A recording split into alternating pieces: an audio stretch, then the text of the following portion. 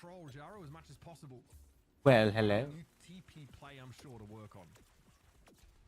That'll be 7 turrets versus healing turret coming through to see what Immediately. on. Ooh. As we move around the corner, look at this 5 volts on Immediately out of the gate. 5 online for SIP chip, but they all got all the important ones, the defensive ones, what you're looking for. They spotted that TP very quickly, though. Virtus Pro. Instead of like having the thing load up and shit, I have this going. They can't really advance past it. So hopefully everything runs So smoothly. they're gonna have to accept that this is just a time buy and nothing more. And we'll be playing Overwatch 2 afterward. Straight away, it's in the high gear once more. I'm a little late to this. Normally I try to get like this stream going whenever these matches pop up. They've been up for about like 40 some minutes or so. Taking risks playing by the coastline. You see the Lucio speed of Cronus there, at least allowing them to snap up the Ash. Oh my goodness. Eventually they get brought down as SRP. That happened. There's no TP play to be made. You can't TP into Sauna because he's playing Skybox or in the skies at least for the entire way through. Found But some really good damage. And even yeah, the barrage. I'm pretty sure they've been up. They've been running for about like 40 some minutes. So I missed a good portion of this But Cloudy primarily, if you get the tank, match, and then time delay is gone. whatever other match they had or Again, so. to be played in that particular fight. But other than that, they more or less Denied Gala's Captain Sun, haven't been live that long. and Gala throws Captain Sun directly But into I'm the making front. sure that, All you want. you know, As soon as SRP check come through a TP, they try I and go knock like them aside. I at least catch a good portion of it. You saw Rajaro attempting to shield that out, but Cloudy will not be denied. Oh, buddy, SRP check. They're back in the driver's seat now. And you'll know they might try and look to play from above the attackers spawn on that high ground. Any way that they can get an advantage, playing these wacky angles they're going to look for. Cloudy would love to just sort of play from here, but he's going to be dove on now. He's try and get away. He's very low. Immortality Shield has to be used. Okay. Okay, so what do we take those? He expends the barrage, knows that the Ryan is definitely vulnerable to it. They don't want to lose Canale here. And they keep Cloudy standing. overplayed his hand. Cloudy massively overplayed his hand there. He needed TP to get out. The TP came through. But I he am knows still that the surprised, charge though, that is they're running fine a- because he'll take a lot of damage with that. Running a little bit of Pharah. miscommunication there, but there's no reason Cloudy should be chasing Sauna as much as he did. I mean, that's a full HP. But then again, right now they're not. They don't really have hit scan aside from the BAP. And now that allows VP to be able to walk forward, but Sauna punished. And as the hit scan was composition, that again is able to punish the Farah. Sort of might just need a little bit more attention here, but it can be tough to keep him topped up with this setup. That is a dirty annihilation. Ghost is desperately trying to keep his team topped up, but that regenerative... Yeah, no, that. Available in Gala! Drops the sun on them, that is dirty! Brilliant Iliari ultimate there, that captive sun claims two. And Virtus Pro, they look to be in trouble. Rajaro, frozen stiff, almost eliminated. They're able to recover. Just wait for all the other ults, wait for all the defensive utility to be gone from SRP. Chicken Sun and the Captive Sun. Didn't work last time. This time it's going to absolutely win you the fight. Gonna back up here. That symbol will at least allow Virtus Pro some breathing room as this RPJ try and set a further forward staging ground with a Sim TP. Cover up the stairwell. Consistently, you notice Ghost's job consistently to clear these Iliari healing pylons. Cronus low. Oh, Cronus is so carefully. Oh, he missed that on All right, guys. Ryan. Sound barrier though plays out just as you'd expect it to, and Shockwave gets picked off by Danid. Fire here sees Rajaro obviously did a bit of a flanky spot. He was actually able to reach in and peel out Cronus. Rajaro just falls. It looks like the reinforcements were on their way. The fire still could be an That's a issue. trade. Fire needs to land some of these shots on towards Sauna. There's no real healer, I think, right now. Oh shit. This is dangerous here for SRP check. Excuse me. Respawns are coming. He still back. might. Rain shield though. As soon as it drops, it should be the end of Cloudy. He's got to get out. He's on Oh, one yeah, HP. that- He needs a lot of help. And Gala's taking down Fire, and Cronus has got to follow through. So the cap should come on in. 98% for Cloudy there. That was unfortunate. Ghost is landing them headshot. Crazy. And just was unable to do so. Never really found his way back to his own team for that safety. And Virtus Pro will finally get onto last, but look at this time. I mean, 2 minutes versus 125. SRP check will absolutely have the better time bank here. If VP finish the map at all, I think it's going to happen in OT. I think you might be right here. It's a little bit harder at some of these points for Sauna to be able to flank safely. Doesn't really have the skybox to play, but can definitely... Ooh, they're low. They're low. One no self cryo. Yeah, no, they. Going to work, and Virtus Pro win a very important fight where SRP were looking to probably accrue some ultimates and buy as much time as they could. Looks like Virtus Pro can finish with like 40 seconds. It was Microphone down because apparently I have it way too high up. Be an overtime fight. Yeah, because look at the ultimates. SRP Check have the just about everything they need now. audio. Barrier, they have pull as well. Seems like it's working. Want to deny that away from Shockwave and Sonic. Alright, cool, cool. You can't lose Fi though. That's the May down. There's so much value. The Blizzard was also available for Fi. Not an option, but somehow Cloudy extracts a kill from absolutely nowhere. It's Shockwave falling to a fire strike. Oh no. Can probably. Oh dear. Oh, Oh, that's not good. Oh no. They were just trying to get away. And that is going to be a full reset for Virtus Pro. it's a shame as well because they got Fi down so early, but a great trade on the way back through a 1-for-1. We'll see if Gala actually is going to play through on this Jericho or not. I suppose the Suzu itself will be pretty damn useful. Still, big ultimates. May, Blizzard, really important for the final fight. By looking for a wall setup here, maybe to catch someone that extends too far forward. Likely Rajaro would be his intended target.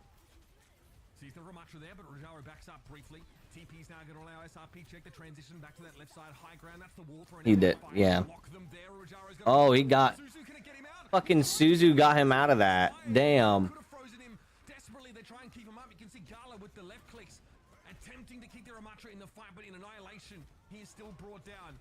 Cloudy now back to playing corners and back to getting value out of that shield.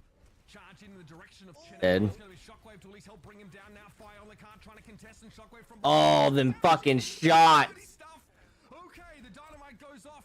Puts a ton of pressure on those card players. Rajaro returns on the wrecking ball now, and Shockwave still has a pretty commanding position from this high ground. He's gotten rid of that immortality field. At least, can he be pressured? He is going to be so frustrating for someone like Cloudy to deal with, who can't really turn his shield in a safe direction at all anymore. Bob's available, going to be sent down, and that is dirty. Ghost peeks his head out for just a moment, has it ripped clean off. What a moment for Shockwave. Virtus Pro at risk of not finishing the map at all. Squeak one out. And you just see VP, they were trying to take pool control the entire way through. TP's trying to address that coming through from Danid, but all you can really do is see Fi drop in the ice wall and then drop back down to the point again, because you need to be playing the Blizzard on the point. They catch Rajara, great, prime target, tank gone. But what about the rest of VP? You still don't actually have high ground control. You're a brawl team. You can't address all these threats at the same time. Too many fires to put out and only one fire extinguisher. And unfortunately for them, one of those tinders ended up being a blaze on the final point for Shockwave. At the back of the point on the high ground, unaffected. No one could deal with Shockwave at all. And you have another situation where Cloudy, unfortunately, goes down to the 1v1 versus Canal. If he wins that 1v1, gets one more hammer swing in, or lands the initial pin, could have been a slightly different story. Would have slowed things down a little bit further, given SRP check the opportunity to maybe regroup with just a few more members. Yeah, obviously make Shockwave look a little bit uncomfortable in that position if the Baptiste is picked up there. And it was a charge that missed by a matter of inches. However, SRP check get to go on defense once more. That 2-minute and 25 time bank, which again, make no mistake, is huge on a map like this. It's absolutely massive. And it is a difference, of course, of 125. Something that Virtus Pro is going to hope to make up early on. Now, last time, SRP check just got smashed in this first fight. They kind of tipped their hand. They showed they were trying to TP behind, and Cloudy got caught. Stop me if you've heard this one before, but that is definitely what they're trying to avoid this time around. Keep Cloudy a little safer. Try not to be forced to charge in. It's the same setup for both teams so far. You have Fi on the off angle, and the rest of the team... Oh, a big TP on the back, actually. Yep, this time it works out. Cloudy ends up in Canale's face, which is the last place you want to see Ryan. He clambers over the back line of Virtus Pro. Gala able to recover 2 quick kills at Iliari and 2 important targets at that. Shockwave is able to time Daned's emergence from that teleporter. And Virtus Pro do win the fight, but again, that strips already a decent 35 seconds off the clock. But it might just give VP some much-needed ult charge, because we are getting to a situation where once the neutral is over, first ult's going to be super important, so we're going to pay attention here. Ghost is leading Canale. And for SRP check, they're going to need to hold around this hairpin. If the cap does go on through, things will get really uncomfortable. 1 minute's not a lot of time. And for SRP check to win, I do believe they need a hold A. Fake TP potentially, only Cloudy ends up taking it. It was sniffed out pretty early by Virtus Pro, as they've seen that exact TP before in this game, no less. So we're not getting pretty close there. Cloudy low, and over the edge he goes. Gets picked off before he could have fallen, but that is going to be the Ryan out of the mix once more now for SRP check, and Virtus Pro just need to stick the landing here for this first checkpoint. They should do. Ghost goes down, and the rest of SRP check are hoping to stall as long as they can. The boot from Cronus is good. It gets Canale at least. So it's a 4-player outfit for Virtus Pro looking for that first checkpoint. And now B is up for grabs for VP as well. And that's going to be really difficult because, again, SRP check had to do all of this again on their own attack. They cannot stop A. This is already getting out of their hands. If they want to win this map, like I said, I think it needed to end on it. They can't afford to really allow VP to get this first checkpoint, but they wanted to TP out to, well, the disengage, and they had to go around the statue, but that's just not where you want to be. You have to think, Virtus Pro might have done enough on this map already, but it's time to see just how much more they can ask for. Rajaro has to hide away from this amp matrix. That means that Cloudie can walk up on him. Ghost has to respect this. No one saw when he gets picked off. It's a sound barrier. And a very timely point here for Cronus that keeps SR peak check topped up. Captive Sun, though, is there any purchase? Doesn't look like it. Looks like it went straight into that little kiosk instead. But Danad always going to be weak without Reinhardt in the mix or in the right position. Gets taken down. Ryan. Shockwave, and yep, they're doing it again, folks. Virtus Pro spend some big ultimates there. 3 of them, in fact, to win that fight. And now they're knocking on the door of B. Well, they got the ult lead because they win 2 fights in a row very handily as well. One at the spawn, one around the hairpin for the A point. And now they want a 3rd point. It does cost them ultimate, so eventually SR Peak Check is going to get one through, you'd imagine, but they also lose 2 defensive ultimates. They have to be able to use Wall to go in for the retake, but where is Sauna? He has the high ground. I like that TP. There's going to be a barrage here thrown into the dispersed mob of SR Peak Check. Unfortunately, Virtus Pro get off the card in doing so. SR Peak Check force them to stand and fight. 4 to 3. Switching sides. You really needed to see Sauna with that rocket barrage take down the Ryan of Cloudy. Looking like it was probably an SR Peak Check favored fight. If I was to be a little bit honest there, they're really good ultimates for that engagement. Wall to get the retake on the point itself. Obviously got Shadow to play through. Blizzard, quite difficult for VP to deal with unless they can find that range. And if you lose Sauna again, things don't look good. But we talked about this, Mitch.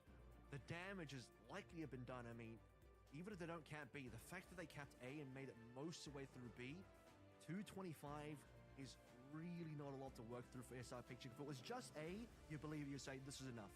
A and B, it's looking a little bit rough, especially when you consider line comps. I think they do struggle a little bit going on towards B. Now, yes, they did get a lot of distance on B on their initial attack, but I also think VP played quite poorly in some of the decision-making they had. They were quite flustered looking. Gala was on the Life Weaver this time. He just starts on the Life Weaver. That's the right call. I don't like to see the Life Weaver shenanigans come through. Play what you know you're good at. Play the poke composition. That's what's going to beat the Ryan. I mean, Virtus Pro have to have their eyes utterly peeled for these TPs because you don't get much of an opportunity to respond to them. When SR Peak Check throw them down and dive on them. The Shockwave and Canale especially, those are the 2 primary targets for SR Peak Check here. They take the Ash out. SR Peak Check are in good standing. Good little pressure here, and that is a beautiful concussive blast that catches 4 players. That means that SR Peak Check can't gather around that Rhine shield straight away. They use a TP, but we've seen this before. They transition to this high ground. This is something Virtus Pro have to have been expecting. They're trying to back away, but even with advance notice, will that be possible? Danad's under so much pressure, and Sauna sees an opportunity to take a kill, but he overextends into it. Ghost picks him up, and it's going to be a trade here. Rajaro, though, wants to push forward as Cloudy is down, and that is all Virtus Pro need. These trades are not good at all for VP. A late death of the Ghost 91 is crucial because that's now going to allow VP to regroup. They're going to try and catch fire here as well, but you don't want to bite more than you can chew off because they don't have enough members. 3 only, and they're going to get caught. Oh, that wall. Rajaro able to get away somehow, but Shockwave not nearly quick enough. That Sim TP means it doesn't matter how fast you are. You need to be away from the action if you're Virtus Pro and you're trying to regroup. That is a crucial stagger on Ash, who's really... I said earlier I'm surprised they start running a Pharah, but I'm surprised that the other team's running a Symmetra into a Pharah. You got enough kills, you got Ghost. After you get Ghost down, just get out, regroup with your team, play the hairpin. At least they're going to get the regroup here. SR Peak Check, have to be a little bit careful. Full membership now, back for VP, and ultimates coming online. And Matrix can catch them. Rajaro's not ready for this. He's able to get away around the corner only just so. Cloudy tries to chase him in, but it was Gala with a huge pick on Ghost. That is massive. Rajaro could have just disintegrated there. He didn't really have much of a window to escape. And with that, SR Peak Check losing that air Matrix. Yeah, that is going to hurt them dearly. Worst of all, VP have 5 ults now for SR Peak Check. That is disastrous. Remember, 2 fights, VP capped A. VP were already onto B by now. The time is basically on. That's 2 minutes now. 2:25 we started with, 25 left now, and it's only seconds before we go into the OT. Barrage here. Immortality Field covers that over, so Sauna was safe, and Fire has to use an Ice Block and Wall pretty much prematurely. Captive Sun inside that small room could be good. The TP comes in though, and very quickly Gala had to outburst to escape it. Hit by the Captive Sun he was. Sound barrier now is going to protect them, and Rajara is on the wrong side of the ball to be healed by Gala. He's desperately trying to keep this Ramatra standing. But SRP check can even use the sound barrier. They've got a chase now. Virtus Pro have to... Oh, that fucking shatter. That shatter. They can't to stop this checkpoint getting picked up. Sauna can't get there. And SRP check have it. Now Virtus Pro are going to get staggered out. Oh my goodness. 180. Shatter play from Cloudy. I mean, just turns around and counters the window entirely. That window could have been very disastrous.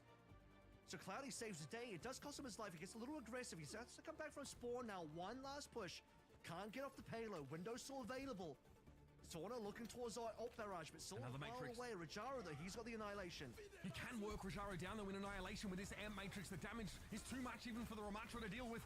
But here he comes. Rajaro pushes ahead of the Matrix. That's crucial. Takes the Immortality field down already. They're going to run roughshod over SRP check. Ooh, Cloudy falls down. The rest ooh. of the Yeah, team no, they're soon done. after, like, They would have. dominating. That was a close ass game. Failed at the final hurdle. That right there is some good Overwatch. Finally. What is that? The 11th tight. map? We've had like we had 9-0 yesterday. This is what I'm talking about. SRP check really brought the heat with this comp, but look at what they have to do to mimic a fraction of VP's power, man. Yeah, it's still a 2-0. I mean, we might still get a 3-0 here. I really hope we don't, because SRP check, they can show their capability to win, and Circuit Royale was so damn close, but man, it was the A point. They let the A point go in the time bank way too quickly. 2 fights, one and done, basically, for the side of VP, and then on their own offense, it took them so long to get the car started to finally cap. Now, some heroic plays, very good Overwatch, like you said, to be able to get that cap, but they didn't have time to play on B. Had they had even maybe one more reset available, 1 more minute to play through, even 30 seconds to play through, I think you play another fight on B, maybe they actually win, because they got close, just had 0 time to work through. Absolutely. You know, I did love the TP4, the sort of 180 shatter from Cardi looked very, very good. And quite often, right, like Rajaro, we talked about Ramatra. It's like it's a decent matchup against Ryan. You can't do what Ryan does all the time outside of those prescribed windows with Nemesis form and, of course, that Annihilation. And you do have to respect just the pure stopping power of Earth Shatter. And a couple of occasions, Clad is able to make good use of this. This little angle here from Shockwave. That was fucking nuts. They don't end the map. Virtus Pro don't even get a chance to go to extra innings if Shockwave isn't in this position. The bob there is clutch. Rajaro comes back on the ball. It is massive. I just think VP are very good at knowing their win conditions there. Oh, that was a nice little play. You didn't catch that. Just goodbye, Cloudy. But yeah, you have a situation where, again, the final point set up to even get us to a time bank for VP where they struggled on their offense for what it's worth is the fact that they know they have to get those off angles. They have to play a little bit of high ground for their DPSs, and they have to be able to bait plays onto the low ground as well, because guess what? When you're on a Ryan comp, if you're SRP, you can't afford to split up. You have to be grouped as 5 for the most part, maybe a 4 and 1 if you want to get tricky, but you can't just have like your entire team go after, you know, too many individual players. This is the play that we're talking about, though, that actually gets an A point. Yeah, look, the 180 shatter into Blizzard. Canale, like, never moved from that spot for, like, 10 seconds. And then they staggered out. I definitely, at that point, I thought it was possible. But I think Rajaro makes a great position here. Watch the Ramatra. Goes around the air matrix. Knows of the potential for him to get bursted by that ability, so just circumvents it. That is really important. I will say, though, as cool as it was to watch the players come through between the Blizzard and the Earth Shatter on the A point, it did cost him a lot, right? It cost him the map. Everything to actually get that cap, and that's on top of the fact that it cost them the entire 225 time bank. And they had a superior time bank, but just didn't seem like it mattered. And what was really important is that VP kind of learned from their mistakes on the A point defense, because you remember their original A point defense was completely weak. They got destroyed on the first TP play. And then on the time back, they learned, okay, now we can actually back up. We know the TP's coming. We know it's got to be. We're not going to get caught out again. And they didn't get caught out. Some decent Overwatch here. It's a 2-0, though, as the smoke clears, favoring Virtus Pro. A chance here for SRP Check to select another map that hopefully lends itself to the Ryan comps. Stick around, folks. We've got more of this first series after the break.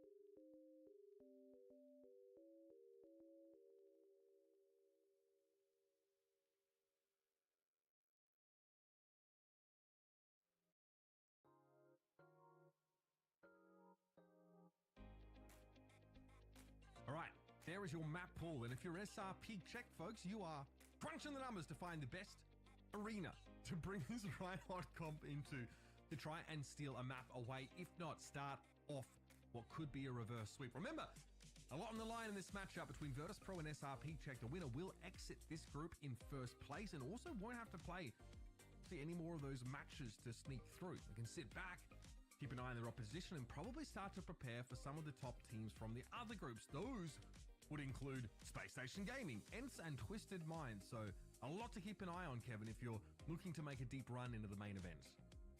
If you want to see the Cloudy versus Hardy matchup square up on the Rhine between SRP Chick and SSG, you need to see SRP Chick escape these groups in the top two. And a good way to do that would be to get a reverse sweep now. And in order to get a reverse sweep, I do believe Hybrid should be the next choice for SRP Chick. You want to remove the capability of an eventual Paraíso pick coming through from VP. So you don't really care that much, I think, if you are SRP Chick about Flashpoint or Push. So leave those towards last. Those will end up being picks used by the side of Virtus Pro if you do start to win some maps, but you don't want to leave your Hybrid pool open, so go straight to Hybrid. I was going to suggest something like an Eichenwald, but honestly, Kings Row also works here. You just want to avoid Paraíso at all cost. Eichenwald does leave you subject to the Pharah, with some parts of that map especially. Getting Kings Row as well, though. Yeah, to some degree. Yeah, that's a decent point. But looking at the pool here, it's probably the best Shrine map that you can play. It's still not amazing, honestly. And many of these hybrid maps, I mean, Paraíso is definitely an absolute no-go for a comp like this. I don't think I have to double check, but do we see Midtown in the pool? No, see, that's the problem, right? Because it's give and take here. You don't have Ilios in the pool, which is good for you, but then you don't have Midtown, which is bad for you, because that's a good Rhine map. So, yeah, you win some, you lose some. All right. We will, of course, see Virtus Pro sticking to this Ramatra comp. It gives Ruggiero definitely some windows and an edge against Cloudy in some cases, but he definitely has the harder side of the matchup and has to play pretty carefully. Yeah. It's just about living. You know, you just don't want to be in a Sigma. You don't want to be something that is brittle enough to the Rhine. You have to survive the onslaught. You have to survive the initial TP. And what better way to survive it than just hold your arms up in Nemesis form, reduce all damage, and just pray to God, pray to Canale that the lamp's going to come in through, the pocket healing for your double supports is going to be there, while Sauna and Shockwave clean up on an off angle. That's the play. And when we talk about SRP, it's kind of one-tricking a cop, but guess what? VP are also one-tricking a cop, just that their one's working a lot better right now. Absolutely. Gala's been able to find some pretty huge eliminations here, and they're ready for Sauna. That Pharah got lucky, bro. To the changes to Pharah, otherwise that would not have been possible. Here's a TP though, straight away from SRP Chick. They get that pie ground now, then they've assumed the defender's position. This is where Virtus Pro start to sweat a little. But you haven't really denied the high ground, because look at this, Sauna can get back on any time. Gala has high ground control as well. We just swapped the map. We've swapped the map entirely. Cloudy takes a big hit though, and honestly the Pharah looks fine here on the attacking side if you can get out of that initial spawn area. Sauna can now start to threaten here, and there's nowhere that SRP Check can play from that is particularly safe, except the hotel, which they eventually have to leave. It's not the bloody Hotel California. It's the Alderworth Hotel, completely different. He's the one that they can actually kill. And Cloudy gets picked up there, eventually has to emerge, right? No choice. Beautiful stuff from Gala. I'm gonna pick up Daned, who looks to be making a TP play to try and threaten some of those backliners here. And even though SRP Check flipped the map here, Kevin, Virtus Pro is still able to outmaneuver them. Well, that's because you just can't actually out-rotate Virtus Pro. You only have one TP at a time. It's got a long enough cooldown that Virtus Pro can always out-rotate you. And guess what? You take all the high ground away, you still have to drop at the point at some point, and that's when Sauna Shockwave Gala gets straight back on the high ground immediately. So you just lose that. Ghost down, got picked off. I think he was just lingering towards the back of the pack, Kevin, and now it's awkward. SRP Check have to abort. Use a TP to get them out to safety, but I use that with air quotes. They're still in danger here playing inside this building. Sauna moves up, and you can see SRP Check throwing up these, some of these sim turrets saying, okay, if you push us, we're gonna try and punish you. But this is definitely scary for the attackers. They need a window on the point at this stage. They need something where they can have eyes on the point itself, challenge Rajara, force a couple of ticks to go away. And until you at least have some sort of buy-in, like, the sim wall to lock off angles, it's gonna be tough. Oh, they lose Ghost. What is the wall doing down there? The air matrix on the ground.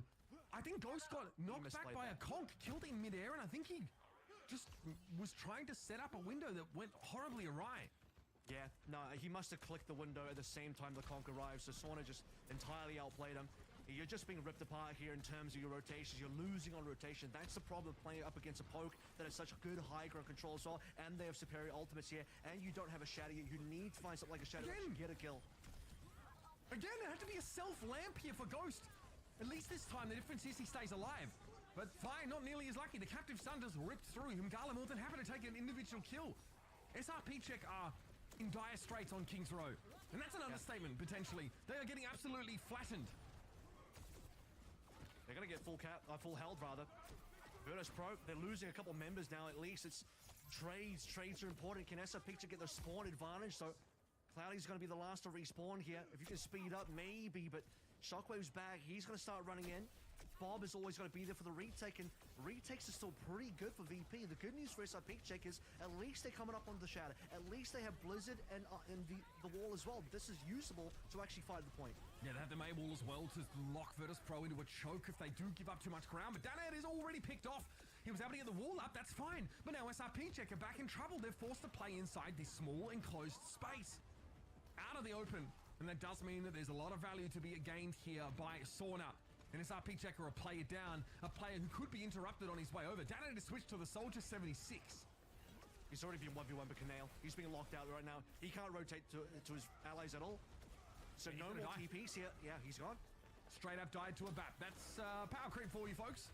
Now that's Cloudy at least able to return to the point. Now with the shatter of Rajaro. Oh man, he just gives him the soul read.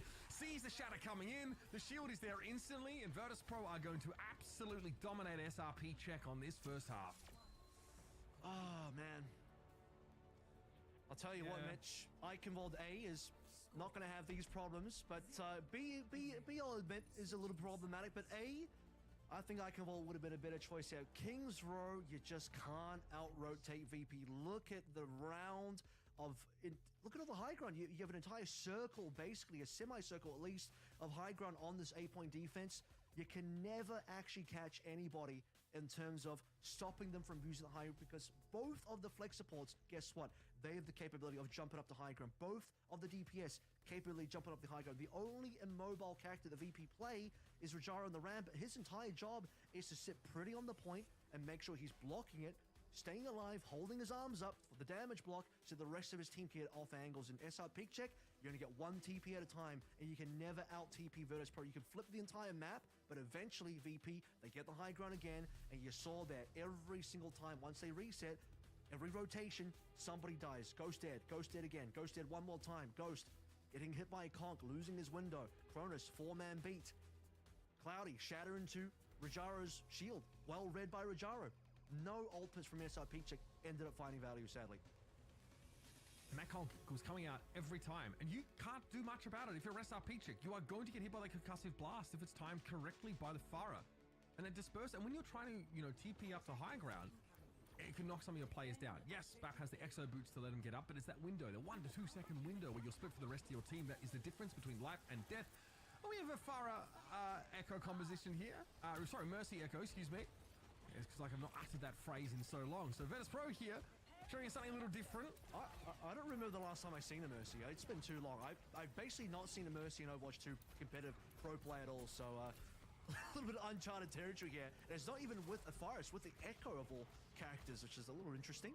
I can't tell if it's like a Spanish thing and Gala's trying to pay homage to Neptuno. Either way, they're just going to walk on the point. Okay, SRP check. You know what? I'm okay with that. Not paid by the word anyway. It will be a confident win here on Kings Row. And SRP check barely able to contest in those final moments. And a 3-0 series for Virtus Pro. It's a match that we highlighted. It's probably the most interesting of our opening games of this weekend. And I think it delivered in that sense. We had some close maps, but Kings Row was anything but. And now it's kind of opened the door, I think, for some other teams as well. If, the future games for SRP check, because they still have to play through the rest of this group. You have essentially a blueprint handed to you where, okay, this is how you beat SRP check. This is how you beat the Rhine comps. And we didn't even go to, by the way, the big counter match. There was no Dorado. There was no Paraíso. There's not even a situation. They never played dive against this. Where, you didn't even see them really go to a bad map, per se. They all had pretty good Rhine maps. If you're losing to a Ramatra comp, there is no reason to play Rhine. There is just no reason. I just gotta say, you have to play something else. After Circuit Royale, I was like, man, I'm excited. It's finally getting really close. and then we go to King Dro. It was just, yeah, it was rough for SRP check, but I mean, hey, it is what it is. I mean, Mitch and Kevin as well, you guys mentioned is Virtus Pro taking the win 3-0. Let's take a look at some highlights and let's talk about this match, because I think starting off the match, was from the get-go was Virtus Pro, and like you guys mentioned, it was they didn't have to use a dive. They came out with a ram composition. I feel like they were very ready for SRP check. I think so. I mean, this is also a team that you can hear coming from miles away. Like, if you get told you're playing against LH Cloudy, you know exactly what you're in for. But I mean, Cloudy will play Ryan, and not only that, but the whole team comp will be designed to try and facilitate for this Ryan. Like, it's not just there's a Ryan, it's like this team is Ryan. And again, like we saw like a mecha base, which can benefit Ryan in some ways. I thought the Circuit Royale strats were great. I think like there's a lot of room for making use of the sim TPs, just like the old London team actually started doing on Gibraltar and got the Shock to copy them that year. That was quite a lot of fun. So you do have great options here. It is a very high map, but this last fight here was great from Rajaro. I mean, going around the M Matrix seems very obvious, and it is, but that is the win condition for Virtus Pro here. Really kept a cool head in a very tight scenario with close margins. To me, it was really about mecha base. I think that was when you start to get the first real look at can they win with the Ryan comp versus this poke. And if you're not going to win on mecha base, I don't know that it gets necessarily that much easier. Yes, they did play very well on Circuit, but again, we talk about a situation where they never even had a bad map per se. It's Kings Row Circuit. These are reasonable maps for Ryan, and they just couldn't get it done. Kings Row especially was just way too ugly. I mean, I got a little bit of insight from the server itself, and after the first attack, Shockwave says that is some inspirational Overwatch, and Cloudy says, lucky win, guys. Next time you won't be this lucky. So that was after the first attack. Lucky. I mean, to say that it was lucky, I mean, I do, like I said, I think, I mean, he's Finnish, so it's sarcasm. Yeah, I know. Yeah. but it's pretty funny. I mean, yeah, Virtus Pro, though, very, I think, deserving of the win, and just the DPS lineup as well. They're very surprising. I think they got some really good DPS players as well. I think at this level of play, if you are a team that says we have no choice but to play this one comp, I don't even want to see you getting out of this group. And if you do get out of this group, it's because your opponents are not good enough to actually exploit a very glaring weakness that your roster has. I love these players, and I've known Cloud as a player for years, but like this is not good enough for this team if they want to be a factor in the main event. I think, though, in this particular group, SRP Check have already beaten Exo Oblivion. Super Shy might fall prey to them as well, because not everyone can do what VP can do. You have Gala play the match here, and one of the specialties for Gala is the Ilaria. I don't think everybody in this group, or even in this region, can necessarily bring that to bear. And it's not even just the one hero of the Ilaria, it's the combination of the double flex support, which is seemingly a little bit of a rarity across quite a few different teams. And even if you can play Q, Execute can be as good as Gala was in this particular matchup, right? Looking at EMEA, like I still genuinely think that like there are only a few teams that can actually beat this comp. I think the most interesting matchup to me, based on like relative power level, would be a Gaming Gladiators versus SRP Check match. Because there's a question to me is like, are they? Because they looked pretty awful yesterday against Twisted Minds. Unfortunately, they did not seem to be themselves, and they are still bouncing back, I think, after a bit of a rough run in Riyadh. But the SRPG team is probably going to get out of the group. They probably will. But, you want to hope that they're going to be able to get more in their repertoire. They won't, unless they sort of add a tank player or have someone to play alongside Cloudy and give them another look, another option. They're probably just going to look like this all the way through. Do you feel like, I mean, it depends, Mitch, can the other teams actually execute? Can Exo and Super Shy execute versus the SRP Check? I think they're going to get skill checked. They're the gatekeepers, man. Yeah, Mitch, you did say you felt like SRP Check is going to move out of groups. Do you think like any other teams are probably, after watching their match against like today, do you think other teams are going to sort of copy, or can other teams do what Virtus Pro did to SRP Check, or was this because Virtus Pro was so much better? Yeah, so like knowing what to do against this team is one thing, right? Like the theory about playing against a Ryan comp has kind of been around for a long time, but it's actually being able to do it. And be able to respond quickly as a unit to what they're doing. Circuit Royale is a great example of this. There's these like these sim TPs that will appear like with a moment's notice, and you have to immediately, as the Pharah, look there and get ready to conquer, or at least start shooting at it, right? So you must be very quick to respond, and you need to have a good idea of what the win con of the Ryan team is. So the theory is really simple. But the actual execution, while you're also trying to fight against 4 other people, is not nearly so easy. And you saw multiple times, even a team of the caliber of Virtus Pro got taken by surprise by the SRP check TP plays, and weaker teams are just they're gonna get absolutely rolled by it. So, I think this speaks more to just how good Virtus Pro are, I think, than anything else. Yeah. Kevin, how far do you think SRP check could go? How long of a run do you think? They'll make it. They have a good shot at making out of groups. They've beaten Oblivion already, Right. so Super Shy is the other team they have to look out for. I'm not too sure how well they do against Super Shy. We haven't really seen them on stream yet, but yeah, probably getting out of groups top 8 would be. What the that would fuck? be huge for SRP. That I don't know what their goal is, but to me, based on seeing what they've done so far, that would be their goal. Just getting out of groups alone would be incredible. But for VP. I've said this previously on yesterday's broadcast. I think they're minimum top 4 team. Wow. Really, there should be a top 3 team fighting against SSG Ents. They could be up in that upper echelon for sure. Yeah. I mean, judging by their performance today, you know what, Kevin? I do agree. They are definitely up there with SSG and the other teams as well. We're getting ready for the interview, but I don't think the player is ready yet. So we're gonna have to talk a little bit more. We can talk a little bit more about like how this let's assume SRP check can beat Super Shy, right? I think that like they are like a 6th. Whoa! Whoa, yo, let's go! Full screen me, baby! Finally, that All you, of my all contract you. actually gets executed on. This is taking way too You're long. the Actually. TVE. We're just gonna both in TVU now.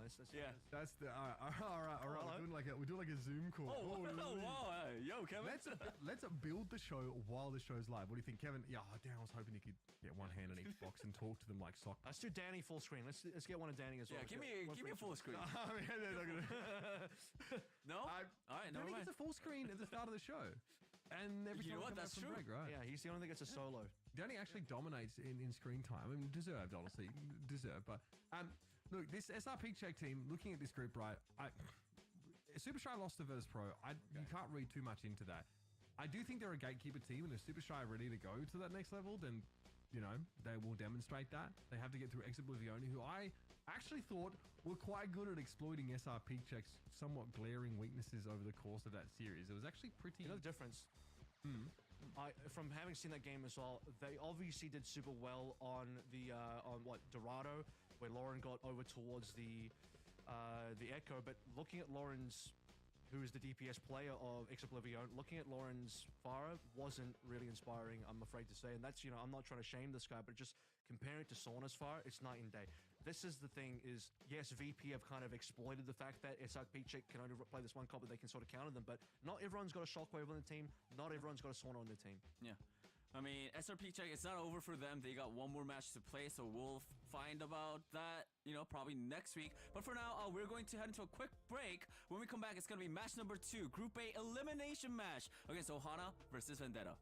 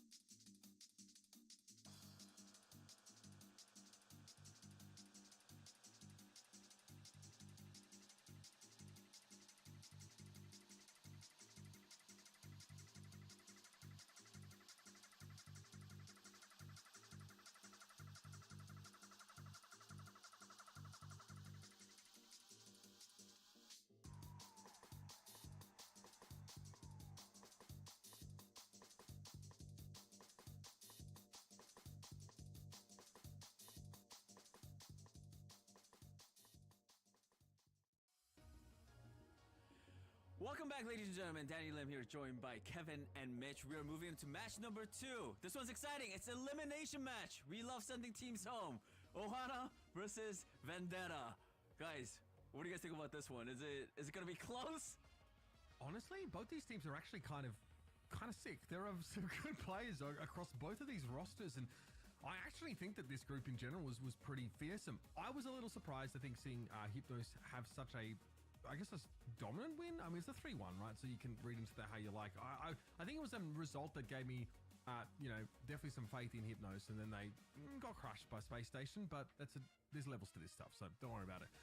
So this matchup here, I think like Ohana has some really great young players. Like Rojo, I think, has made a name for himself. Yeah. He also gapped the crap out of Sparker in the Space Station game on DPS, especially on Junkertown. He absolutely gapped him. So very good individual. Vendetta has like China. Great player, obviously. Hybrid, if you go back away, Hybrid played spent a lot of time on British Hurricane, but also a little stint on London Spitfire. Right. Crispy, of course, and Crook, who recently came across from GG Gladiators. So Vendetta, a really solid roster. I didn't see much of them. They kind of got diffed by MCD for a lot of this series, though. Just 8 bios for breakfast, lunch, and dinner.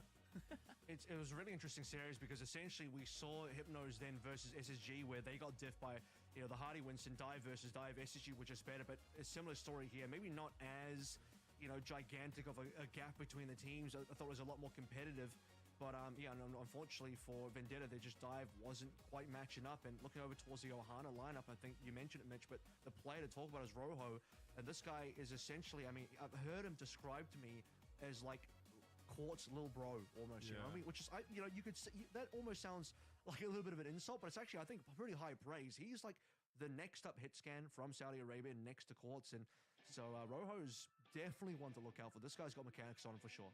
Yeah. I mean, I feel like it's definitely going to be an exciting match. Both of the teams, they do really want to win, right? I mean, it's an elimination match. You lose, you're done. So hopefully, I'm really excited to see what both of these teams have in store for their matchup today. A very important one. You do not want to go home. Like all the teams, I think, playing in the groups, their main goal is to move out of groups, right? That's the most important things that they have to do. So hopefully we'll find out the results very soon after the match is being played. But for now, let's take a look at the community poll results. I'm actually no poll results. Never mind. I lied. I baited you guys. No poll results. We're not gonna do that. But I honestly don't know. I don't quickly, know if you guys have to choose, who do you think is gonna win? I go Vendetta. Vendetta? And the reason why is because there's way too many unknowns on Ohana for me. A lot of red names on this team, a lot of players who this might be their first real competition. You look over towards Vendetta, way more veterans. You got players that have been around the block, so yeah, I trust that team way more. So for those that don't know, red names means that they don't have a Liquipedia Overwatch page. Thank you. Yeah, Kevin, I'm going to translate for you. But yeah, like a fair point, obviously, definitely some like lesser known quantities. We did talk about, I think Rojo's a great player. Margin also showed some great flexibility, I think, in their series. Some decent diva play as well. But I'm with Kevin on this one. I do think the Vendetta are favored. All right, well, let's get the match started, guys. Take it away. Oh, I didn't have to pass back to you at all. I could have just kept yapping. No worries. Samoa up first here between Vendetta and Ohana. And like Danny pointed out, one of these teams has to head home. Hybrid, of course, previously was a DPS player. Now on tank here for this Vendetta squad, and will definitely be put to the test. I also think Cookie, really solid hit scan DPS player. Keep an eye out for them. I think Rojo is definitely going to be hard for anyone to beat, as we saw. Shaka, I think it was, Sparky he struggled, let's just say, because Ohana do have a nice little double sniper comp with Escanor's Hanzo if they want to bust that out at some point. But we'll cross that bridge when we get to it. Right now, we're talking about Samoa. I mean, I got no real questions in terms of Rojo's capability. We talked about that already. It's about everyone else on the team. I trust Rojo, but can I trust the other 4 members of Ohana, Vendetta? Okay, they're still got some things to iron out. They didn't look amazing versus Hypnos. A couple good moments there. Hybrid, role swap. We talk about it. Move from DPS over towards the tank. They're going to be one trick diving on the Winston. It's basically all they play versus Hypnos. And based on a little bit of the footage we saw from Ohana, they basically just played through the Diva as well. So these are going to be the comps locked in, and might just be the comps locked in for the whole series. China, a real Tracer aficionado. We expect to see mostly that pick from them. Polish player, by the way, so don't get confused. We'll see Hybrid here as well, ready to meet Margin. There is a group up here for Ohana around that left-hand side of the map. I think right now, Vendetta really just trying to get a bit of a measure of Ohana, and also just how potent Rojo can be. They're about to find out.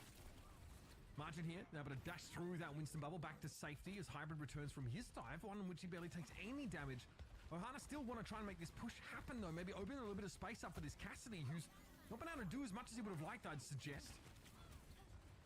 There's the D-Mech, so first blood being found. Margin trying to fly away from danger. Unfortunately, not going to be able to survive that one. Not enough healing coming on through, and the fight should go the way clearly of Vendetta without the Diva. Nice dive there over towards that Cassidy. Like you mentioned, with that Margin in play, there's nobody to intercept that Winston dive, and Vendetta should have a pretty comfortable way through this first fight. There's a lot of things working against Rojo, and you see they've switched off the Cassidy because they are dealing with Cookie's Ash in general, so having a little bit more, obviously, mobility with the Coach Gun to avoid the Winston dives, because not only do you roll back or get back, but you also knock your opponent back. A little bit more effective in that sense than Cassidy roll. I mean, Quartz made the cast work here, but ultimately I do still think the Ash is better in this meta. Most players hit scan side would prefer the Ash, and Rojo wants to be able to challenge Cookie on that longer sight line. Support ultimate starting to become available. Crook maybe under a little bit of pressure. Has to nano Crispy. Oh, Kaneki Martin in mech here. Yep, Charmer's going to drop down straight away with that Susu, but they're still healing after the fact needed for the Diva. Chef aren't going to be much help in that regard here. Ohana, look at their backline, so low, and yet they've been given a chance to escape. Margin somehow still in mech, hello. Chef eventually does get chased down. But Rojo is struggling. He needs more time than this to have impact on the round, and Vendetta are making that hard. Eventually that Dynamite claims Cookie. Margin is down. Ohana here have yet to really take the point for even a second. This is going to be a long fight, if at all. And Crispy with the big... Okay, with the big rally. Looking to back up here with a couple players still to maintain point control. Hybrid went a little too deep there. No more resources available. The rally is going to be there, but you're not going to get healed up super quickly. So losing Hybrid is going to cost a little bit of space. But like you said, point still in favor of Vendetta. Here comes the Bob. Not sure where that got placed, but does force a sound barrier. Do like to bring in a Diva matchup. So many free Inspire procs. It's just a free whip shot every time Margin comes calling. And they're going to be chased down. No chance to go for a self-destruct for a remake here as Hybrid does finally connect. This is very good for Vendetta. The dive comp looks very smooth. Cookie's follow-up has been excellent, making sure Margin not only gets D-Mech but taken down after the fact here. It should be a pretty cut and dry round. Vendetta should have downtown wrapped up. Yeah, there's just no second round of ults here. Chubber is on 87. To see eventually a Bob coming through. Margin cannot find another remake from the self-destruct for Ohana. They got a couple of punishes in there. Rojo at least got his one. Can type that one in the chat. He got Cookie down at least the one time. So again, no questions on the mechanical side of that, but on a team scale, it seemed that they were just kind of outclassed in a number of those fights. You see Margin getting D-Mech super early, and then initial neutral, and then subsequent fights. You sort of commented, Margin, okay, he didn't quite die in a subsequent fight. He was alive, but his supports were so low. There just wasn't enough healing to go around. 3 members on Ohana, critical HP, and Margin survives for a little while, but eventually still ends up falling as you move over towards Volcano. This is going to end up being either Genjis or Traces coming through from Escanor and Cookie. All in comps both sides, but I think it's a little stronger look from the Queen. So Hybrid, I think, is on the better character. Margin coming through on the round. This might have been like an anti-dive answer here from Hybrid, but instead is actually going to get to face off against the Ramatri in the brawl. Like you mentioned, pretty decent for the Junker Queen. We do, of course, have advantages for both sides. Cookie actually picking up Tracer duties from China this time around. And there we go, getting picked off. All right, so the Tracer duel won out by Escanor here. Ohana, after a pretty rough first round, have priority. It's a little bit of a weird mirror because you're typically thinking, okay, you want to be playing this into more of a slow comp on the opposite end, but both teams are essentially in the same sort of situation. They engage some more clever Hybrid because you just Queen Shout and you start rolling on in. Here we go. This is the entry for China. Okay, Rojo got knocked up briefly by China as they emerged here. See a lot of Suzus being thrown in, but I want to point out that none of these comps have very good throughput, like raw healing numbers in general. So if your poke is good enough, and if you start the fight with enough of a health advantage, it's easy to snowball that, as opposed to dealing with like a Baptiste's regenerative burst or the Arnon defensive nade or something of that nature. So those first few seconds of these fights are crucial. And the reason why I prefer the Queen in this matchup is because, again, you just have the more clear engage option. For Margin on the Ram, it's like, what are you really meant to do here? Throw the Vortex down and just kind of run at them? It's not really the same. It doesn't have the same hit. Ultimates are coming online. Both teams roughly the same, but Crispy is outpacing Chef by so much. That's going to be important. Now I'm having a sound barrier here in this fight. Vendetta obviously have point control here, so that would just to be stop the attackers, but they have no chance, they have no time. Crispy gets run over instantly by the tectonic shock now, and Rojo should be able to bounce back to the point and clean this fight up comfortably. Yes, Vendetta get to maintain a lot of these ultimates, and they did use a Kitsune Rush in a losing fight, an ultimate that came a little bit too late in the day. Crispy wishes he ulted there. If he found an opportunity to sound barrier, there wouldn't have been a counter by Chef, and Vendetta would have the advantage. They have a lot more ultimates coming on through, but the one they missed is Tectonic Shock, which Rojo had. China did not. So Ohana, off the back of one really nice engage and pick from Rojo onto Crispy. Ohana find the lead here on the round. Sound barrier here now for both Crispy and Chef, though, so that lead that Crispy had gets eliminated by the fact that he gets run over in that previous fight. Recall there has to be used by Cookie. I think struggling still in this matchup against Escanor. Yeah, definitely struggling. Escanor wins it out yet again, but Chef goes down. Right, that's the beat note available here for Ohana, and Vendetta say, don't mind if we do. Only 4 players to benefit from it there, but that anti-heal on margin inside Annihilation is enough for Hybrid to swing through on a second pass and pick up the elimination. It seems like too many ults though, Mitch. I mean, 3 ults. Sound Barrier, Tectonic Shock should have been enough. Just those 2 alone is good. Why play the extra Rampage? Just seemed a little bit extra from Hybrid, and now they lack that. Gives Chef the capability just to play through into, you know, a tempo beat, which is essentially what Crispy did. You see Chef down, Crispy's like, okay, they can't beat in response. I'm just going to throw this ultimate into it. Ohana can absolutely still turn this run, but they do need to be able to at least get some engages, because you're seeing China find these engages. That's why Chef died. China gets in there. Vendetta's going to find themselves in last fight territory here if they're unsuccessful at dealing with this unanswerable beat. Pulse Bomb here is nice, and if they can pick off Chef again early, but those things really only come once in a blue moon, and Tracer Venture not the best at getting those insta-kills, those picks. So they're going to have to disengage away from this sound barrier. Great response from Vendetta, though. They do see the threat of that beat, and they can actually come back in after it's dissipated. Good protocols here defensively for Vendetta. Now it's time to go on the offense. Set up the Kitsune Rush here. China needs healing, and he's actually out of line of sight. I think Crook was trying to keep them topped up there. Oh, that's a disastrous turn of events for Vendetta. Yeah.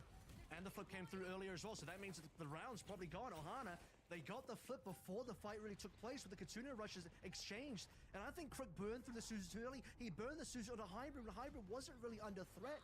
So couldn't save China, who dies to the pulse, and that is going to be it. Ohana find themselves 1-1 so far on Samoa. So that was a reasonably good situation. And I think they find the momentum off the fact that Rojo gets to the neutral. A little bit of a flub situation where Crispy didn't get to use his lead on the sound barrier, and I think that turn of events and how the eventual ults ended up panning out, then the overspend with the extra Rampage coming through Hybrid as well, definitely cost the team economically. I mean, in that last fight, there's actually been quite a few engagements, rather, where we're just seeing players get picked off at the start of these fights for you know, not a particularly good reason.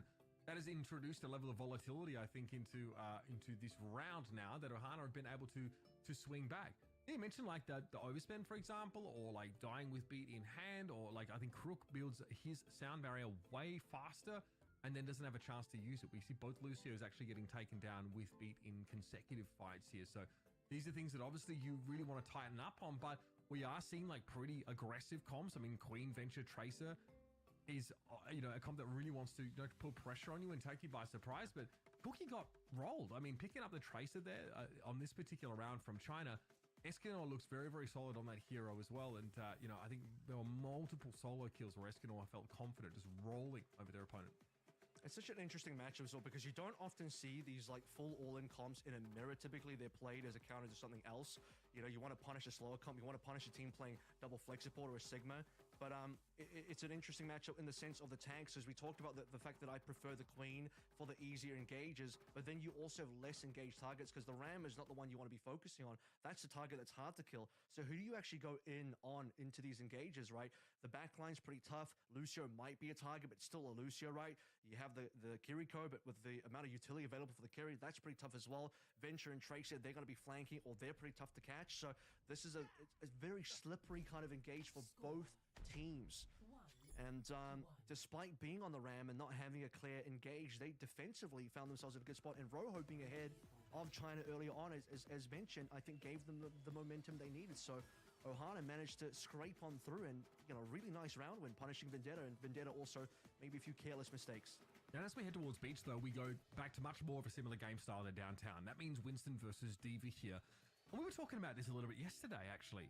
You know, you feeling like D.Va's probably the tank to be playing right now, and you know, some teams are still persisting, like Space Station, for example, still wanting to play primarily that Winston dive.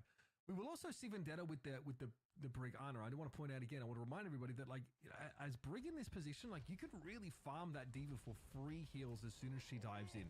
Like, whip-shotting her is also potentially quite effective. It will disrupt her for a couple of seconds.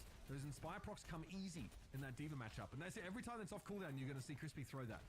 I'm actually not surprised Ohana on the Lucio Kiriko because I think that's an easier backline to navigate. I think the Brigana requires a team to be a little bit more advanced in how long you've been playing together and how well you know the game and your execution for a dive. And most teams, even on the D.Va, probably would actually be on the Brigana as Margin's DMAC again and Escorno's down. So very quick first bloods. How interesting. Ohana are definitely weaker in the dive matchup against Vendetta. We saw that, you know, over and over again in that first round.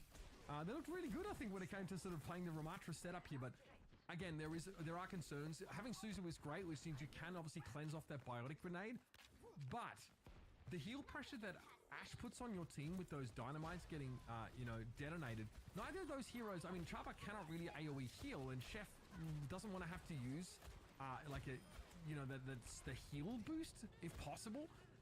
Keep that in mind here. Ash, of course, from Rojo still able to have some impact here as Escanor finds too. I mean, that's really the entry, right? Ohana, everything else they're doing on the dive is you know, a little bit left to be desired, but at least Rojo's at clicking. He's doing enough damage, and even when he's not getting the kills himself, a double dink of the crook at long range. Guess what? Escanor's there for the pickup, for the layup. So they'll still manage to clean up where they need to. Rojo is their man. This is the guy that's going to be able to get them across if anyone can do so. Rojo outpacing Cookie by a lot on the ult charge. Ohana now have the lead as well. China this time gets the chance to match up once more against Escanor as Cookie struggled a little bit in that previous round. Margin playing from a pretty annoying spot. Going to be tough to dig out of there. Rojo also with a bit of an off angle. China dares to challenge this. Rojo will be under extreme pressure. Perfect. That is beautiful stuff there from China, though not ready for the kunai from the backside. And Crispy got a nano somewhere along the line. And again, there's that Inspire proc. There's that rally coming out after the nano boost. So Crispy's been unkillable for the last 30 to 40 seconds, I'd say. And there should be Vendetta able to clean up the fight, but they need to flip this pretty quick.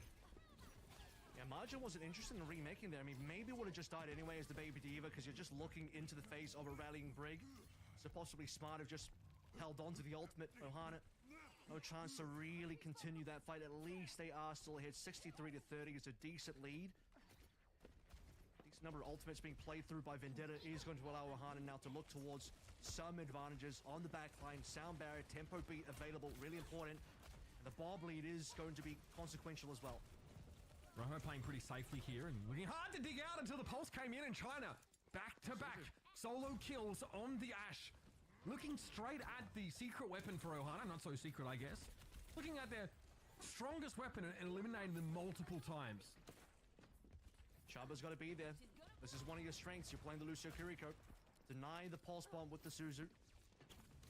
And unfortunately that's going to allow Vendetta to catch up just a little bit more. Ohana, they've lost their lead on the map itself. They're about to lose their lead in a couple of ultimates here. Cookie's catching up. Chef still has the opportunity to play for a tempo. Here's the first bomb. On for an out. Crispy already taken down. Those sound barrier here from Chef for 2 players. Okay, Rojo's come back off small, looking a little bit low. Eventually going to get picked off by this Primal. Hybrid might be good for 1 more. That is pretty brilliant juggling. Chaba tries to escape. Tries he might. Eventually he gets run down.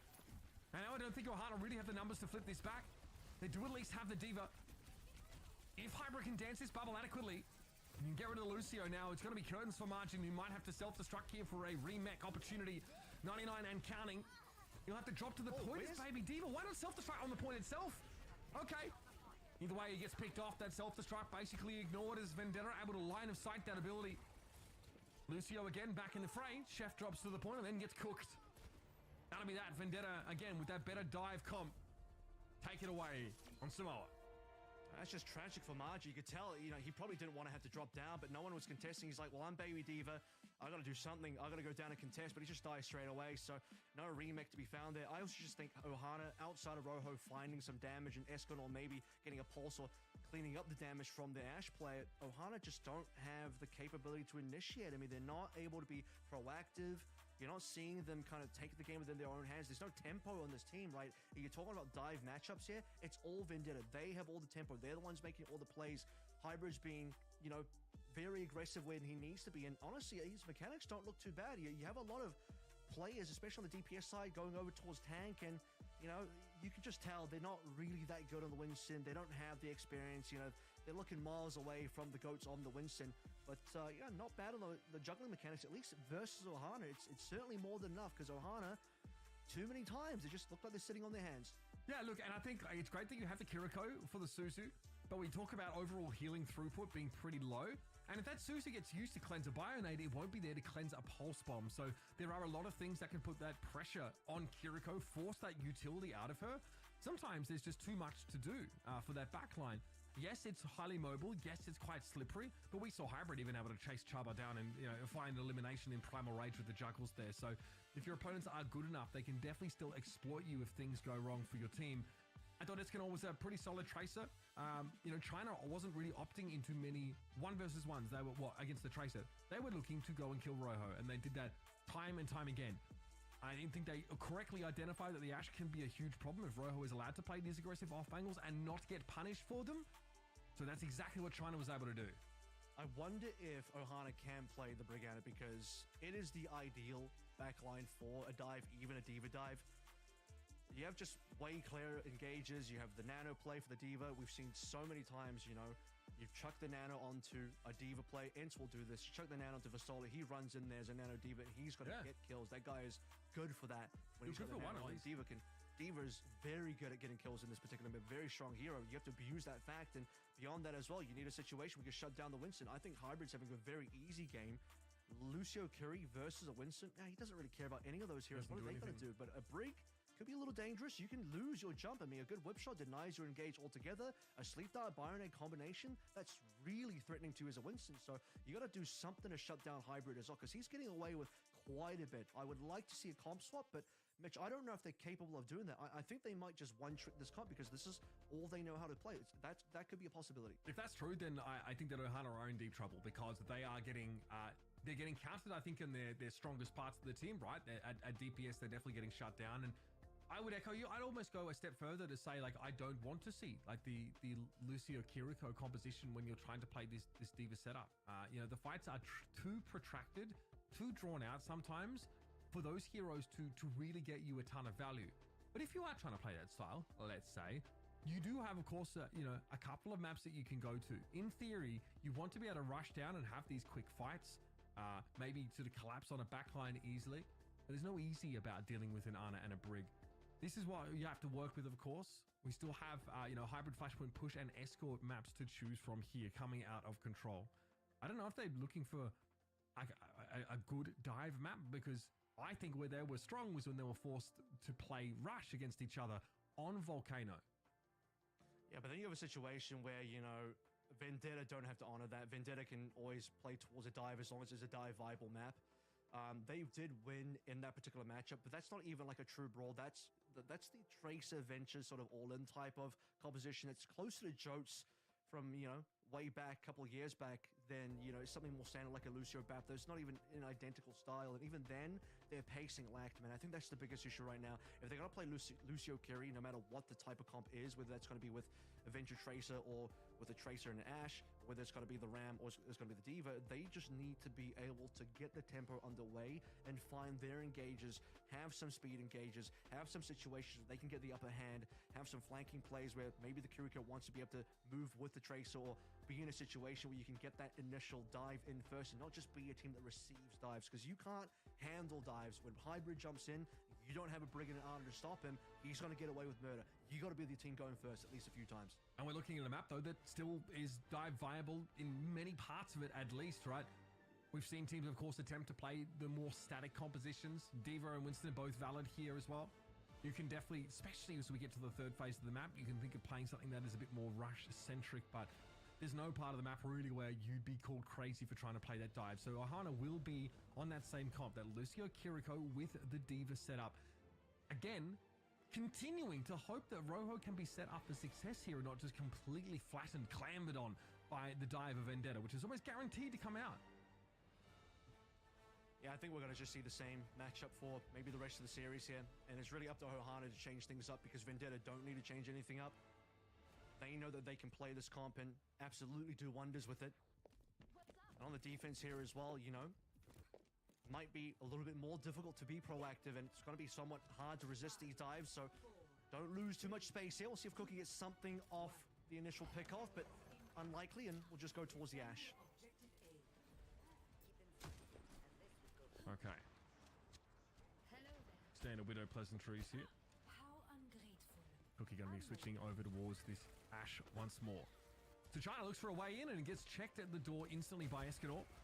But you will notice, of course, the Crispy and Crook combo here grouped up, looking to try and punish Margin, who's getting absolutely flattened. No sleep catch, but yes, the Diva's going to be demeched. There's not enough healing to keep Margin topped up. And that's devastating for Ohana. No real tank to speak of on the field for them now. He's trying to off-angle. This is kind of similar to what Tread was doing yesterday in Game of Gladiators, where, okay, you're going to be there, but he instantly gets checked by two members. I believe the support line, even of Vendetta, just rushed him down and said, hey, there's a Diva here. As soon as he starts flying away, unless the healing is there, unless the Suzu is there, you're dead, because you're not matrixing as you're running away, as you're flying away. So very, very, very easy demake onto Margin there. And that's what Vendetta needed. They needed to find one person on an angle they could abuse, and that one person was Margin on the angle. Quick first fight, as you'd expect. That is something that obviously Vendetta showcased a lot over the course of that Samoa map, right? Just being able to hit Margin within a surprising amount of damage very quickly, or catch them. Make it hard for them to get back to that safe healing zone. And even if Chaba can literally just swift step in after the Diva and still not be able to keep them up under that level of onslaught. So now it's up to Ohana. The onus is on them to make a good dive happen here, but Hybrid is still trying to start something up himself.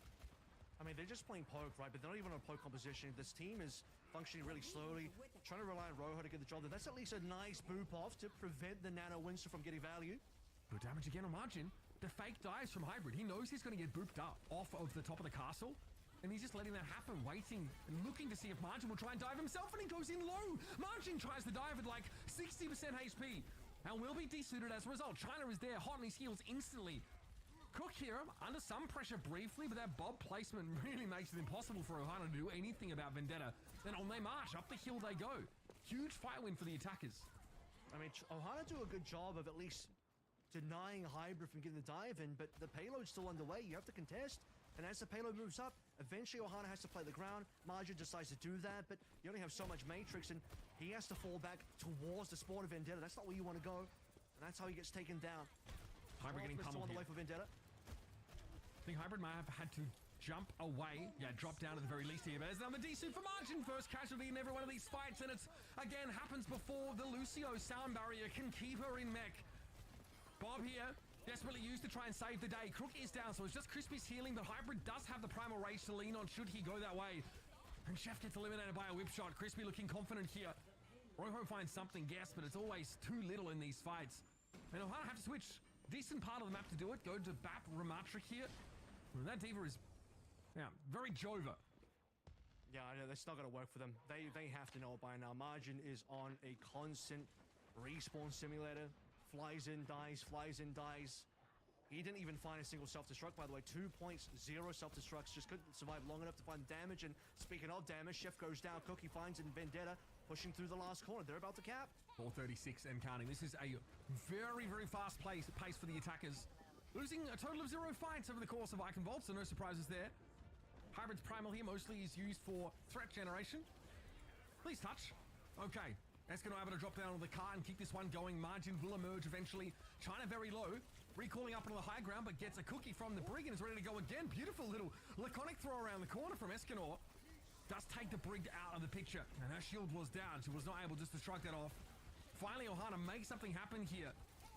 Escanor is effortless with that pulse, able to chain a couple final blows together in this fight. Yeah, finally starting to... That's their first fight win, so they've got something done now. Escanor really gets it going because he's the one that touches at 1 meter. You said, please touch, and I was thinking as well, is that going to be a C9? Because it's looking pretty rough for Ohana. Finds then the 3-point shot onto Crispy with that pulse bomb and saves the day. Really, a Margin on a ram just holds up the right click and doesn't die, and that's what you need because Margin's been, again, dying over and over and over and over. Just staying alive is providing his team value. Here comes Crook with the nano here, so Hybrid actually switching over to the Doom Fist, interestingly enough. There's not much actually to really hinder the movements of this Doom in general. Rojo's down already. Hybrid, of course, gets that nano. Looking very dangerous now. It's margin, frustratingly for a rush tank, will be disrupted and displaced by that Doom consistently in that nice little finish there. 3:12 to play. Vendetta almost having basically a flawless run through Eichenwald. Ohana, a token resistance buys them 40 seconds. And it nearly makes you believe. You're thinking, okay, can Ohana do this? They did lose A and B quite handily, but you're starting to see a glimmer here. You see a tiny glimpse of what the light at the end of the tunnel actually looks like, but it fades so quickly, Mitch, as Ohana, they just get flattened by the Doom. And I was questioning as well, do we really need a Doom here? This is a little bit risky coming through from Hybrid. A Winston be a lot safer to play through, but he is explosive. He doesn't even allow Ohana really time to adjust to the Doom. He's inside the back line, multi-fragging away, and Vendetta, they don't really drop a beat there. They just continue where they left off. 3:12 is still a commanding finish on Eichenwald. Yeah, that is a lot of time banking. Still looking towards a situation where I think it's likely Ohana get full held. Playing the rush here into this Winston comp. This is actually an interaction we don't get very much. Again, like playing defensive dive here is possible, but there's not like I guess neutral high ground here that normally defensive type teams like to use, like think outside of Dorado spawn, for example. Less of that. Hybrid can still sort of jump onto a backline here and try and catch people out, and you're going to see a lot of rotations from this Winston to try and disrupt. Let's see if there's any angles that Ohana can find here. The anti-widow Rojo tech. into a winning position. Attackers incoming. Yeah, they're not going to have to make use of that triple stack here behind the Brig shield to try and kill Widow, but still lets them play that corner a little bit. Slightly obnoxious. Yeah, that deep look for Ohana makes a lot of sense here, but again, it's been a comp that just has not played out well for them over this series so far. They are moving quickly, though. This is an improvement in pace. What you want to see, you can't have Ohana just standing by and waiting the entire time. Rojo can't do everything for your team. So take a little bit of space. Going to move along the left side. Margin is getting bullied out slightly. They are seeing the point. China, though, controlling these flank angles really well. Cocky.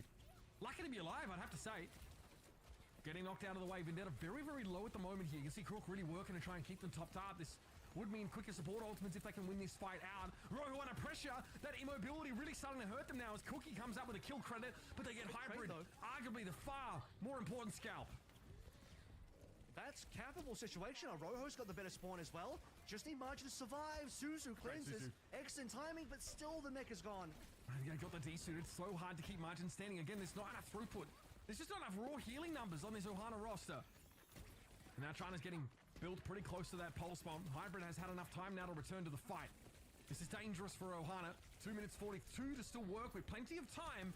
China needs to respect this now, able to recall out of that low health situation. They just need picks, man. They need to get something down. Cookie was 1 HP, is 1 HP basically again. But he's safe. He's got healing. He's got a double frag here. China survives on 1. It's so many members from Vendetta surviving on barely an HP. The only kill they got was on Hybrid. And as you said, probably the most important kill. It's the one you got to actually use. The one you have to actually abuse. But traded for Margin. It's a 4v5 where Ohana have a tank and they still lose a mech. And now, guess what? Vendetta, nearly 5 ults. Yeah, and then you can just cycle here a nano on the Winston into a primal rage. So many options here for you. Eventually China does fall, loses out in the Tracer battle, and Escador finds a second. Pulse bomb connection on a Cookie is brilliant. Vendetta don't notice. They're holding on to Hybrid here. They're actually hoping to get probably primal before nano, but they are going to have that nano on towards Hybrid. Can he pressure? Look at the damage. Again, how low Ohana is because of that healer composition they have. Still, they're able to stay alive. Crucially, though, Vendetta stall a little bit. They're going to give up a couple of ticks, though, and some. Hybrid returns. Here's that sound barrier now getting thrown down. Chaba might have been inside the Winston bubble and unable to benefit from it, though. Primal still up for Vendetta. They can stall forever here. Briggs locked out. Well, Hybrid doesn't primal that one, so they're going to let the point go. Crispy was locked out by the Bob. I think Crook might have been as well. So well plays coming through from Rojo. He just plugs the hole in the wall. And no healing available, but Hybrid, strange decision. I think if he goes for the primal, eventually the Bob goes away, and they can still save the A point. Was that a decision? Was he knocked up by Bob at the time when he got picked off? It's kind of hard to say. Still primal. You can still primal. It's not a stun. I mean, there's nothing to stop him from primaling, in my opinion, so he just didn't do it. Okay. Was that the right call? I mean, again, when you finish the map as quickly as you have, it's not always about getting that full hold on 8. I appreciate that, but Looked like Vendetta definitely had a few more stall mechanics at their disposal. Hybrid just solo dive Rojo. Presumably China was there, I guess, but he went over the top. Another beautiful pulse from Escanor, really starting to put himself on the map here. Unfortunately, it's probably not going to be enough in this fight after Rojo got picked off instantly. Coming off spawn won't be in a great spot to have impact here. China a little bit more quiet by comparison on the Tracer roster. You can see how Hybrid does not want to hang out in front of the D.Va for too long. That is a ton of damage with those micro rockets at close range, as Cookie has just discovered. Hybrid might get burned down here as well, has to run out. But finally, Vendetta are finding kills, and we talked about Rojo maybe being the player to look out for, but I think Escanor has been far more impactful over the course of Iconvolder so far. He's been the one finding these opening picks, securing these kills, landing pulses and all the rest. Now finding some good payload move at Kitsuna Rush as well, looking towards the end of the bridge to finish off this point if they can. But Vendetta still plenty of members around, and Chef is so low. Yeah, and Margin's also being kept below half health for the entire time, which is actually important in terms of that armor not being a hindrance to Tracer. So again, like, there's no throughput to get Margin back up to full health. They can't afford to dive in. This is one of those compositions here where that little poke damage you can do really matters. You need to see them have maybe play the Kitsuna Rush into the high ground or forcing Vendetta off their positioning. This Cookie's just free firing. You can't have a situation where Cookie's free firing like that. Rojo needs those angles. You got to deny them from Cookie. Another Escanor pulse, perhaps? Yep. Nano is available though. Oh god, he's been so good. There it is. This one, though, Crispy gets nanoed, so he's able to avoid that mortal blow, but Escanor drops down and finds Cookie. In the meantime, though, it's always Escanor opening the fight, and then Vendetta finding a couple of kills their own out of a short-handed situation. This time the rally really sets them up. And that's Crispy giving back after Crook was able to keep them alive under that pulse bomb stick. And for now, they're chilling. Decent walk back for spawners here, but beautiful bio, and Crispy was hoping to capitalize on that. They might just have to leave it. And I don't want to go too far here. Can't spawn camp just yet. You have to kill the supports if you want to do that. It does get double support ultimates out. Escanor probably should have gone for the level 1 Crook instead, because as I mentioned, Nano was available. So Crook is the better target, but minimum you get the defensive ultimates out. That's something to work through. Final minute here. Payload is still not in the best place. You want it to be on the bridge by now. Again, it takes a long time to heal your tank up with Ohana's comp. Bob inside the palace here is going to actually force Margin and co down to this low ground. Obviously with that mobility of D.Va, you always have another way around, but Margin probably going to get demacked here. Self-destruct here though for a refresh. Bio-nade here, big on Ohana. They are struggling! Wow. What a stunning connection there from Crook. Margin at least is able to pick himself back up and get back in the mech and get back to work.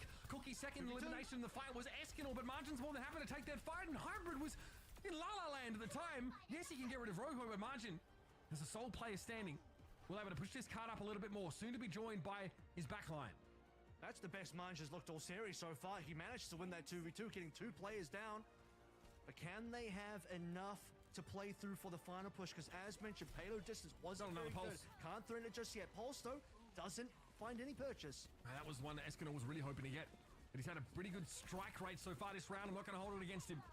Trying to force down from the high ground. As yet unaware of where Escanor is.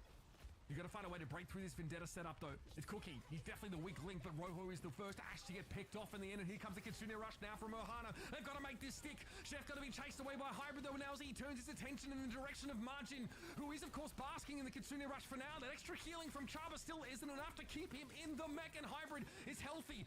Cookie will be returning to the fray in a moment, and that Suzu was just used for a stay of execution as Ohana eventually capitulate outside the castle and give Vendetta their second map of the series.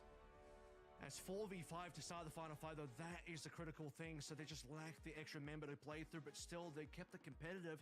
Kitsune Rush comes on through. They even get a 2-man trade, and you start to believe once more. You just see that glimmer, Mitch. It's just so close. Maybe you get something out of this Ohana team, but it just takes them so long. At least we saw an increase in tempo. We saw them cap that A. I am still going to argue that I think Vendetta probably could have full held that one, and Hybrid chose not to. Primal is a little bit questionable for me. They probably could have played that a little bit of slight sloppiness, but they'll still win it out. They still have the experience on their side.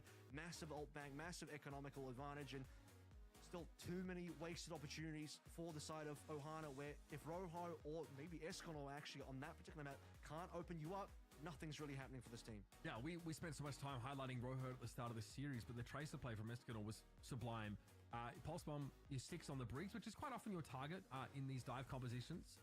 Very, very good here for forcing at least, you know, those nanos out of Cook, for example.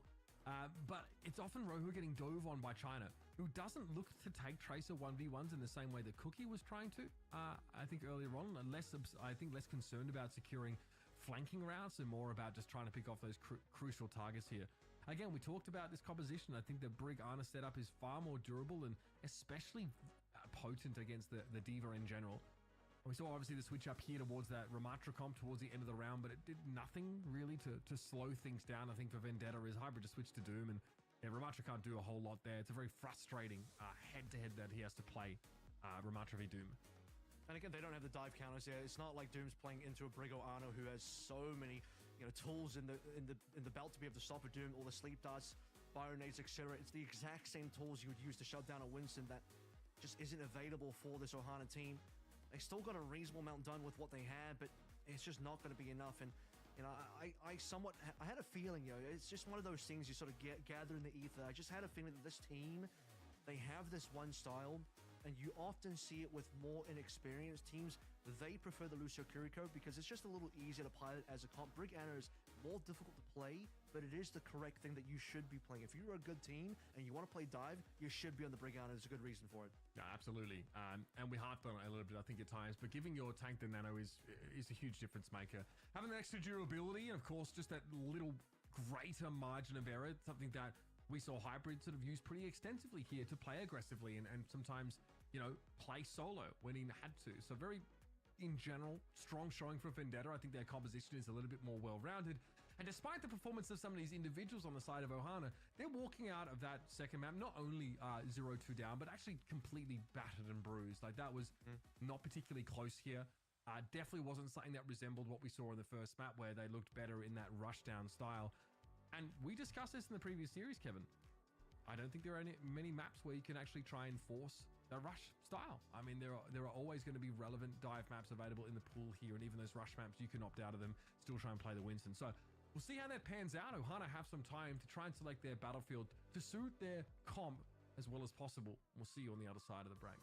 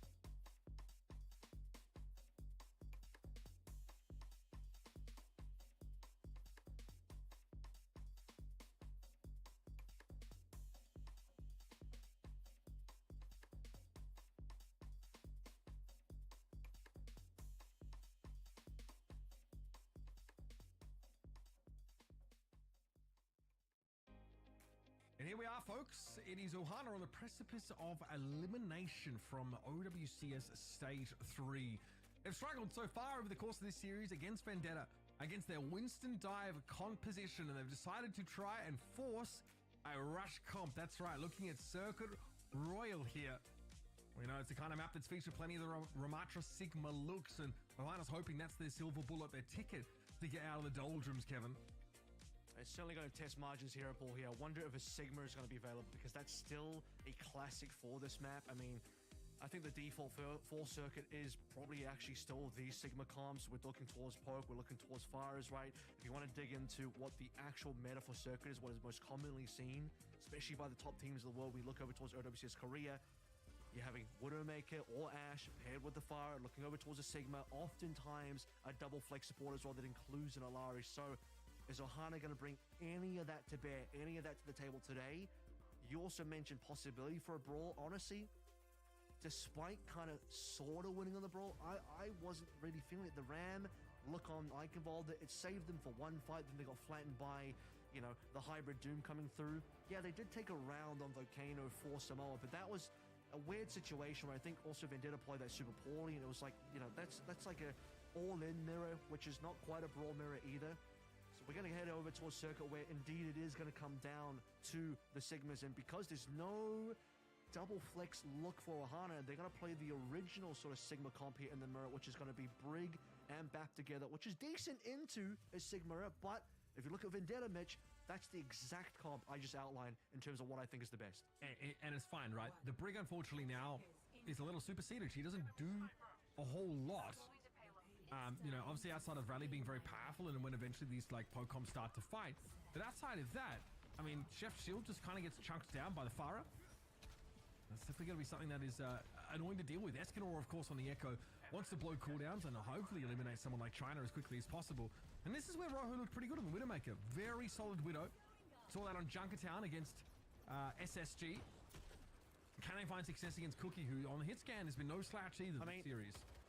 Emo's already used. Marjorie got taken down at 1 HP, so you're seeing utility being blown super early. In fact, Hairpin's at this point being taken. Margins being forced out.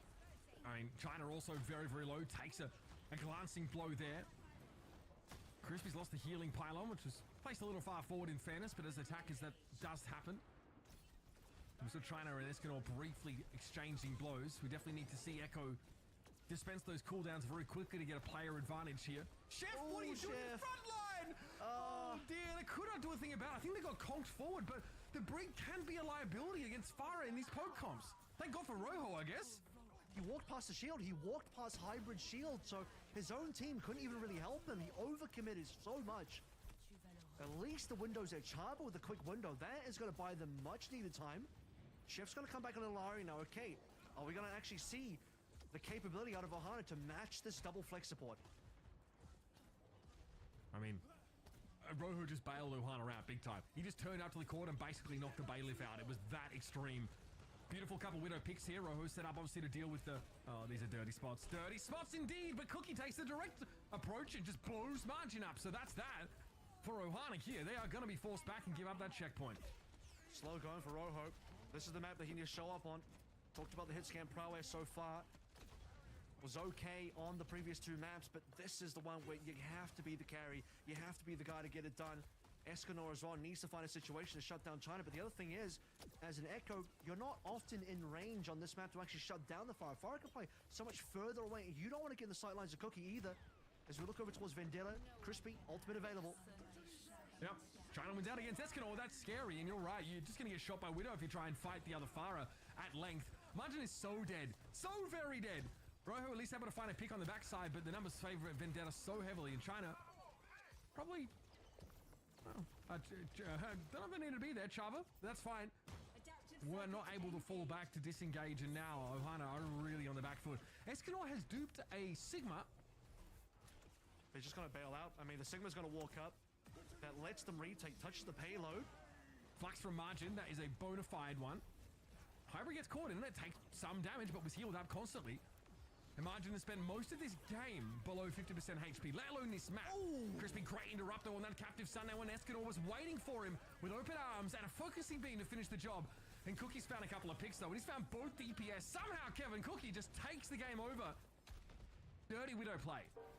Yeah, he's got all the angles. I mean, Rojo's stuck in spawn there. He's got nothing to look at except the payload.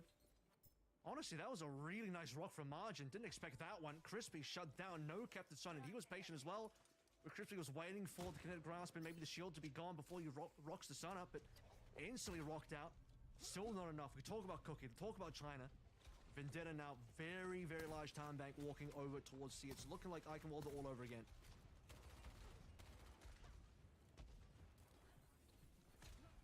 Rojo again finds those 2 kills that bails Ohana out of a really compromising situation in an early point A cap from Vendetta. Since then, it's been pick here, pick there. They've been eclipsed by Cookie's impact, and they continue to be apparently. Chef gets taken down again. Too many first picks on Chef have made it hard for Ohana to play a full. What the heck was that, Cookie? What an adjustment, Rojo. That's a free haircut, and that is Ohana. They're just getting folded back into their spawn. Yeah, look, Paylo's about to finish the map very shortly now. Ohana's just chilling by the pool, lounging around. Again, they need to be a little bit more active than that. You got a point to play at this rate. Chef still has ult. In fact, Chef finally finds his Captain Sun, but he's half HP. Okay. We'll see Escanor at least be able to stall things out on the card a little bit there. Having a duck down as Cookie was still looking for the shot. Crispy on a flank here. Chef in some danger, tries to use the outburst to help a teammate. Rojo finds the pick at least. Recall from Escanor to buy some time. No accretion available for Hybrid here. And they're not going to finish the map quite yet, Vendetta. Cookie can still pressure this Sigma down. Thinks better of it, though. What they needed was a little bit more healing power, but support's gone. Hybrid solo on the point. Obviously not going to burn any ultimates. Cookie, though, that's got to be the main talking point so far. He is ripping through Ohana. Rojo's done very little to slow him down. And for Vendetta, I mean, almost unfortunately they didn't finish there because it looked like Cookie was about to finish that one by himself and force it.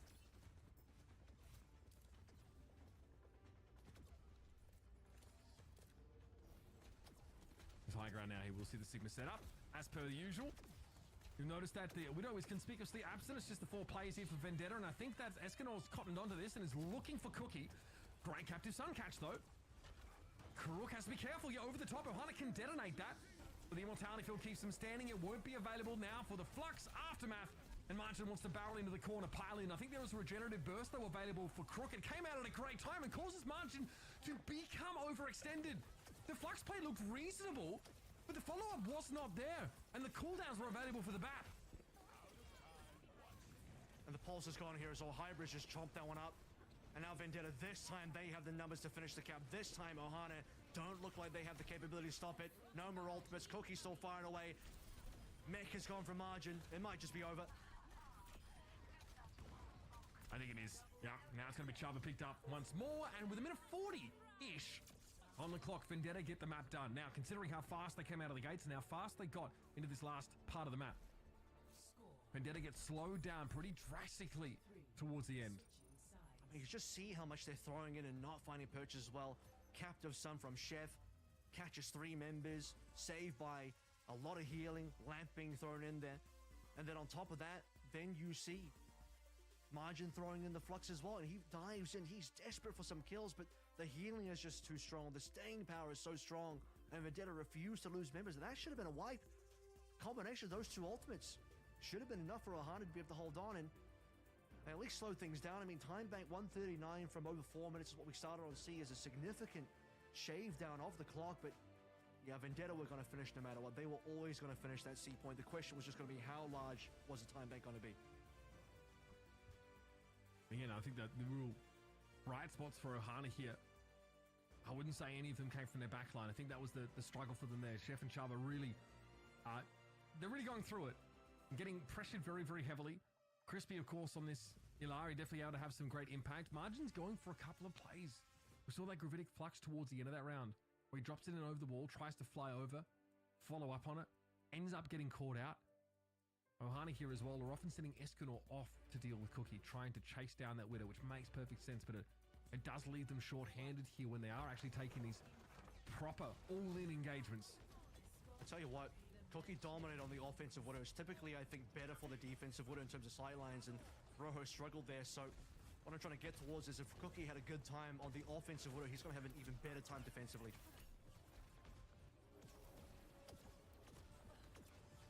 Escanor here not opting to take any sort of like ambush route over the top. Okay, Cookie! What a shot! Escanor is always going to be an endangered species once the widow is out there. Cookie really finding a bit of a flow state over the last couple of halves of play. A nice bio here, probably won't have a lot of opportunity for follow-up. Watchin tries, but realizes that the rest of his team are not there. I think you're just your widow bait if you're Escanor on the Echo because you have less mobility than Afara. At least Afara has, you know, the extra new flying ability to shift away very quickly horizontal. Let's see what Rojo can find. He's got a lot of work to do. Crispy left on 1 HP there. You'd like to finish that player off, but not going to be found. Rojo has to play for some more obvious angles, right? There's only a limited number of spots where attacking widows can post up here. Cookie can cycle through those and check them again. Escanor down, and he was playing safe. Look how close to the corner he was. Such a small window. All you need is a pixel. All you need is 1 pixel. And Cookie finds a Rojo, though. He gets the pixel he was looking for.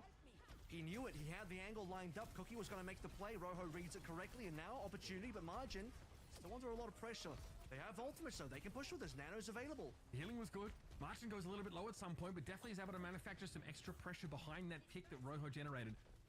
Cookie, though, is going to return in just a moment and be set up in a good little sniper spot. Escanor realizes that now the pressure is on, and that is great connection with the tri-shots to clean up the widow.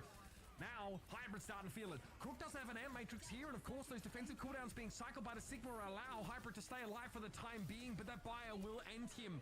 Nothing Crook can do about that. Ohana eventually push over with 4:30 to play now for this second climb. They're going to be feeling decent. Again, it's Rojo that opens things up for them. A little bit of an awkward POV coming through from the Echo of Escanor, but he still managed to find the shots. I mean, the nanoed up tri-shots will be enough to get Cookie down. Wastes both beams, Sally just doesn't find any good beam damage, so not the best Echo mechanics, but copy onto a Seg, good rock on towards Hybrid. Eventually that's the cap, so good amount of time in the bank as well, 4 minutes, it's solid. Another one. Good pick on the Widow. Rojo counter-sniping very effectively right now. Margin happy to turn around now after throwing that flux that holds most of Vendetta in place, and Escanor again. The DPS of Ohana starting to shine, and that card is halfway up the hill. Look at how far forward Ohana have drawn the battle lines. It's been tough for Vendetta to fight out of the hotel. Yeah, this is important. This is what's going to help Rojo a lot. It's going to help Escanor a lot as well, because you're denying sight lines now. You're denying China especially. A really difficult spot for China to play through. He needs to get out in the open. Hybrid can do it behind a flux, but definitely needs there to be follow-up and can't afford to be interrupted, so he sees the accretion used. Now he knows it's go time. All right, pressure there on Chaba, I think it was, getting hit with a captive sun. Hybrid drops down after the flux, and that annoying Ilari turret keeps Margin topped up. Eventually, though, he has to be brought to heal. Vendetta find a break. Finally for Vendetta here. And a chance to filter out of the hotel and set up again to the high ground. So Crispy a second to get that kill on the captive son, but Chef doesn't really find much. Not too sure what happened to his son. He's certainly out of the picture. Vendetta throw a lot at the wall there. That is maybe the most desperate we've seen Vendetta so far. Almost getting spawn camped there. And maybe the most competent we've seen Ohana so far as well. So, you know, talk about light at the end of the tunnel. We're starting to reach that ever so slightly further, and the light's kind of getting a bit brighter for Ohana. Can they get it done? Margin low HP. They're going to push up. Make use of this nano again. Probably on Escanor.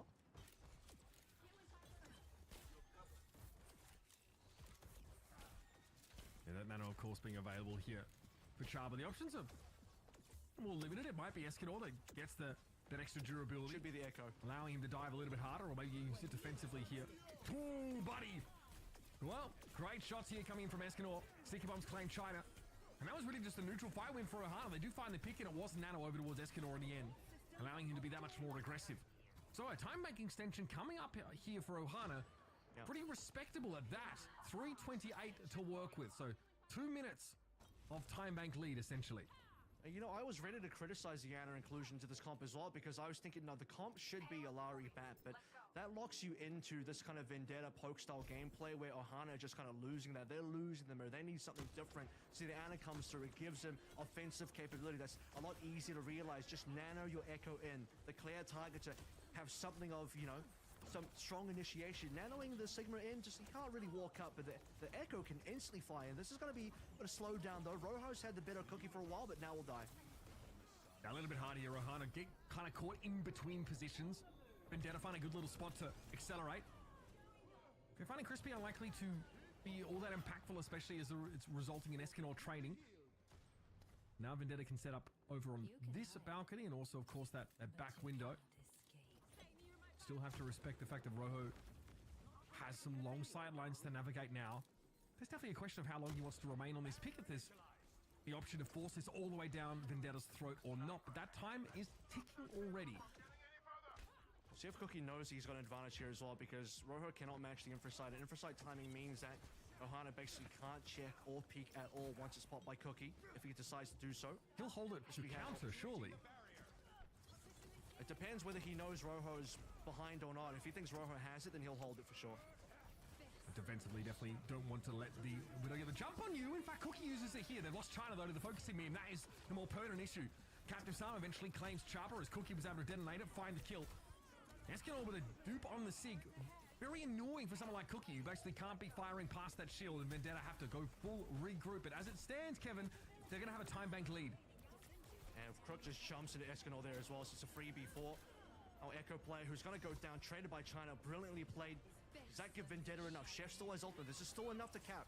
It's the flank angle for China. It actually is pretty powerful here. I don't think Rojo has a good sideline on it. There's the dupe, another Sigma on the field. A lot of shields here to break up these shots coming in from that Widow. Margin goes down. China gets to use these cooldowns. A kinetic grasp here to let his team push up. He actually gets behind some of Ohana here. Backs away before being able to build the flux, but it doesn't matter. Vendetta have still bought themselves the breathing room they need. And now they have a matrix to lean on.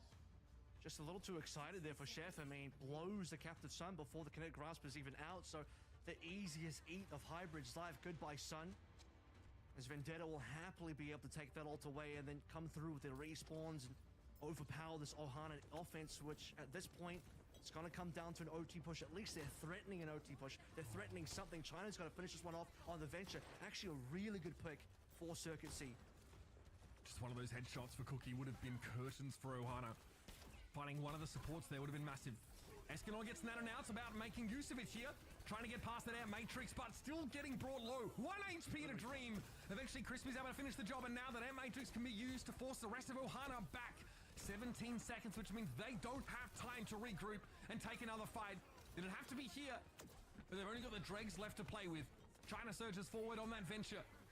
And Ohana are going to be brought to a stop here. This is going to be the series. Unless they can make something truly brilliant happen. Who do they have to touch?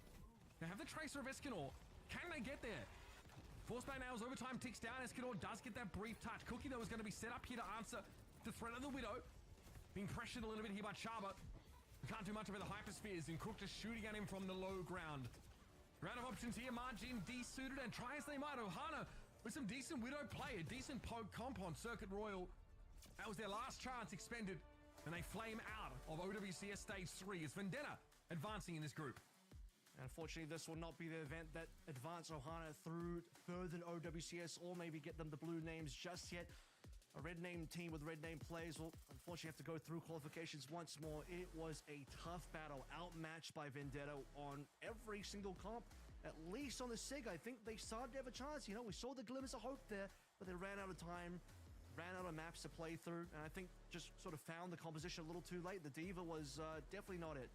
Yeah, I mean, like you guys said, it was Vendetta taking the win 3-0 against Ohana. I do have to say, though, Escanor from Ohana might be my new favorite player. It was pretty impressive. It's only because you're a 7 Deadly Sins fan. I know, I get it. I don't know what but you're talking about. Guess what, Danny? The sun went down, bro. The sun went down. You don't know what happens to Escanor when that happens.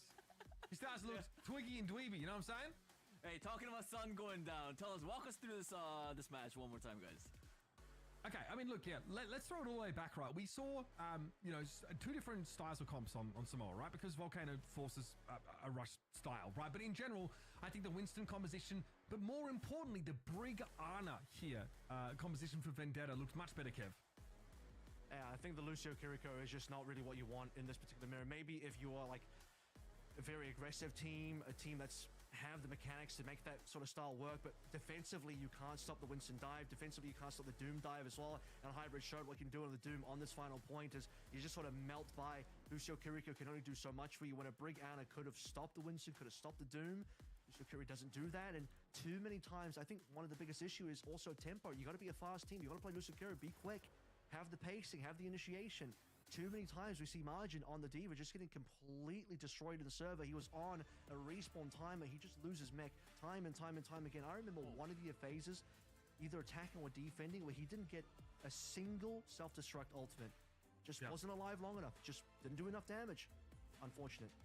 And we go to Circuit Route, we get to see the Sigma comps play out here, and I do think it's a comp that lets Ohana play to their strengths, which is, undoubtedly at their DPS. I think Rojo and Escador are really solid players. I mean, if you're looking at a team, if you're out in Saudi Arabia and you're all starting to build a roster, like I really think you should be looking very closely at both of these individuals. I think Rojo's like 19, right? So young players with a lot of potential here. But again, like this Vendetta team's got a ton of experience. I am surprised they lost to Hypnos. They're going to get a chance to rematch them to try and make it out of the group, and I think that's a match well worth looking at. I mean, they really did need that win. I mean, and by getting this win, they are still alive. So Vendetta will be moving up. But I think it's time to highlight some of the players from Vendetta, from the winning team. I think both of the DPS were really good, but the player of the match for this specific series, goes to the tank player, Hybrid. Whether it was, I think, the Sigma, or I mean, you guys mentioned his Winston as well. He was a great tank for this series. This is a player that surprises me because, these role swaps don't often work out. And, typically DPS is the mechanically more demanding role, but oftentimes we've seen DPS move over to tank and it just doesn't really look that good. It takes them a while to get comfortable on it. But really, if you turn the nameplates off, you'd think, yeah, this guy's been playing tank for a while. You'd think that this guy is pretty experienced because you didn't really see some of the key things, some of the key markers of like, oh, that's inexperience on the tank. He's got the clean mechanics for sure on the Doom as well. And that's a little bit of a trademark our DPS players having from Overwatch 1 Doom being moved over to Overwatch 2 Doom. You got that here that you can always play. But most surprisingly, Hybrid on the Sigma was not what I expected because this is a very specialist here. Most tank players, even in the main tank's position especially, can't effectively play Sigma. But Hybrid just comes in and he's hitting shots and he's playing their Sigma well. Yeah. How surprised were you guys when Hybrid pulled out the Doomfist? It is actually a pretty good answer to like Ramacha, for example. It can be really annoying for Ram to deal with, and also lets you like get past him. Because trying to run past Ramacha is actually really annoying. He'll like vortex you and then start punching you in the face. So if you can go around or over him, you can start to find some leeway. There are a couple corner cases where I think Doom is good, especially if it's not against Cassidy comps. He hates the hindrance from the flash. It's like a real problem for him. So if you don't have to play against that, if it's like Ash Tracer, okay, yeah, Doom can work. Yeah. I mean, Hybrid definitely was our player of the match, but there's another player that really stood out in this match, and it is going to be our post-match interview for today. We got level 1 Crook on standby for a quick post-match interview. Crook, how are you doing? I'm doing great, thank you. Awesome. Was a nice match. Congratulations. Yeah, it was a very nice match. Big congratulations on getting the win. I'm just gonna start this off. How do you feel right now after getting this win? This was an elimination match, and because a lot was on stake for you guys. How did you guys play out the match? Well, we were confident we would beat them. We've beaten them before in the Swiss stage, so it wasn't really a shocking win, to be honest. Okay. I mean, obviously you, Crook, there's a bit of a reset for you now, of course. Your time with that GG roster has sort of come to an end, but you've joined a team here with like a ton of potential and a lot of players that like have a ton of experience. You actually end up losing that game to Hypnos though, which is, if someone is maybe looking at like the roster, maybe they're expecting you guys to be able to do more in that matchup, and you're going to get a chance to go up against them again to get out of the group. What do you think went wrong for you guys last time you played them, which was, like a couple days ago, and, what do you sort of think needs to be tweaked for you to get out of this group? Because after a game like that, you guys look like you have the caliber to be fighting for, that main event. Well, I think honestly we just played like clients. We're definitely clients of the week with that match. We didn't really play as a team, unfortunately, but we're gonna look in for the match when it actually counts, because that match didn't really change anything, right? But now we got a win. So we're gonna look in for that one. You've obviously, again, to sort of speak on your past a little bit, you obviously have come through from Game Gladiators, playing through the World Cup and all that. Now you're onto a different team. So, what kind of growth do you have as a player now moving forward on a brand new team, and probably maybe having a chance to go up against Game Gladiators in the future? I mean, what are you guys looking towards as goals for your team? Yeah, I guess that would be the vendetta, right? If we go up against Gaming Gladiators, that would be the matchup I'm waiting for. But to be fair, no bad blood between them. They made their choice, so I'm happy to play. I'm just chilling, gonna do university anyway, so I'm having a great time, enjoying that I can be here. All right, well, Crook, thank you so much again for this amazing interview. And again, big congratulations on getting the win. I'm excited to see more from you and from your team moving forward. All right, thank you. Have a great day. You too. Thank you so much. Okay, mate. Great guy, Crook. Yeah, I mean, like it's funny. Like I wanted to ask, like, wait, is that why your team is called that? I mean, probably that's probably a little bit of a stretch, I think, but still, I mean it. Like, I am surprised that they lost that game against Hypnos. Like, I do think, like, yes, like Hypnos have like MCD. I think Skytor, right, the tank player on Hypnos is really good, and SXJ is like great. It's like in the Echo role, but like. This, I do think, is a team that can be reaching a little bit further and should hopefully, and I'm glad to see that they have high aspirations than that. Like getting out of this group, find Space Station Gaming, very reasonable, and I do think they have the quality. Hybrid is showing us a deep hero pool at tank for someone who obviously traditionally was a DPS player, so I think that is a really good sign. And Cookie is kind of cracked there at Hitscan. Yeah, and I think they got good players on this team because you also have Crispy, who came off of Twisted Minds, was briefly on Ants for a little while. Gumbo was looking to put him on the roster, hit a master at one point, so has been sort of scouted as that next up-and-coming main support player. So you have a lot of players on this team that really have good potential, and Vendetta for a reason, right? Players that have recently come off of rosters that they'd like to potentially get revenge against. I mean, so yeah, with Vendetta getting this win, they are going up against Hypnos. That will be played out in the future. But for now, guys, we're going to head into a quick break. When we come back, we're going to start with match number 3. Another elimination match between Meta Boys and Wasp. I end up dozing off. Stick around. I end up dozing off for a bit.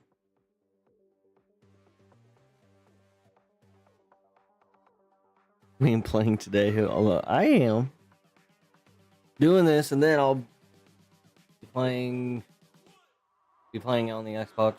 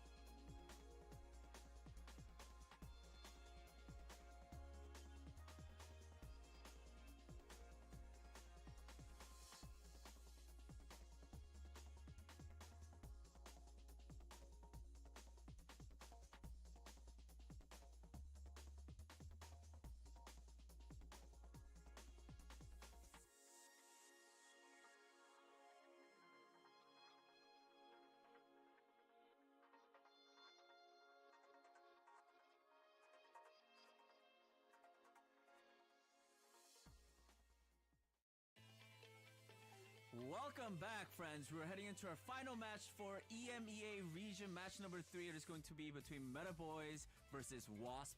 Oh no. Very cool name. Wasp Yeah. X. Do I say the X or no? Well, I think it's a combination of two names. So you can call them Ono or Wasp, I think. I'm going to pick Wasp. I'm just going to call them that. We'll ask them if they win the match today, because they do need that win, right? They're not I winning the wonder match how many. today, but I wonder how many times I'll say "oh no" today. Be like, "Oh no!" Just something happens bad. So it's like, "Oh no, Oh, no. not again." Because they got clapped, again, they got Wasp, oh, no. clapped by Oh Yeah. You know what I mean? Oh, in that oh, first You got game. "Oh yeah" versus Oh, "Oh no, no." and Isn't that a good yeah. matchup? Yeah. I'm glad we didn't have to cast that, genuinely. That would have been... But I mean, we're seeing the Group B brackets, of course. I mean, our casters mentioned it. Oh yeah, did beat Oh no, and now they're facing up against Meta Boys. Guys, talk about Meta Boys for first. Yeah, I can talk about it a little bit, right? Because there was one game to watch. It was their game against Ents. They got spawn camped every map. They got spawn camped. They got 100 owed on some old constantly spawn camped every map. Fake Jake looks decent. He's definitely like a player that like I saw was, you know, on a level that could at least put some pressure. But that is really it. This team has tried to work a bit of venture in. I mean, look, Ents played my moan on Brig in that series. Like it was very unserious in general. This Meta Boys comp though, they do want to play a lot of Ramatra and Sig. They want to play those less mobile compositions. Haha, take this one away, Kevin, because I have not sure what to expect from this roster. Yeah, so you know me, fellas. I'm all about the red name teams out here. So yeah, if they win though, you get the green light to become a blue name team. But for now, Yeah, it's he will write. No, he will write your Wikipedia page. Kevin will do it for you guys. I'll send a message. I'll talk to my guy. I don't actually have a guy. I was gonna say, let me see but, your Wikipedia page. QRXU's played OWCS before. Let's be very clear. QRXU was on Schmungus in stage 2. The streamer team with ML7. Wasn't there also a stint for them on SRP check, right? I don't know if they got to play much though. I don't recall them. They made it. They made it to the actual group stage. So they had the GSL group to play through. So QRXU, at least on a personal level, has got that going for him. The rest of the roster, bit of an unknown. I'm not gonna lie to you. You got Hev and Ippy or Ace who have got Wikipedias, and not a lot to go on there. Not a lot to go on there. It does sound like there's not a lot of info on both of the teams. But So to pull back the curtain a little bit, like sometimes with these teams, when we get replay codes, we obviously watch the games when we can, and we check the players' profiles on Liquipedia, because that obviously like is a decent repository of information. It talks about some of their past teams there, but a lot of times like there are teams that like just don't have any data on there. You know what I mean? Like so it's a little bit hard in this one. This is definitely a game in which both these 81 to 19. That's our community poll. Going for Wasp. Okay, I think that's fine. I mean, both of these teams played against teams that were above their levels. Where Meta Boys got swept by SSG, Wasp got swept by Ents, excuse me, got swept by Oh No, who were a team that we then obviously saw try to have a crack at Ents and also got 3-0'd. So I do think it is very, very hard to get a read on both of these teams. I want to see what their comps start looking like, especially on maps where there is the option tell you what, to play Rush over Dive. We'll see. Wasp, look at the scores. Wasp got a couple of rounds. I mean, they had a 1-2 League Jungle that lost, a 4-5 Blizzard World, and a 1-3 Junkertown. So, I mean, they didn't get rolled. They was competitive. Blizzard World at minimum was competitive. League Jung competitive. So, we obviously saw all year get kind of wrecked by Ents, but everyone's going to get wrecked by Ents in this group. So maybe that's not even a fair comparison. But that's not bad for Wasp at all. I think that's something they can maybe work with. Yeah, an overtime map on Blizzard World against Argia, who again like are a little bit one tricky in their nature, and they often are trying to force like Junkrat compositions, but still having a pretty competitive series. I do think it might tell us that they weren't able to exploit Junkrat's weaknesses there, but it is a whole team game, so looks like they had a competitive series there. We do get into the habit of using the transitive property a little bit here sometimes, and it's very hard to do that when there's a team like Ents that are going to 3-0 everybody in their group. So I think there's a great unknown factor here. I'm really interested to see what Wasp can sort of roll out with, because again, if they can put pressure on a team like who might actually get out of this group, I think that's a good sign. True. Yeah. You know what? I got one wish. I'm gonna Teru pray for the chat. Let's go to at least 4 maps, maybe just not a 3-0. I mean, it does seem like it's gonna happen. I don't think it's gonna be a 3-0, right? And I know Mitch, Kevin, you guys both wanted a very close match. That's not 3-0. I don't know about Mitch. Right? You don't have to speak for Mitch, but your wishes are coming true. Yeah, I would like to see a 3-1. A closer series here because again, I don't really like getting out of these groups with like complete sweep series. But it is the nature of this. Like these teams all qualified through Swiss, by the way. So like before we've seen any of these games, these guys have still played like 9 rounds of Swiss, which is grueling, by the way. Hard to do, and also it pits you against teams with the same record as you go. That's obviously how Swiss works. So these teams have really had to overcome some trials and tribulations to even get into these group stages, to even get into the main event. There's so many stages to play through here, and it also presents a lot of opportunities for improvement for these teams to grow here. So let's see what Wasp have been able to do developmentally to take down the Meta Boys. All right. I want to see these Swiss teams, these low-ranked Swiss teams from EMEA face up against the same teams at NA. I just want to see who's the better region of the low. Is that the best way of Is that the best way of deciding who the better region is? Right? Just like I just want to see what the low tier looks like. We know we've seen the high tiers, Toronto versus SSG every time. That's boring. Yeah, I mean we're gonna like a. Kevin, we're gonna see them very soon. But for now, I think we're gonna go to a quick break, and when we come back, we will start the match right away. Don't go anywhere.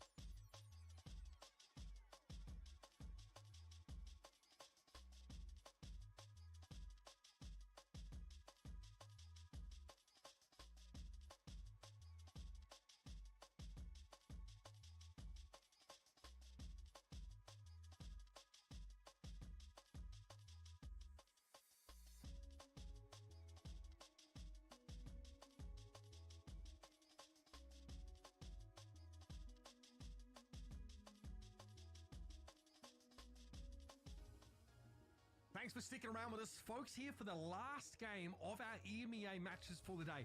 And it matters. There are stakes. Either Meta Boys or Wasp will be eliminated from Stage 3 contention. That's right. The winner will go on to play against for the chance to get out of this group. Now, we talked a little bit about these two teams. I've seen more Meta Boys personally.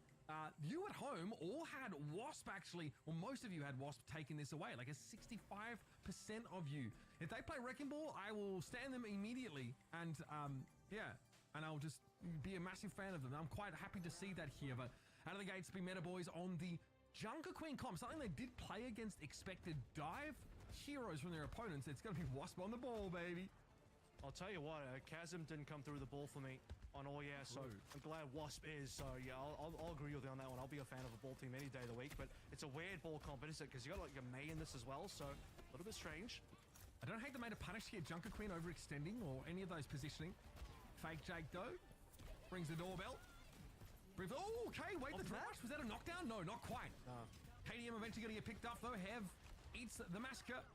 And Meta Boys have a very, very strong start here. Seems as if the Wrecking Ball is not at I guess he's not home at the time that Meta Balls come calling. Either way. Can't get much two impact. Two ways you play ball comps. You play the full dive, or you play a version that's more of a poke style where the ball knocks a couple of players up and you get those kills. It does require an Ash, so Kira actually changed the cast here. It's not ideal. It does typically require you to play double flex DPS as well, but maybe not ideal for this map. So they don't have a dive, they don't have a poke, but they do have a kill on Fake Jake. Ostrik's not bothered there. Gets good pressure being put down on the backline here. I think Texel had to jump away. Fake Jake did not have the healing available. Just tying up the Kiriko for a little while. And you saw that KDM looking on, trying to keep the Junker Queen healed up. It's not going to work out very quickly. Wasp are back in control. I don't know if that's a read from Hev or that's just something he wanted to play anyway in terms of the May, but it's super annoying for Poro players to deal with. You see the Queen trying to walk up there, slowed down, frozen up. Not quite frozen, but just slowed the entire way through, and that's not where you want to be as Queen. So a little bit of rough situation. And honestly, Queen doesn't play extremely well on the ball either. It's just fine, but you can't punish the ball the same way you could if you were going up against Winston. It's not quite a counter. That being said, though, still good all-in capability. Still have the Venture here. Kitsune Rush. Good pressure. That's going to force Wasp immediately off the point here. There was the Kitsune Rush here from Wasp, but, I mean, they're not standing on it. They fully disengaged, so maybe holding on to that when it was time to return to the point and actually fight for it might have been preferable. And it will be a cleanup here for Wasp. Just a Wrecking Ball to stall things out. Of course, they are still in control for now. Ostrix being an absolute nuisance, but might turn this into a stagger here. What is bro doing? He's just like hanging out in the corner. Nobody puts Ostrix in the corner except himself, I guess. And he'll go down for that. And then he stays there. Yeah, he just didn't move. He's just like, all right, I'm going to go down. KDM looked like he wanted to use a Kitsune to just counter what Texel was doing, but oh no, Wasp, they just weren't in a position to actually engage, and they just chilled. They just stayed where they were. Ooh, Ilpy, they're getting caught by the Tectonic Shock. Maywall eventually comes up here for Wasp, but the damage is well and truly already done. Metaboy's able to run Rush Shot over them here with that highly mobile composition. And both teams, I mean, in fact, Metaboy's going to hold on to the sound barrier, which is massive here. Coming to this next fight, Rampage is up for Poro plays. Yep. There is a Suzu and a sound barrier on the other side, so Rampage might not be the absolute best. Can also run into the ice walls while Hev times that one properly. Not seeing a lot of big plays out from Ostrix so far, and you kind of need to see that from the ball. Good Maywall. That's not bad. That's been lost for Poro plays. Brilliant Maywall, and then the knockdown of ICAV. Nicely done by Ostrix. And it all starts by forcing Metaboys to play on the point. Wrecking Ball cannot really deal with this composition when they're out in the open, so drag them back with a contest, and then punish the Queen with a Maywall. This is a nightmare for Poro plays. Yeah, well, Askin, he shall deliver, apparently. You know, I wanted to see Ostrix make some plays, and he gets in there. Horror plays goes for the Rampage and doesn't get it through at all. It's entirely cancelled out. The double boop off the map. I mean, okay, Texel is going to climb back up, but ICAV can't do that. So, oh no, in a situation where they have a couple of really useful tools. Support ultimates on both sides. Here we go again. Once more, it's the attacking Kitsune Rush. This time, though, Wasp actually try to fight for it. The Maywall, though, makes it virtually impossible to do so. They get onto the point, but when most of that sound barrier has already dissipated, Ilpy gets caught out there in the open. And Kraxu falls to a swing of the axe. And this should be the round here. Wasp not really in a position to contest outside of the Wrecking Ball, who I think ate a hindrance grenade there. Still able to get away now and hope to trigger it once more, but Ostrix doesn't quite have the route nailed down. You can just see that Wasp can't stop Metaboys from going for the all-in play there. The double support ultimate is being used, and despite the Ice Wall being played, that's realistically the only thing they can kind of do to slow things down. As this looks like the Rampage Axe, is it? Yeah, Rampage Axe. Bro uses it on 10 HP. That's all in him. I'm sorry. You can't be doing that, mate. That's not going to help you at all. So, I think after you see the Maywall, you probably cooked. You don't have a Baptiste composition, right? That would be an easy fix. Throw a lamp down and allow the Queen to walk away, or at least have something with higher throughput. But you're playing Lucio Kiriko, which is fine, but in terms of getting you out of a jam, you don't have a lot of options. Aside from the Rampage, they still win. And the clear difference here for me is that Wasp can't defensively do anything against these aggressive all-ins from Metaboys at all, because Ostrix is not a real tank unless he's engaging. But defensively, what is the ball going to do for you? Your entire 4-man backline crumbles once the Queen gets Sound Barrier plus Kitsune Rush rushing into your backline. Yeah, in a 5v5, you have to be the aggressor with this Wrecking Ball style. And at least here, a really good point for ball to play around, one where you can guarantee for the most part that Metaboys have to fight here. Okay, no worries. Easy little pile driver to make sure that Ostrix ends up on solid ground and not sleeping with the holographic fishes. He's taking a bunch of damage out. He's got to be a little bit careful. Waiting for grapple to be available. Stunned up briefly by the hindrance, able to walk away again, but to what end, I guess, is this for Oh No? Ostrix is taking more and more damage. It's getting harder and harder for KDM and Ilpi to keep them topped up. That takes attention away from someone like Kraxu there, who probably needed some ministration, some healing, and Fake Jake come calling. And now they go aggressive. Why not? You have a player advantage. You force that May wall upon which Poro is on the wrong side of. Commanding Shout, though, keeps him in a pretty comfortable spot. And this will be an extended stagger now. You can just see how hard it is for Wasp because they take so much damage. They're losing every single trade in terms of the poke. And Ostrix himself is taking so much. And some of that is just due to just bad pathing. He's pathing through the enemy, getting slowed down and hindered sometimes. Grapple unavailable, and he's just chunked down a half HP. Another situation where he's super low, so can't engage. You need tempo on this ball combat. He doesn't have it. Yeah, and you also need probably to be split from your team and not have attention on you. But right now, every time Ostrix steps up, there's a knife that comes in from Junker Queen that will interrupt the Wrecking Ball. Here's a Kitsune Rush, so this is a very fast-moving Wasp composition. Commanding Shout here obviously can be combined with that Sound Barrier, but not before Fake Jake gets picked up. Texel also used the Kitsune Rush, so there's a layering of support ultimates here, and ICAV actually can't zero in on a target. Grenade there being used. Yes, Ilpi will be brought to heal, and it's now Ostrix again, who turns up to the party far too late. It's too low to contest.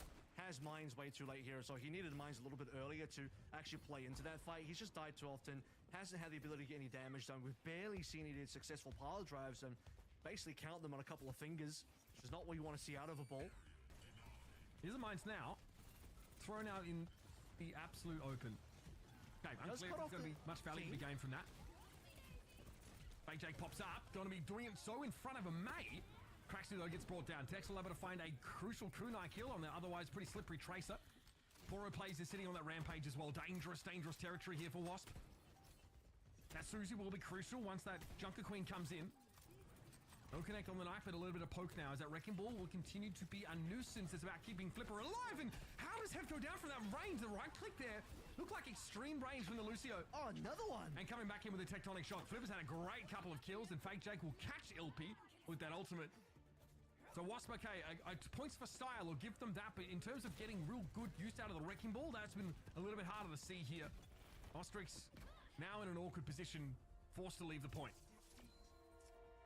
I'll tell you what, Mitch, you know, I'm a bit of a ball enjoying myself. I do enjoy watching Wrecking Ball, but unfortunately, that was not it. I'm a little too blessed to have seen too much Jumbin Wrecking Ball from Crazy Raccoon, and when that guy's on the ball, you see no mechanical errors. Unfortunately, looking at this game from, you know, Ostrix, way too many. He's just crashing into terrain. He's like a driver with the L plates on there, still learning, still trying to get his license. He's not quite ready to take on the roads just yet because he's just hitting all the cones, mate. It's not clean at all, sadly. He's just hitting all the cones. Yeah. Oh, there's so much entendre in that statement. I don't know if foreigners understand the L plate thing, but yeah, when you're a learner driver in Australia and New Zealand, you have to put plates on your car to indicate that, and you have to pass tests. Oh, you don't indicate it in America? Not really, no. Sometimes you might have a sticker on your car. The learners just on the road? They're just like chilling? Kind of, yeah. Yeah, That's crazy, you can do that. Like, yeah, I had to bloody become a learner in America all over again. That was a different story. Anyway, we digress. It's not just the individual, the mechanics of the Wrecking Ball would also have the team plays around them, right? And, you know, you do want to see the Wrecking Ball cause a disruption that can be capitalized upon by your DPS. I thought the main peak here was good, but less in terms of how it fits into the ball comp and more about how it really answers Junker Queen's relative lack of mobility. We saw a couple of big catches that were huge, able to punish, the Queen a couple of times. I thought that pick was really powerful in the context of this matchup here.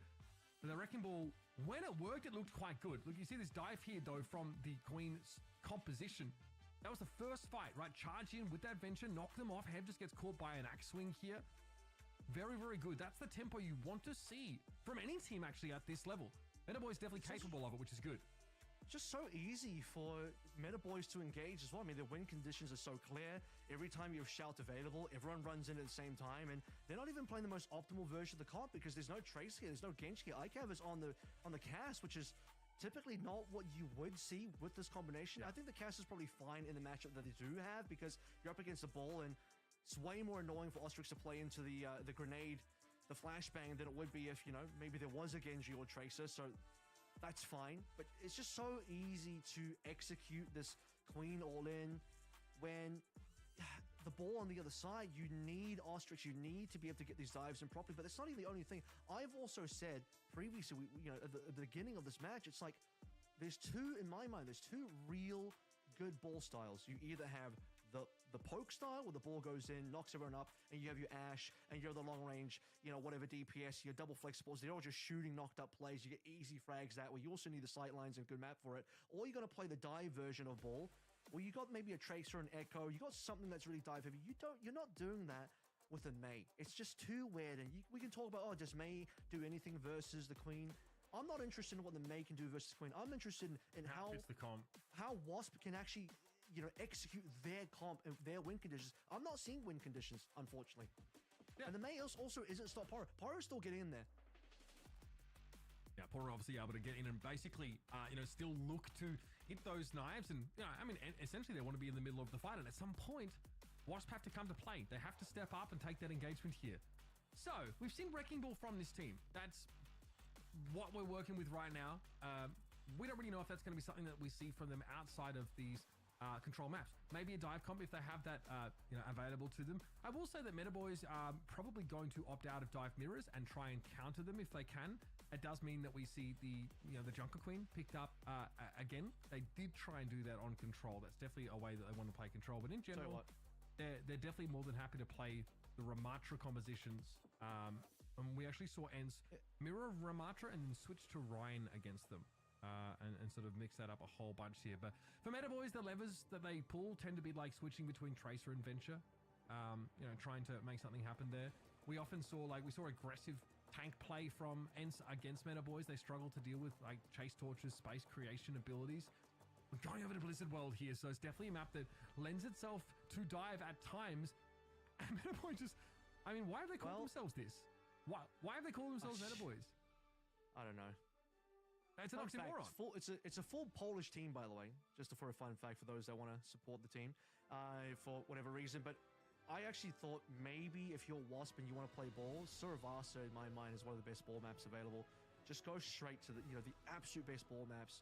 Because I'm thinking, what are the good ball teams want to go? What are the teams that really play around the ball? What do they always do? And they go straight for the Suravasa. So that would have been my choice. Blizzard World is obviously fine.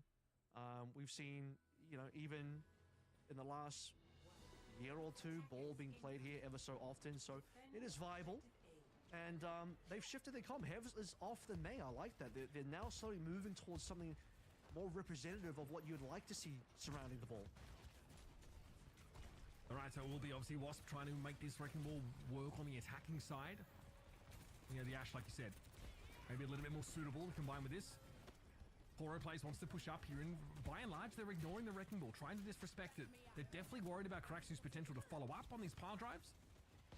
And also be a bit of a nuisance in terms of this poke damage. Wrecking Ball can 1v1 backliners as wow! Okay, ICAV just turns into a pancake.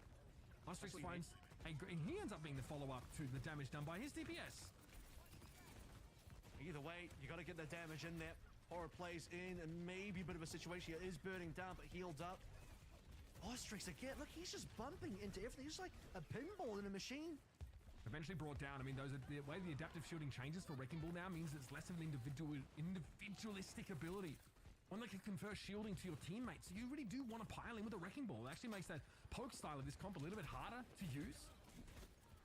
Poro Plays wants to play corners as much as they possibly can. Build up that ultimate. Already a Kitsune Rush online, but whoa, Hev goes in for the assassination. These picks have been great for Wasp. Now they need to convert, and they will get Poro, who was completely isolated. Now Cap and 2 ticks. Ostrix finding a little bit of scouting on a mission through onto B already, and it doesn't look like it's going to be contested. Meta Boys are going to give it up. They had ultimates, they had the capability, but maybe just didn't trust the positioning, they didn't trust where they were standing in fake Jake down super early. This is going to be Wasp just taking early kills. They do lose one. Okay, Wasp here losing KDM. Maybe a little more concerning for Ostrix, but fortunately they are very self-sufficient. One of the most self-sufficient tanks in the game, in fact. Poro plays though, he gets to move up and play in this choke here, which is definitely where they'd like to fight, but it's about pressuring that Ash position of Kraxu. The Bob is going to make that harder to do now. There came the pile driver. Bob thrown directly in the mix, and ICAV now needs to deal with a very, hard-to-catch Hev.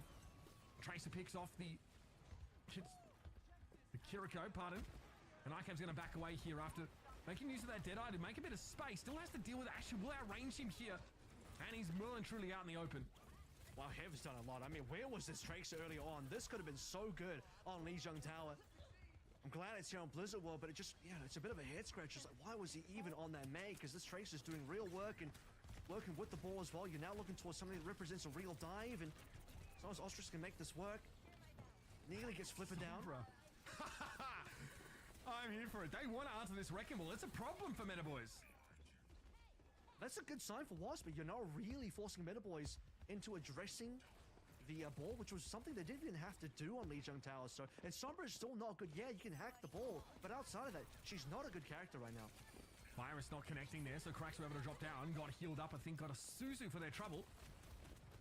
Minefield going to be used here. Cracks who's still at large and still unable to be caught under the thumb of Meta Boys. Now we're starting to see why I think this Wasp team able to have such a long game on Blizzard World or take it so close against, definitely looking comfortable here. And I'm glad we got to see this match because Meta Boys, we're going to watch them in real time try and find an answer to this wrecking ball, not only on this map, but probably across the entire series. Might get a little bit difficult now. This is not a good point for the ball typically to play. Unless Ostrix can get really creative here. He's going to just transfer a little bit of healing over to KDM. Happy to take that damage. Okay, the hack is pretty cute, but he'll be able to get away again with the tank passive online. You don't even hack for that long, so I don't really rate it. I don't think the Sombra is really going to be that useful. I guess, still value that Sombra role, but it doesn't really do anything directly to shut down this wrecking ball. That's kind of a tough thing to do. Brig comps can help. Maybe Biotic Grenade also goes a long way. But you see it here. There's the hack. Hector steps up, of course, really favored in the matchup against Sombra in general. Hector's just absolutely slapping this Meta Boys team.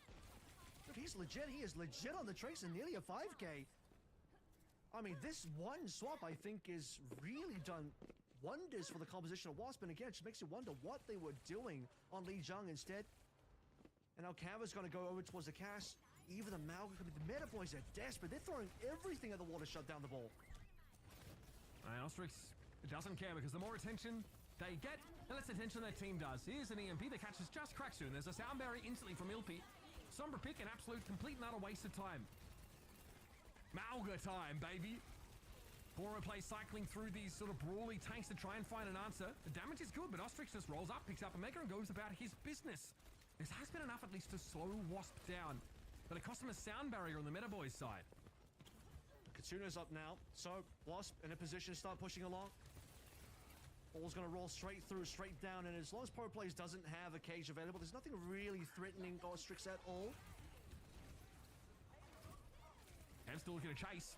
Now Flipper burning down, that's an easy pick-off. Dancing among the minefield now as we saw a Poro plays try and make a bit of space and instead just ate a face full of damage. Oh, this guy is absolutely cracked. What's going on? Hev is just popping off, man. Hello? Dude, this guy is good. Where's this guy been? On the wrong hero.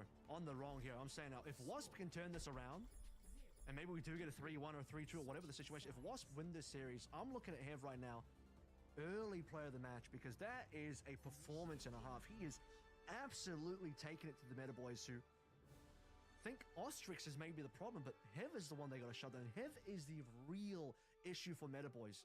Because he's the one that's actually getting the kills. Ostrix is setting some things up. He's being way more useful on this map. Still a couple of slight fumbles on the mechanical side, but for the most part, Wasp are making it look really good. 226 is a very reliable time bank as well. That was a solid attack.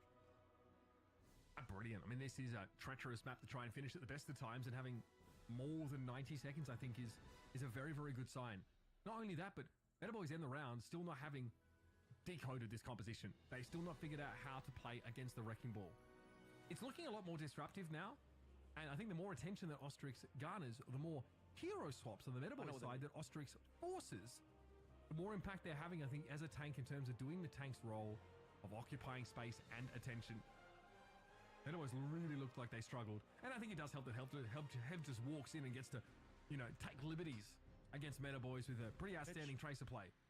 You've seen a little bit more Meta Boys than I have. Do they play any Brigana? Because that would actually be the backline combo that does the most in terms of disrupting the ball. I don't think so. It's the same thing we talked about in the previous series. It's the Brigana, the Sleep Dart, the Byron Nades, the Whip Shot. That is what you need. Oh, I didn't see a lot of it from them, I'll be honest with you. They played some Zen on That's not gonna help Town. That's about it, though. They're definitely more invested in this kind of setup. At least they have the Baptiste here, which is going to help with Malga's survivability. Oh, we are playing Malga on Blizzard World Attack, folks. Definitely, Meta Boys probably ought to change their name. It's definitely a little bit off the wall stylistically. They're going to look to try and take the high ground. Maybe May walls to trap this ball in place, but even that, it's not a sure thing. It's an anti-dive comp. They want to get towards the point. They want to force a dive to come on and then try and punish these divers. Again, Hev should be the target. If they can get Hev down, that would be the start. KDM, though, nice shot into Texel. That is the map gone, the MO gone. Okay, Tracer is gone, though, at the very least. Ostrix wanted to follow up that dynamite. Still good pressure down. Remember, this is a defensive wrecking ball setup here, so this pick's definitely favoring the Wasp side. And Meta Boys have to double back and get the Baptiste out. Yeah, this is bad for Meta Boys. They need to regroup with their members. They have to go back. They actually had a good angle. If it wasn't for the fact that Texel goes down, they flipped the map and Meta Boys was in position to come through from a retake position. Decent power drive. Okay. A lot of threat being generated there. Of course, Cardiac Overdrive already used, though, so not going to be available for the actual fight on the point itself. And for some reason, KDM's just looking for kills here with that kunai. He's able to bring, I think it was Icav or Texel, quite low. Flipper trying to go into their attention for his left spot. He might have to beat. He can't. It would have been an Ajax if he'd gone for it. Another great dynamite from Kraxu. Again, we talked about this. The heal pressure he can put down on a Lucio team can be devastating. They needed to think about a tempo beat, though. It's not about responding to the dynamite, in my opinion. It's like Flipper understanding that he might have a timing on LP on the other side, which he absolutely did. Possibly didn't realize that, though, because if they planned that ahead, it's definitely a tempo situation. But now it's a reset instead, and they've lost so much time. They've got good ultimates coming online, but so do Wasp, and Meta Boys have done very little to burn the bank of Wasp's economy. With dynamite over to the high ground here. Par driver behind the minefield. This is pretty treacherous now. Icav gets taken down. Kraxu has been dominating the Ash matchup here. Pretty quick fight. Not much to really say. They lose the wrecking ball. The defender's sure, but he'll be back in no time. It's a punish on the ball, but it is a late ult from Texel. Maybe they can work with that. The ball's going to come back quick, though, so you need to be able to start pressuring the point straight away. You got other ultimates to play through. Blizzard's going to be really good to stop the retake. They're not really capping, though. They haven't managed to get the other players. Ostrix has been down for a while. He's got to be back now. I mean, how long is Meta going to sit on this sound barrier? They've got to make a tempo beat happen here. If any time, it's going to be now, but they can't really guarantee that Wasp are going to engage and give them the favorable matchup. Here's Bob, here's Ball, here's the kitchen sink getting thrown down by Wasp. And at least the bomb has been removed, but a late sound barrier means that Wasp now can really start to fight. Poro is out in the open on the point, but they are capping it right now. And eventually this needs to be responded to. Who'd he catch? Cage? Okay, step into the cage as we do. Poro now pretty much on an island here. We'll need some help. Can Texel heal them up? Eventually, backup does arrive, and Meta Boys are going to get to play the map, going to get to play the game, finally. That's the first cage, by the way. I'm pretty shocked because Poro plays would have used a cage by now, so it took about 3.5 minutes, nearly 4 minutes to get a single cage. And cage is a huge win condition because that's a guaranteed way to get a kill on the ball. It's a guaranteed way outside of LP just rushing in there with the beat solo to save Ostrix. Cage is the most important ultimate, and it just took them way too long. Poro could not find that at all, and now possibly going to go down here. Cardiac arrest not even going to be strong enough. So the push ends before it even starts. Yeah, and you've got to connect with the Tracer, the life stealer. Hard to do when Hev is constantly buzzing around the big bulk of the Malga.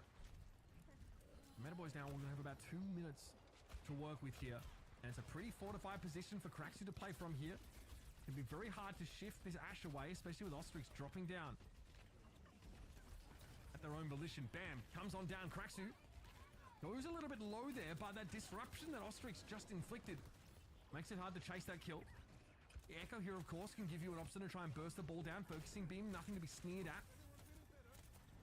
And Texel is happy to shoot Damage, Ostrix, force him back. It's just annoying damage that Wasp actually can't initiate on that damage, and even now, Bob finds Ostrix somehow, and have the hyper carried down, so Metaboys, they survive the onslaught of Ostrix continuing diving on the archway, but again, it's just, you know, it's only a little bit of damage. They need to be able to hard engage onto that damage to actually get those kills, and it just wasn't happening. Who are they hard engaging on? That's the question. Such a mobile comp here from Wasp. Poro trying to clear these mines as well as they possibly can, but not before ICAV again loses out to Cracksuit. Again, it's not really a fair fight as ICAV got pile drove just prior and was dealing with the minefield as well. Poro hoping to make some use of that Amp Matrix with the Funny Blaster and a lesser seen combination. Unfortunately sent back to spawn with nothing. Poro plays' comp, Metaboys' comp is now really confusing because they're still running the Lucio BAP, and I thought maybe Texel would swap. Yeah, that's disgusting, so good tech there. I do enjoy that. Solid ball tech with a double boot. Texel not going to be happy, but another chance to swap though. Maybe Lucio Kiriko can come back in. Texel still on the Baptiste here, which is pretty average with Echo and Diva. Just quietly. You're allowed to play Ana. I just want to point that out. That's true. Doesn't seem to be of interest to Texel. Bob available here for Cracksuit, who's looked really good. Hard to stand out against alongside Hev on your team, but Cracksuit's definitely had some good moments finding that opposite number of ICAV. With 20 seconds to play. Hev with a pulse.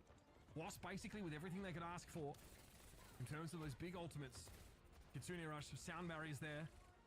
Hev looking for another pulse bomb stick to open this fight right on up, and ICAV is playing an off angle here. A little vulnerable, a little exposed, but still able to catch the sound barrier out now as here comes Bob. Cracksuit sends that one off, and look how low Poro plays is. Self-destruct trying to get a remake here, but Flipper's going to be taken down by Ostrix. It's at least Fake Jake to find one, but that is going to be it.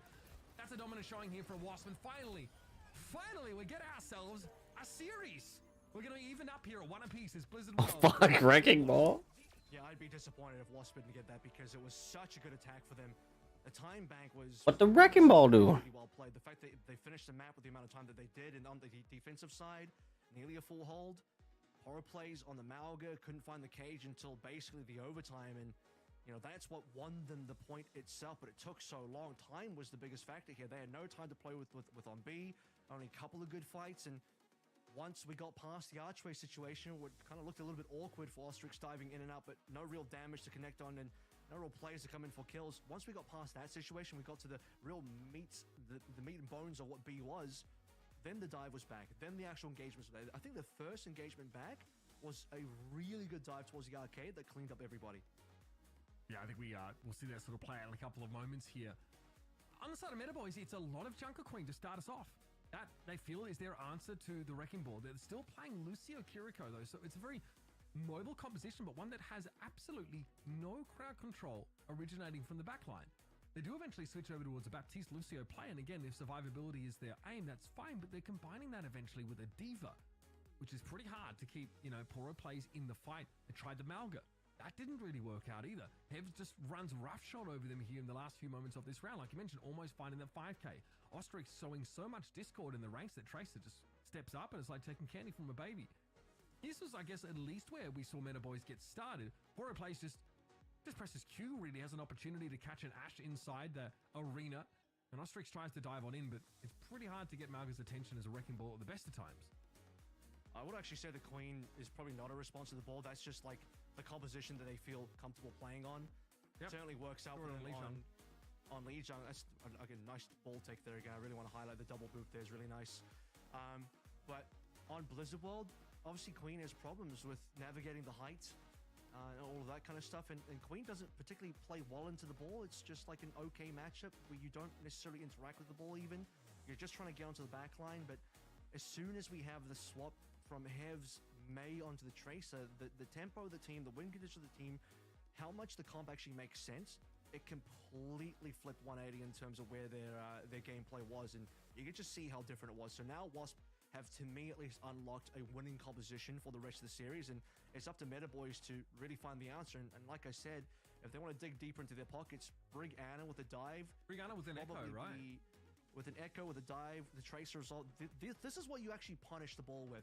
People think, oh, let's use Sombra, let's use the hacks and the CC. You can't punish the ball with CC. You punish the ball by having the capability to follow up on really hard, effective CC like the Sleep Up. But it's the Tracer, it's the Echo, it's his ability to burn down the ball at HP quickly. Yeah, exactly. And the Biter Grenade is a pretty big part of that here. And of course, Wrecking Ball, still very durable, of course, with that obviously a projected barrier, but he's changed now. He's actually, you know, more supportively geared, can offer that shield to the rest of his team. I think we're still going to see it. And I don't really think that Meta Boys feel like the Brigana is the way to go. And maybe if we get a Flashpoint map, We might not be able to play it. yeah, and we might not really get there at all.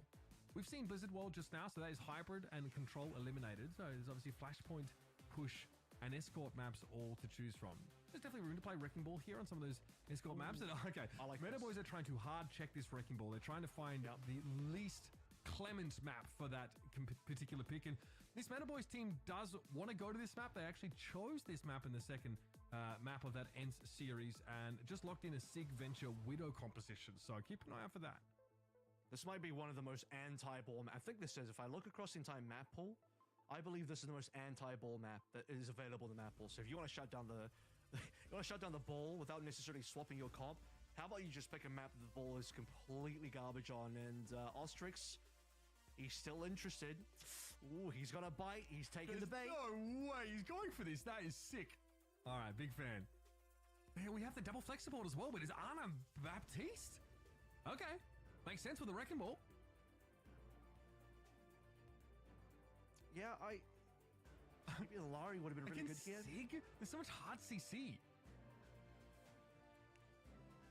The Sig is going to be a lot rougher for Ostrix to play into. That's for sure. Do we get... yeah, if we get Ana Brig, Sig, then we're cooking. Okay, we'll be the Baptiste Brig here. So Meta Boy is still... Yeah, Brig Bap is more standard for Sig, but I also think that's because Meta Boys believe that Wasp are going to match them because Brig Bap is good with the Sig, I think, into the mirror with the Sig, but once they see there's no Sig on the other side, I wonder if they do think about swapping. We'll see what happens there. I'm happy to see it against the Wrecking Ball, though. Finally, the Brig pick here. Pretty good at just making half of the Wrecking Ball to be disruptive. The whip shot is pretty easy to hit. Oh, okay, that is stunning. Great combination here. Fake Jake emerges, bursts through the earth, and pops it right up into ICAV's sideline. Ostrix... He just walks into the back line of Meta Boys and just dies. You have any business cool. being there with like 10% HP, but okay. No. I have Whiplash from the series. You know, looking at like how the teams have performed on their respective maps, it's quite jarring.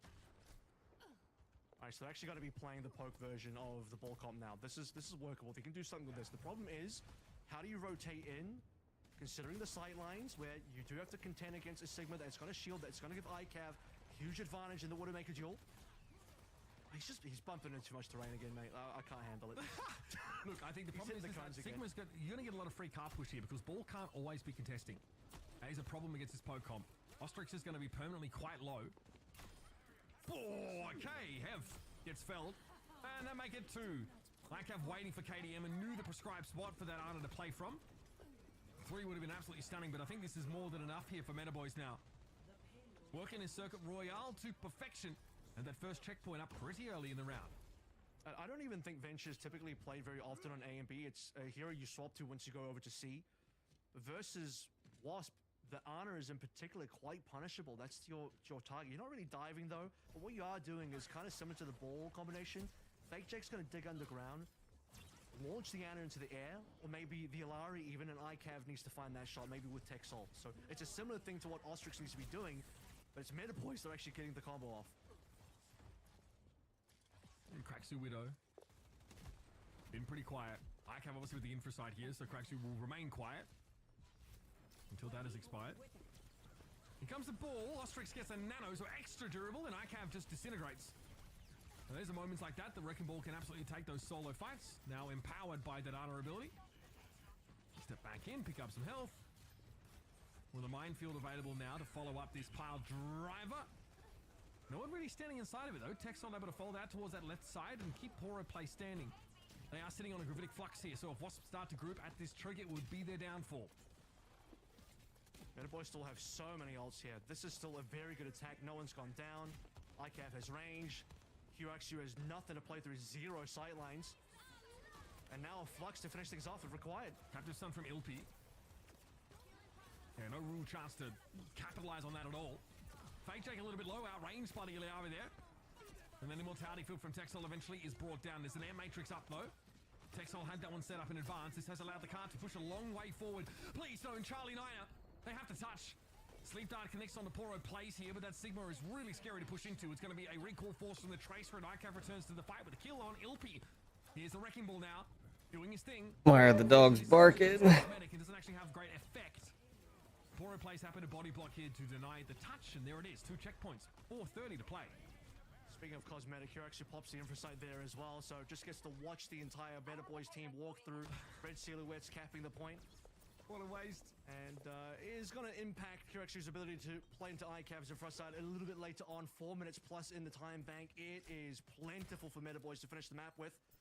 And we're talking about the fact that Ventures is a pick you typically see on C point. Well, we got past A and B, so this is where Ventures actually got to be strong now if the Venture wasn't already good. ICAV aware of approximately where Ostrix was waiting. Looking like Shelob up there in the rafters.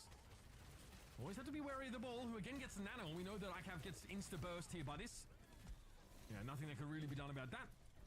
Ostrix has bought yet another minefield, or built that up, rather. In a good position to pressure Flipper, whose shield is about to break, which means they will be picked off. Nice little solo play there for Ostrix with the nano. It's not bad there. Usually Nano Ball doesn't really give you anything, and that's another problem with running Ana into this composition. First of all, doesn't really do anything to counter anything on the Meta Boy side. But more importantly, you don't have good nano targets at all. So the fact that Ostrix got as much done as he did, to be fair, it was on ICAV. You went Nano Ball versus probably the most susceptible target in the entire Overwatch roster, which is going to be a Widowmaker. Now ICAV has the sights open. Kiraxu swapped off the Widow anyway, but yeah, no one better pick this. You're not going to get anything from Ilpy here, surely. Yeah, just a brief look out. ICAV hoping to punish it, but that infrasight has now expired.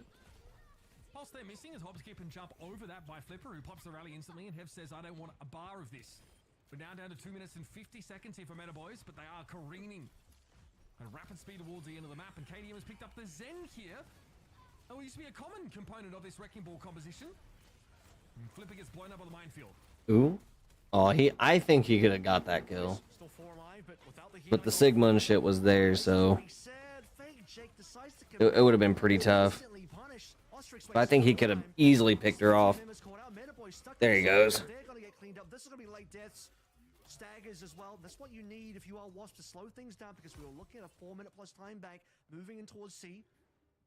Half that time is gone now, and to speak over towards the Zen as well, Mitch, yeah, you do actually start to see some Zen play come through on the C points. FD God obviously stayed on the Zen for Game of Gladiators on Blizzard Wars C, but your back is against the wall means you can't get flanked. Even with that accretion, catching Ostrix out, he does not care. He just rolls away to safety, and now can continue to harry from the rear. Kraksu here on the Cassidy, both DPS, hit scan, DPS rather, switch over to the Cassidy. The KDM does get caught out. See, Fake Jake goes upstairs here to try and win that fight out, but Cassidy can outrange the Venture here. And Ostrix came to the rescue pretty quickly. Fake Jake again goes upstairs. We hear a captive Sun go up elsewhere. That's Ilpy throwing that one out. And in a pretty safe position to look to detonate that debuff. But it was Fake Jake who found Kraksu in the end, returning to the high ground, just battling out against that Cassidy. KDM with a quick double though. There's something here for Wasp when the Transcendence down to buy a bit of time. Ostrix happy to bask in those rays. This Fake Jake again looks to find the Zen. It's an easy pick. The damage from Venture is just way too high. He's burnt to a cinder. Super important transfer. If it wasn't for that, Ostrix dies and the point's probably gone, but allows Oh No to be able to find themselves the opportunity to get the respawns in. And now a minute left. Meta Boys, who looked like they were going to get an incredible time bank on Circuit Royale, now might not even finish the map. They basically threw everything at the wall in that last push. No more ultimates to play through, a pure neutral, and they're going to go up against Mines. Deadeye could be a problem here as well, especially if Huraxu's on the high ground. Get him. Get him. That's a huge issue. I can't believe that. You gonna run away though. Circuit Royal, and there might be an inability for the attackers to actually finish the map. Minefield in a small room, that's scary. Texel loses the Immortality Field, and Ostrix wants to make sure some of these players actually contact these mines. Poro's forced to back away, but the mines were cleared behind him. So Meta Boy's able to use his bunker safely. Wow, they got out of that. Flipper has rally as well. Perfect rally. Oh, they're gonna cap it. Poro and Flipper. That rally not doing Maybe. for the Brig right now, but no follow-up here for Wasp. Have stunned up briefly, and Ilpy's under a lot of pressure. This Deadeye from Kraksu gets interrupted by... Oh, they'll almost likely cap it. Meta Boys now in the dying moments of the round should be able to finish off. Hev just walks into that one, apparently. Should be able to stall for overtime at the very least here. Ostrix, yeah, gets the touch, finds overtime. Was looking healthy until now. Craxu switching over to the Genji to try and stall this out a little bit longer. Yep, they got it. Meta Boys finished the map at the least. You see in the side room, that was all it took. Meta Boys surviving against the minefield being deployed. I mean, that could have been the end of the push. But a defining win straight into a rally, a 5-man rally. Your entire team is grouped up. Perfect situation, and on top of that, then the rally bash onto Ostrix to confirm the kill. I mean, you couldn't have asked for a better line of play. And as far as the Byronade is concerned, it did slow things down, but a rally is, again, a very good tool for that. You can't heal through the Byronade, but you can add green HP, which is what Meta Boys was able to do. They just had barely enough strength left in them to finish off that map, but it got scary there, Mitch. We got into the OT, and Meta Boys were not confirmed or guaranteed to be able to actually finish things off at all. But Wasp, I don't know, were they not able to kind of aggress onto the minefield, not aggress into the side room, just weren't able to walk in? Too much shielding, too much threat from Meta Boys despite the mines. I think the Brig clears them, right? They clear all those mines behind the Sigma, and it's only Ostrix that is actually able to push that Sigma back. Just use the flail, I guess. I'm a little scared to see a Sigma comp here from Wasp. Yeah, I mean, how much they've... I know, funny that, right, isn't it? Usually that would actually herald a positive change. Yeah. But here I'm not so sure. Maybe no Because confidence. strangely, the ball was like sort of working. Right, I mean, there are enough high buildings here to like... A and B is a different story, but C was kind of... You have flank routes, and you have the like high buildings to get there. Thank you, Ostrix. Okay. All is right with the world. They are back on the wrecking ball here, but it will be corner play for the Sigma. And the wall there by Hev to try and make it hard for Meta Boys to fight out of this bunker they have erected. Have very dangerous there. And Ostrix now can obviously swing through, and with enough speed can just roll into this Cass. Trying to isolate the supports. Ostrix wants to try and occupy that, so the Cassidy cannot. ICAV goes down. KDM was able to follow up. And Arna Lucio here for Wasp. And they managed to pick off the Cassidy. Remember, the spawn advantage is big, but Fake Jake looking for a solo kill. Buys enough time for KDM though, and might be able to set up a trade here. Yep, Ostrix, big brother, comes to the rescue here, makes it a 1-for-1. Then slowly, Wasp can trade up in the map. They're trading up and pushing at the same time and building ultimates. Now you're going to start to see the potential for some leads to come on through. Texol, at least is going to be able to match on the window on the opposite end. A couple of late respawns here. Ostrix will check the timing. Probably doesn't want to go for a 1v1. It's not going to be a 1v1 for long, that's for sure. There won't be a retake because payload is just around the hairpin now. Yeah, close to that checkpoint. Meta Boys forced to drop down on top of it, but no one can really pay any attention to Ostrix here, who I'm not really sure what they're doing. Some acrobatics there. They want to try and contest. I think ICAV might know that there's an Ash here, but the May is pretty threatening. The wall there didn't catch the Cassidy though. It was very close for ICAV. Soundberry now, and it's going to be a tempo beat play for Wasp as they try and charge forward here. And with a Bionade, that is going to make a very vulnerable composition for Meta Boys to run into. Rally is active here, and Ilpy was brought down, but yeah, that was nice. With Poro Place finally eliminated. Another big biotic grenade from KDM and a nano boost available. This checkpoint is here for the taking, and they get it. Meta Boys really wanted to fight that. Flipper even drops in the rally.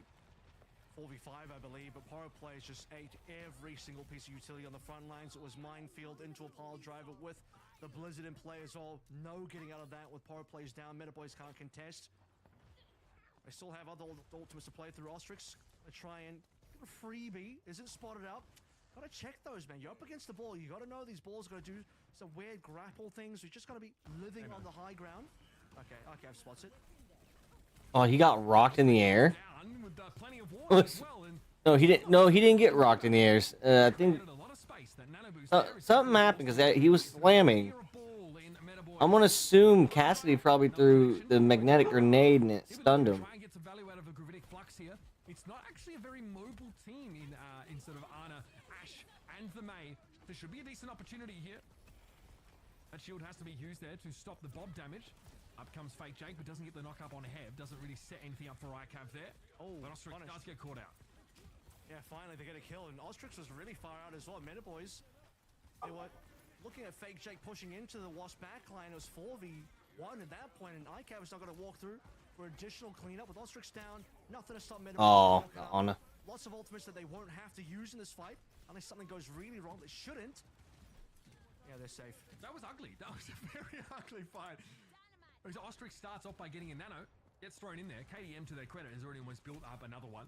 Probably on virtue of just pumping this wrecking ball with heals. I'll finish the sentence for you.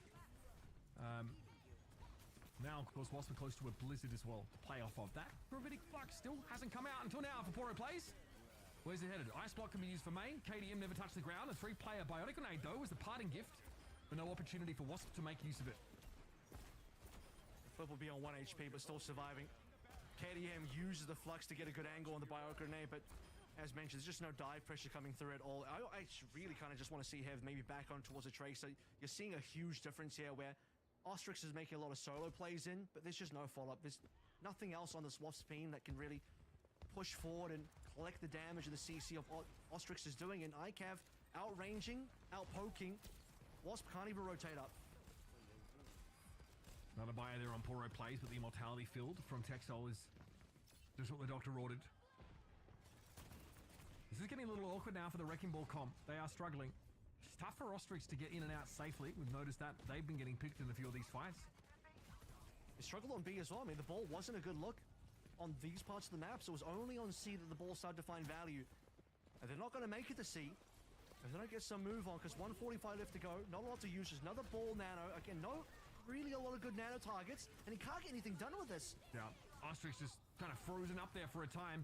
Hev is about to find Fake Jake, so that's a start here. That's just a straight ice kill. And there's a blizzard available. If Wasp can close the gap enough on Meta Boys here, they have a chance to hold him in place. No big ultimates for Meta Boys. They're definitely in a power trough here, and that wall is great. It catches them out. The follow-up of the nade is there, and finally Wasp get the fight they were looking for. This will get them into the last phase of the map. They'll have just barely enough time as well. What, they're going to get 240 or so after a couple more cleanup kills. Late deaths, just under 240. Just got to finish the map. Oh. I mean, Blizzard can have a lot of value. You got to get to the end, though. You got to find that Blizzard timing once the payload's towards the end of the map. Blizzard, otherwise, how are you going to get aggressive here? Hev has to walk up against all of the poke damage. The Meta Boys, they're going to have high ground here. They're going to have a lot of defendable positions. Ostrix, he's trying to set something up for the team. You can see that KDM's already followed up on towards the pool. Fake Jake gets out of there with a drill rush. With soft sides, though. Okay, they're not pushing. This is the problem. Oh, Wasp need to go back to the payload. Yeah, I mean, they need to... I guess they're looking for an advantage here in this fight, but I don't see them finding one. They're playing out on the open. Are they scared, I guess, of the Cassidy? Meta Boys happy to stay on the card. They're playing a signal comp. It doesn't matter that they have pull control. Wasp need to get payload control right now. No chance to make use of the bio. They're so split. Fake J gets a bit of damage on the emergence on the KDM. But the minefield claiming the Baptiste might be something here. Wasp can just... This is messy. Oh yeah, this is Clown Fiesta Overwatch right now. Ostrix finds another one. ICAV gets picked off. Fake Jake not garnering much attention for the time being, but that's about to change. There's no other options to pick off. Wow. Wasp eventually come back to the cart. They actually clutched that one out. Okay, they got it done. I mean, we had multiple fights kind of happening in multiple places on the map. A little bit of tiny Overwatch happening, and the winner of that tiny Overwatch is going to end up being Wasp, at least for now, but still time is a bit of a factor. They got to finish this map. It's going to end up being OT. We're going to see double OTs here. 0 on the clock for both teams. That's assuming Wasp can actually finish. They do have some good ultimates. Again, Nano not going to be amazing, but the sound barrier and the blizzard, the closer we get to the finish line, the better the blizzard is. No minefield opportunity here to punish Meta Boys for playing inside this small room. KDM, though, looking for an up-close and personal Bionade. They've been a big part of starting these fights off. And yeah, Blizzard for Hev catches too. The back line, frozen stiff. And this should be, then, a with-time completion. Oh, wow. It is. Yeah, it's just eventually here left to stall things out a little bit more. Frankly, it's quite good stall. Oh, with 3 people on the card here. There might be a Sig Flux, but it will be too late. So, 33 seconds separate these two teams. Huge. I mean, this is the type of situation where Wasp kind of turn back time and they say, we lost on the side room before, and Meta Boys use that to get the cap on their own attack.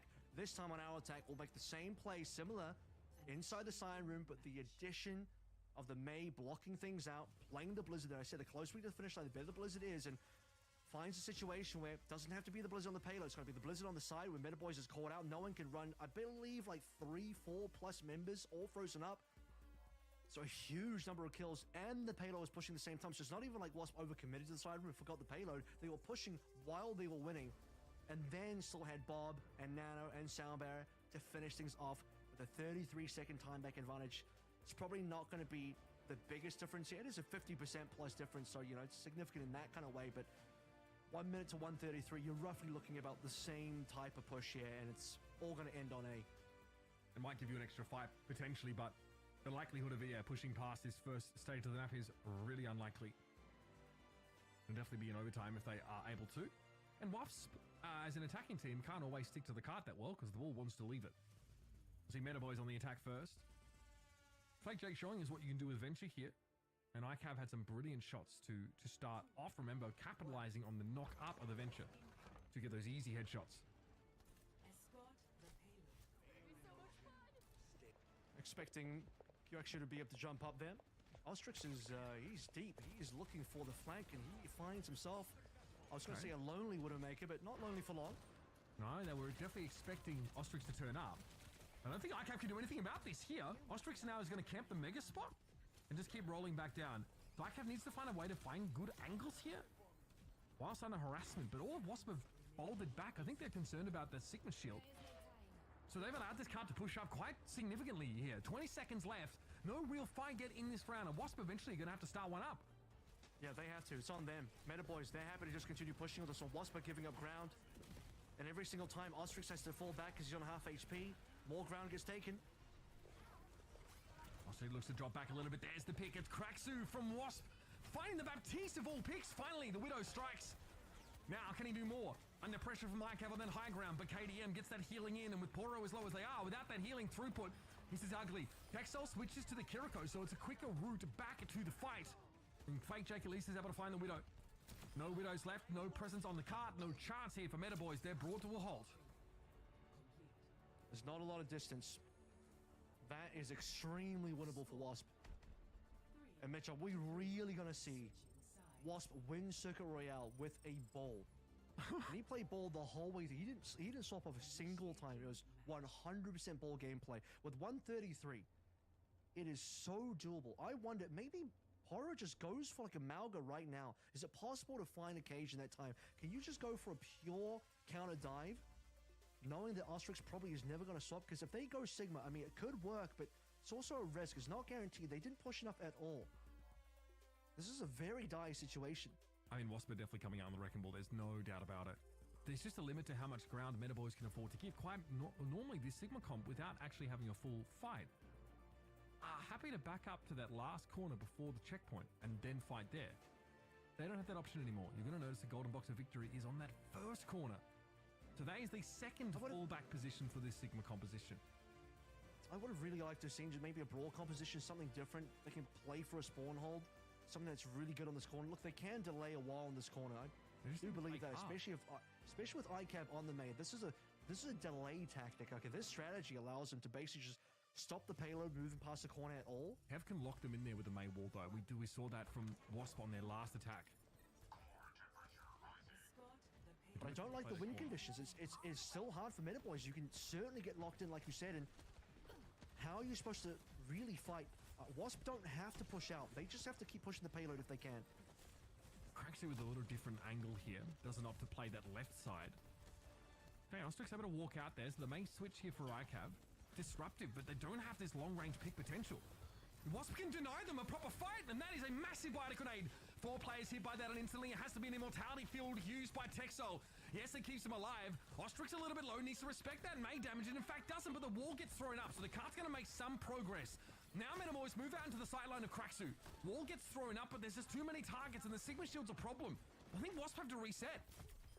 They do, yep, and they're losing members, so this is not going to be a fast reset. They might lose a little bit more. Fake Jake dying here is a problem, but Venture does come back pretty quickly. They have to buy time. If they can get one more kill, they will buy that time indeed, but it doesn't look like the Metaboys will find anything else here. Payload is still kind of just stuck outside this room at the moment, so Metaboys continue to stall the payload. Poro got isolated! Another bio-nade. The wall came up. Great wall from Hev, by the way.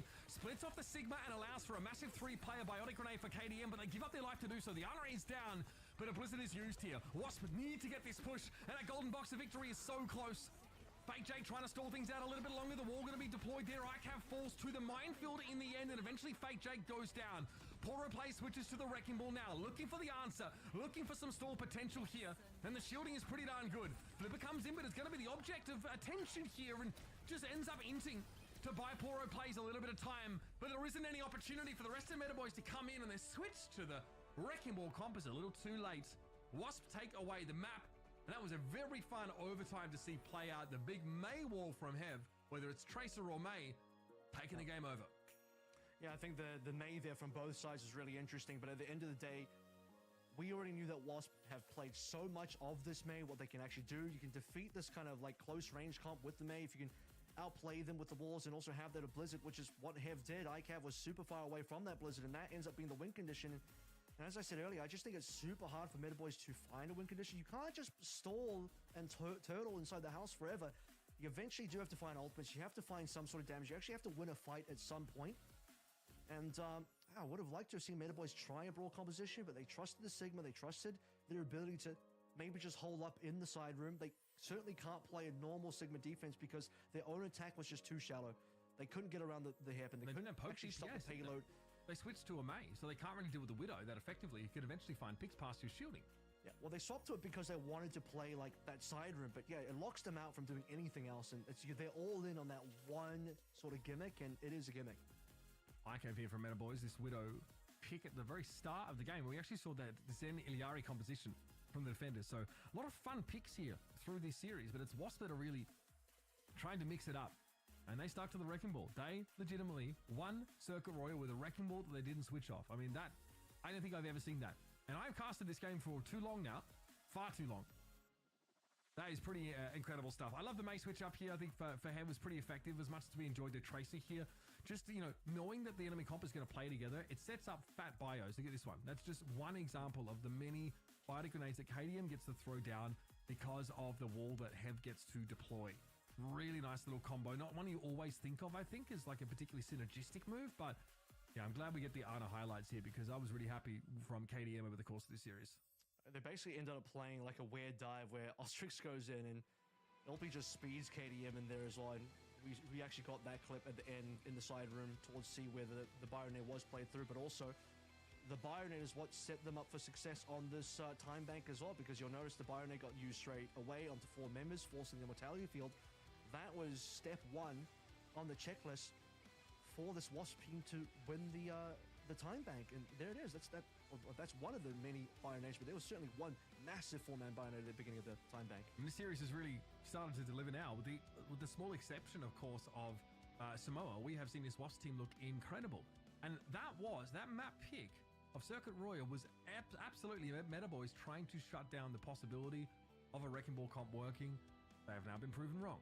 Wasp have now played Wrecking Ball on Circuit Royale and have won this series. So your options are what? Push. You have Push to play with, and you have Flashpoint now. Yeah, and Flashpoint, all pretty good for Ball. Servas is still on the table. That is the coup de grace right there. If it ends up being, even if you go towards a push and you win that, and then Wasp get to just pick Servas to end things out, that's a problem. But then do you really want to just deny the Servas early by going to New Junk City? Then you enable whatever push to be on board for the side of Wasp, and you Queen Street, typically a pretty good ball map. Risapi's probably fine as well. I think all the pushes are reasonably okay for the ball, so there's nothing left in the map pool to go towards to force a bad situation on the map. And if you couldn't beat the ball in Circuit Royale, I don't know where you can go anymore. Meta Boys are going to have to figure it out, folks, one way or another. They need to stay alive in this series and force a map 5. It's their map pick once more. Is there anything left they can go to shut down the threat of this ball? Only one way to find out, and that's to stay tuned. See you after the break.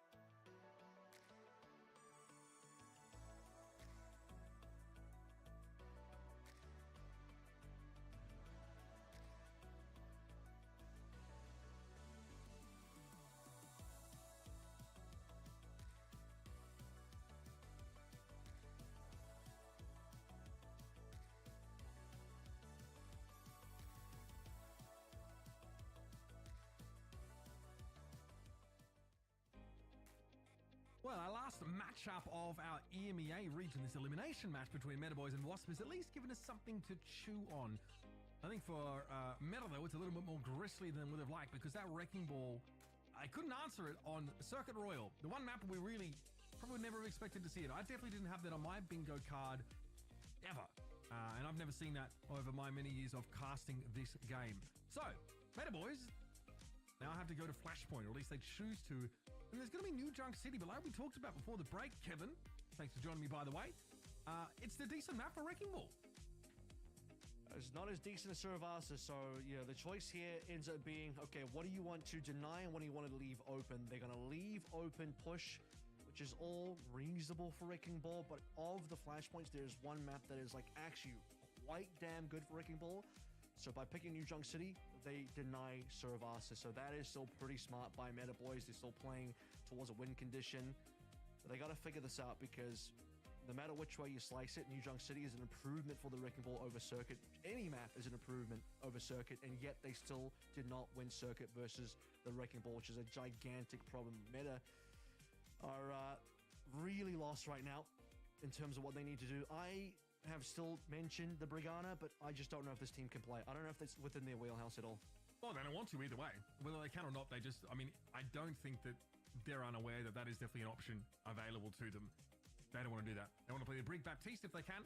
Arnon just not apparently really in their wheelhouse, and we've talked about it a lot. That means they lack that hard CC to stop Wrecking Ball in his tracks. Now, you don't have to do that. You don't have to stop, hold down, and kill the Wrecking Ball. You can try, counter dive yourself. But this is a team that prefers not to. They want to play like the more rush style, maybe something slower. I think if they really could have their cake and eat it too, they'd play Ramatra comps. I think they go back to Queen. New Junk City is a pretty good Queen map. Yep. They want to play Lucio Kiriko anyway. They look good on it on Lijiang. Go back to what was working there. Pray that Hex is not on a Tracer. I mean, I pray that Hex is not on Tracer, but that's only when I play with him. Yeah, that's true. So, yeah. Well, But yes, have on there on the May that was huge as well. A lot of great walls to set up these picks and set up big biotic grenades, right? And then I think there's like a 3 or 4K then towards the end of that attacking side as well. So they're pretty nasty no matter what they're on. I just think May is not as valuable here. May is super good on Arena, so if you want to see a May, Hev should play the May straight off on the first point. But everywhere else, the May starts to become, pretty rough. Especially there's some pretty open maps as well. At least 2 out of the 4 other points are very wide open, where the May is just going to have nothing to play with. So you're in a little bit of trouble. But even on the other, it's maybe the one. I think it's maybe Junkyard and Bomb Flats where it has some like Junkyard and Bomb Flats is not good. But the other 2 are fine. It's the green one. I forget the name because I just don't bother calling them by names. The green point? Yeah. That one is still okay for the May. Okay. That's about it. That and the Arena. If you are playing, or if you force the low ground, you obviously we've seen May like force through the entire map at times, right? So there are going to be points where it's like better or a little finer is what it's called. Yeah, Bomb Flats is quite open and you can circumvent them unless you fight them in the chokes, right? Which is, we have seen a few teams try and do that to get value out of May on points, which is otherwise a little bit weaker. This is your Wasp team, someone who many of you at home voted for them to win the series. We were a little bit dubious about it, but we saw Wrecking Ball and all of a sudden we were instant fans. These guys have really not deviated from this comp. They've worked in a couple of different things around the Wrecking Ball. We even saw the Zen, we saw the Iari composition, Baptista's been there. Whatever they've been able to do really, and I think that they ended up on the Ana on the end of that last map, and these Bionades were a big deal. Meta Boys, we've seen Fake Jake play a lot of Venture. ICAV on the hit scan has been very solid. Some great little Widow moments here. I just think overall they've struggled to answer the Wrecking Ball, and they are trading down in a lot of these engagements on Circuit Royal, which is why they end up losing that game. It is closer. Both teams come down to sub 2-minute time banks when we go to extra innings. And unfortunately, the composure of Meta not able to be held up through those last few rounds, and that's why we're going to New Junk City with the Wasp threatening to knock them out of stage 3 of OWCS EMEA.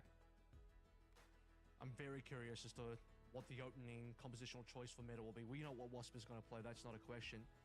But how does Meta look at this? I am, again, in my mind, suggesting the Junker Queen. I think that's been their best look. I think it plays super well in New Junk City.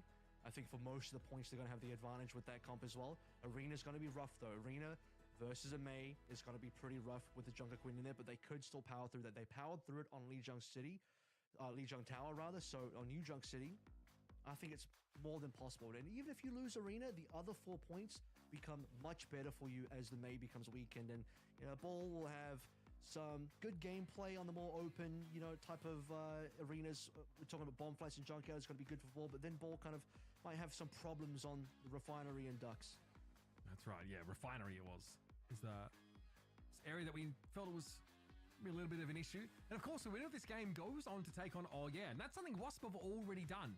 Now, there was a 3-0 win for Oh Yeah, but when we looked a little bit closer, when we went through the Wikipedia logs, we noticed that obviously there were some very close maps, and Blizzard World especially was a close one there. So Oh Yeah would definitely put under pressure. That's a series that we feel that can go either way. Meta Boys against Ents, well, they got spawn camp for the entirety of the series, so it wasn't an opportunity for them to show what they were capable of. So heading into a match like this, we really did not know what to expect. Now I think we've had an opportunity to take the measure of both these teams, and you know, Meta Boys looked fantastic on the first map. They really answered the Wrecking Ball comp very well on Lijiang Tower. That's it. You know, the best part is if they can win with a clean comp or find some sort of winning comp on Lijiang City, I think they can transfer that to push as well. It's really then playable on the push also. So this is a thing for Meta to climb back in the series to get the next 2 maps and get a 3-2 is to find that winning comp. And I do believe it probably ends up being the Queen or something like that, because it's not like, I don't think they're willing to play any sort of Brigana now. So forget about that. What can you do on Lucio Kiriko? What can you do on Lucio Bap? I think Lucio Bap comps might be a little dangerous. Their Sigma was okay. You're probably not going to end up playing Sigma here. I don't expect it. So a lot of work for Meta. Wasp are locked in. They know exactly what they're going to do. I think they're in the lead. They got the momentum. They won a super difficult map that probably shouldn't have won, but Meta just could not get past the ball, or the May or the Tracer coming through as well. So yeah, Wasp, they're favored right now. They're looking like they can 3-1, and Meta have to be the ones to find an answer. If we see the May into the Queen, though, I don't hate the Baptiste here, because again, you really can't get your Junker Queen out of that situation with the Kiriko Lucio, because often the throughput isn't really enough to deal with like the focus fire that the Junker Queen does take. And you can Suzu, right, for a moment. That can cleanse off the slope briefly, but you are still going to take a face full of damage, and your invulnerability window is pretty short. So that's just something we noticed a couple times. Poro play getting caught by May walls on Lijiang Tower, but as we kind of discussed, the May wasn't really like that operative part of that composition. It was just sort of there to answer the Queen. It was fine, but they didn't win the map. Obviously, guys, we have drops enabled right now, up to 10 hours here is worth of rewards, starting, of course, with these icons and ending up with this fantastic weapon charm as well. That nameplate looks pretty darn good there. So make sure you tune in on Twitch and YouTube at OW_esports. This is stage 3, so you have plenty of time to earn these, but why not knock them out now and not worry about it and join us for the fun and games? Because again, as we head on, we'll be joined by our co-streamers. Of course, today it's going to be Tiny Shiny. You can head over to twitch.tv/TinyShiny19. And then next weekend, we'll be back with Joystick on the 24th. And then my boy, Rich Rad, on the 25th. Big shout out to him. Great commentator, and fantastic to have him a part of our co-streaming experience. So big shout out in general to all of our featured co-streamers, and I've really enjoyed sort of hanging out with you guys and watching these games. EMEA, look, I'll be honest, bit one-sided up until this point, but if you're looking for some damn good Overwatch, or at least some close Overwatch, maybe a little bit chaotic, this is a game to be checking out, as Meta Boys are trying to force that map number 5, Kev. Well, you know what's interesting about EMEA? I think the top level is way closer. It's more interesting than NA in that way, because we have like this locked-in top 4 with a couple of other teams kind of knocking the doors, you know, in the name of the game of Gladiators. But Space Station ends, Twisted Minds, Virtus Pro. It's such a solid top 4. When you see these 4 teams finally face off, it's going to be pretty electric, because I think most of these rosters, if they have struggled, they've made upgrades. You got Virtus Pro, which is a little bit newer in terms of just collecting the best pieces of a couple of other rosters that have been around since Dallas. And I mean, they were 5th seed, right? Ended up being the top performing European team at Esports World Cup. Something like that. I have to double check if that was actually the case, but yeah, they certainly finished first in their groups, and were the team that probably surprised the most in terms of the performances. But yeah, you have Ents as well, who have made some changes, have bolstered the roster. They've lost a couple, they gained a couple. SSG are still really strong. I think Twisted Minds are coming back, and that's exciting, because I feel like we lost Twisted Minds over a bit of time. They dominated stage 1. They were one of the top teams. Stage 2 was very disappointing. Dallas was also a very disappointing performance from them. And now team are back, and so you have another strong roster to contend at the very top level. And part of the reason why this gets exciting is only 3 teams get to go to Stockholm, right? So you don't have enough space for everyone. That's right. Yeah, it's going to be pretty competitive to make it into the top 3 here in EMEA. We're going to go to a break because right now Meta Boys are trying to sign an Ana player, so stick around, see if they can get him into the roster. We'll be back after this.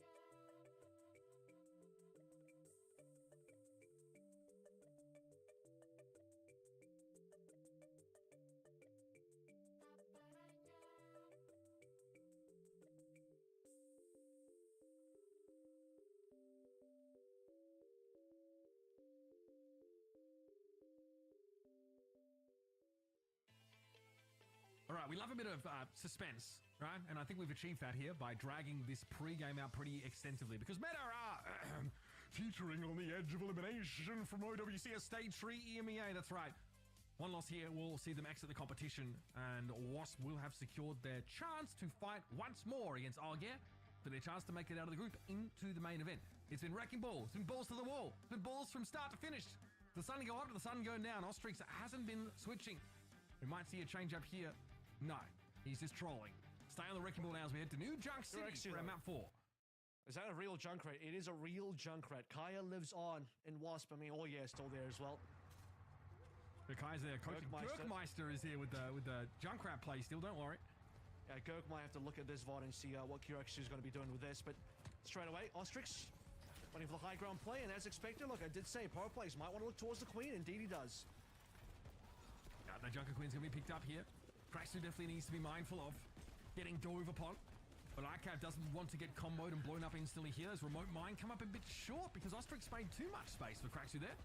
Still, Porter plays get slammed by some of these grenades here. Notice the spike traps are being thrown down pretty consistently by Kraxu. As soon as you catch someone with that, you are laughing. There's going to be ICAV first of all. Loses out there as Hev is able to strike the final blow. The Metaboys are in control of the point early here on account of having the comp. That's far scarier to fight in a pitched battle. Fake Jake's forced out of the action. They've sustained super well here as well because Wasp that are heavily down in terms of HP. Hev did get an up in trade. In terms of kills, power play a little bit low here. First ultimate's about to come online. It's double supports from their meta boys and a kill. Yeah, there we go. The shield being conferred over to Wasp here, but Fake Jake basically ignores it, doesn't care. Kraxu and KDM fall, and meta boys are actually looking like they might have this flashpoint dead to rights here. One more fight, and I'm using air quotes here because Wasp don't really have enough time to have a full engagement. Not now, anyway. The junk definitely wasn't really helpful for Wasp, and now Kirax is going to go back over towards what he's known for, the Cass. And we did talk about the fact that if there was one place to bring out the main that was going to find value, it is the first point on Arena. But Hev, with the Tracer, does that pulse bomb, takes a bit of damage though. Is there going to be a read contest or not? It's unlikely. The Wrecking Ball can get there at the very least. There can be a touch. Kraxu here is an off angle, but loses his opportunity, missing 4 of those straight shots here. Any one of them could have put Texol under some serious pressure. Ostrix here, the gatekeeper, trying to prevent Metaboys from getting in, but they've already taken Kraxu down. Ham at least is able to respond and deal with the mobility element of Metaboys and the sound barrier as well. Metaboys happy probably enough to give up this fight, but they do want to invest the Kitsune Rush as they are in a 4v4. It's not a short-handed engagement, but the minefields are winning this. Foro plays. Wasp looks like they're going to get this one. Flipper might not want to have an ult here. He is going to come back to players that are not looking super healthy, and it's a 3 versus 4, I believe. Nice stick on the outside. ICAV is going to really make this one interesting. 40% though, Wasp still in control. There's no flip on the point. They still have sound barrier at least, to Metaboys. They did spend, though, a couple of ultimates in their fight. It doesn't result in flip. Metaboys are trundling back to the point here. And ICAV gets some damage and is forced to recall. Kitsune Rush versus sound barrier here. Can they make use of it? Rampage on the way. He's beelining for the backline here, Kev. The pathing's a little awkward. Oh, he can't even power drive up to the high ground. That is the sound barrier now from Metaboys. So maybe Ostrix happy. He didn't end up getting to grips with them there. Rampage still in play. Possibility of being used here. 1-for-1 trade so far. Poro players thinking about saving it, but now I have to think about using it. Members on Wasp, but they're just not dying. Ostrix still alive. I'm not going to get him. Ostrix now getting back to half health and more. KDM keeping him topped up. Rampage available for Poro plays. That would be a way to shut the Wrecking Ball down. And yeah, with that anti-heal, Ostrix can still shield through the duration of it. Goodness. They haven't flipped it yet. Metaboy still looking to try and take control of the point here. It's going to be Ilpy going a little low, but hell of it's a pulse bomb. Susie used instantly there, but Texol gets burned to the ground. Kraxu comes back on the Symmetra and no longer fight. He takes it. I can't believe Wasp have taken this flashpoint first. That is ridiculous. I mean, I favored them to take Arena, but not like that. They were heavily behind. That was like a 0-99 comeback on Arena. And for Wasp, they barely even touched in time. Ostrix gets in there, and then the Motor Boys kind of just fall apart. They start losing plenty of members. That is so tilting. A lot of trades back and forth, but even with a really nice pulse bomb from ICAV, they just still didn't have members alive to cap. Pressure on Texol, maybe try and force that swift step out. What a pain! Look at Ostrix. He just imposes himself in between Metaboys and Poro plays, and there's nothing the Junker Queen can do. She's out in the open. Eventually gets burned down by the Tracer damage. And now Metaboys, I mean, this is a great stage for Wrecking Ball to play on, by the way. Bomb flats, you have a lot of options here. A lot of axes from which you can engage.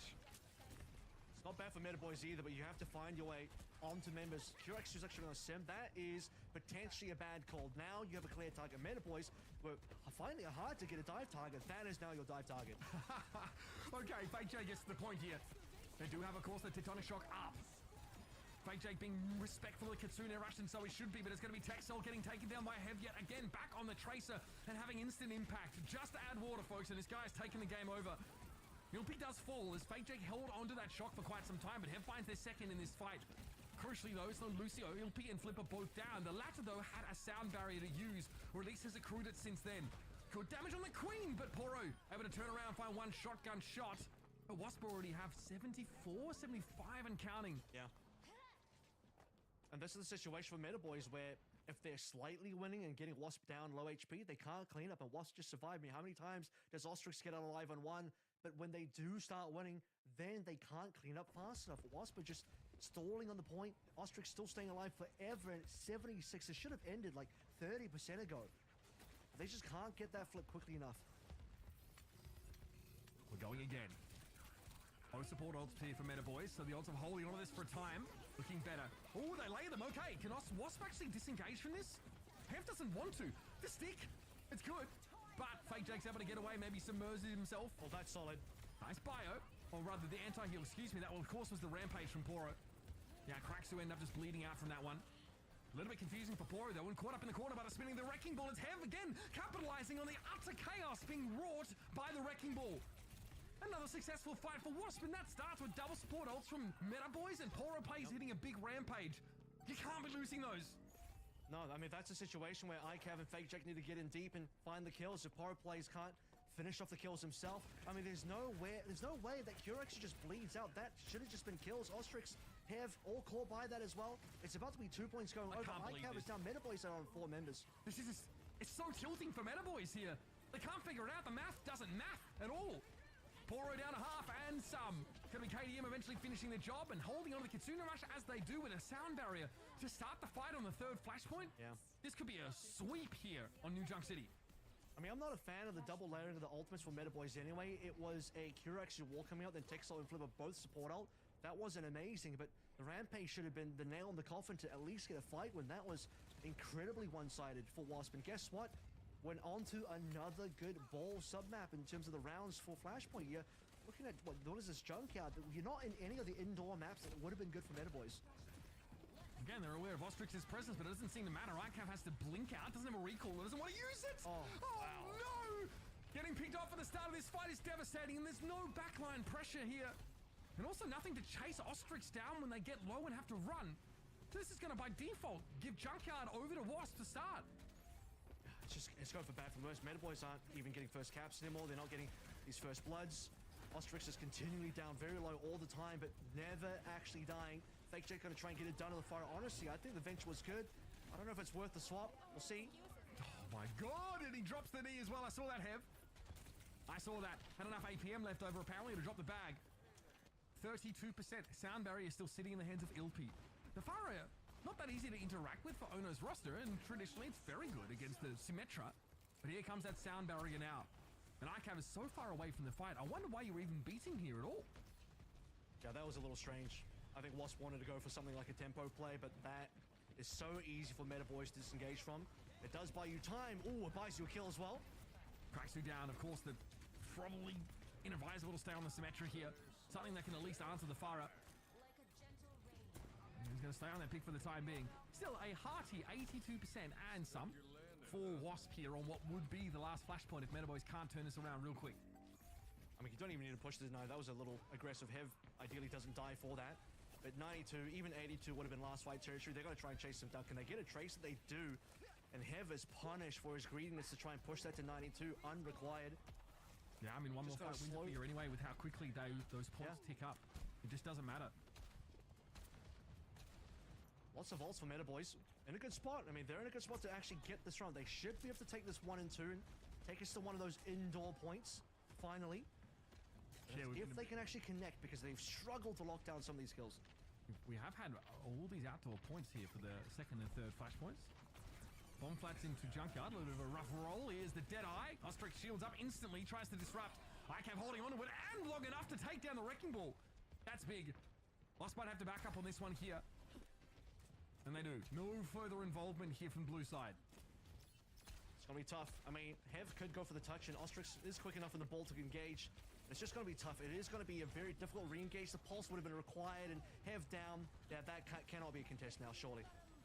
The VAR is a problem. Oh, they're going to There's nowhere to touch this. You're going to throw up the sim wall here, but the sim has been pretty useless against this comp. Good damage. Okay, ICAV in trouble. There might be multi-kill here for the sim, and Kraxu gets two. There is something here. Rampage Zeus there, and he'll be the only one caught out by it. He's able to shrug off the anti-heal, but it's too dangerous for Kraxu to find a bloody Junker Queen.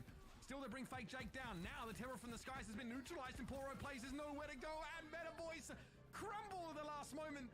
The comp ostensibly looks to be stronger, but they have no real way of touching here. They're going to bow out of the OWCS, not with a roar, but with a whimper, as Wasp sweep them on New Junk City.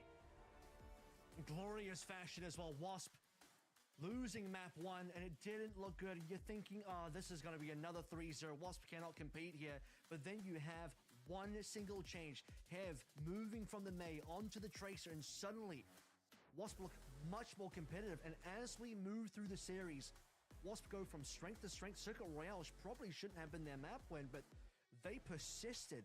The perseverance to make the ball work against all odds, and then a final shot in the dark. Can you get the queen back out for one last hurrah, New Junk City? And multiple situations, even that last 5 minutes, we're like, oh, this is the one. They're going to get a point. It's not going to happen. The sim wall is massive in that fight. And we see the perspective of the Wrecking Ball. I think it's looking like a support and the Cassidy, like back towards the front of the sim wall. And Craxy's like just lasering them down there. So we got two. Really great little play. Yeah, 2 kills for the sim. And even though like Craxy goes down to the Junker Queen, they have enough people left over. The comps didn't matter so much. Like you should be able to counter out this comp in theory, but this is a team in Meta Boys, Danny, that did not know how to shut them down. So no, Ana. Where's my freaking Ana play? I mean, you guys mentioned it, right? When they first started in Lijiang, I mean, Meta Boys seemed like they had an answer to the Wrecking Ball, but then, that was it. After that, it was just all Wasp and, that Wrecking Ball just, coming out in a big way for the win. Yeah, I mean, we saw the Venture play here at the start of the series. I quite like that from Fake Jake. I actually think the Venture is really interesting. The Wrecking Ball doesn't do a whole lot here. And Meta Boys have like a decent feel for it. We see Hev on the Mei, and we're asking ourselves, like, what is the Mei designed to do here outside of maybe punish the Queen? That might be it, honestly, and that's fine. But when we start to get onto some of these Wasp map picks, we realize, wow, they are really solid at this comp. And Craxu is very good at capitalizing on the knockups from the Wrecking Ball pile driver and the general disarray. Look at that double boop tech. Yeah, it's very cute. I know Kevin's a big fan of that stuff. But, yeah, and look, they won on one of the most hostile ball maps here, and it wasn't in spite of the ball. The ball actually contributed to their win condition quite frequently. I think that's really impressive. This Mei wall here is very punishing. We saw this a bunch of times when the Sig comp tries to bunker up. It sets up these fat bio-nades. This is the map. I think this was the map that really swung things around. You start to believe on Blizzard World, but Circuit Royale is like, okay, Wasp have got this. Wasp's in the driver's seat right now, and it really just doesn't really matter what happens afterwards, because all the push maps are going to be okay for ball. Both the Flashpoint maps are going to be okay. One of them is going to be extremely good for ball. If you can't beat the ball in Circuit Royale, really there's no way where you're going to be able to beat it. And I'm happy to see they did go towards the Queen one more time to make a run of it. It does kind of bring into question what happened to Lijiang, because if you could replicate the same success of Lijiang on New Junk City, and I think there are similar enough points and situations where you maybe could have done that, then yeah, you could find yourself in a map 5.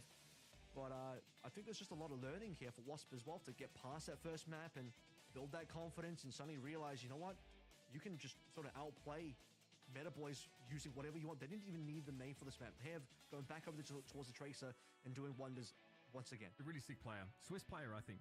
So one worth keeping an eye out for. Hev really, really dominant. And also, it's really fun to see these, I guess, non-conventional, compositions once in a while, right? And like making them work against a team like Meta Boys. I think that really makes the groups very exciting for me, at least. The contrast between SRP Check playing Ryan and getting absolutely pooed on, and then Wasp actually able to make this Wrecking Ball comp work over the course of this, I think is important, right? Yeah, different levels of what's that? Why is Europe full of these one-trick teams? What's going on? I feel like we just see so many. Enjoy it, Kevin. What's wrong with one-trick teams? It's entertaining. I'm curious. I'm not attaching negativity to that. I'm just curious. Sorry. So because you spoke about it, we assumed you attached negativity to it. That's the problem. You know what I mean? That's the problem with being a very... See, Kevin, folks, is a very picky analyst, right? Like, he has very high standards, so it does seem like he's, you know, poo-pooing something. Not really. But in matches like these, right, where we are dealing with, like, the third and fourth place teams in a respective group, I'm really happy to see teams stick to their guns and also try something new, right? That's fine. Yeah. And also, I mean, we're seeing on screen the player of the match, and Kevin, you called it early in the series. It is going to be Hev. I mean, this guy, whether it was, I think, the May, we're seeing some May plays, but Tracer as well. He was definitely, I do believe, was the standout player. I think as soon as you got to their second map and the gigantic turnaround from where we were on map 1 to map 2, I was like, I think this is the guy. And I had a good feeling about it. Just something about what I was seeing gave me some good vibes, some good aura. I think I just detected the aura, and the aura flowed through for the entirety of the series and did not disappoint. Is aura the new word? Is that different from Riz? Yes. So Riz is more in terms of charisma. Aura is just... Yeah, it's something a little less tangible than Riz, you know what I mean? So can I say Skibbity Ohio Aura now, or... You mean Skibbity... Skibbity Sigma? Aura? Sigma Aura? Sure. I'm so confused, guys. That's fine. I mean, I might be the youngest guy on this broadcast, right? That's...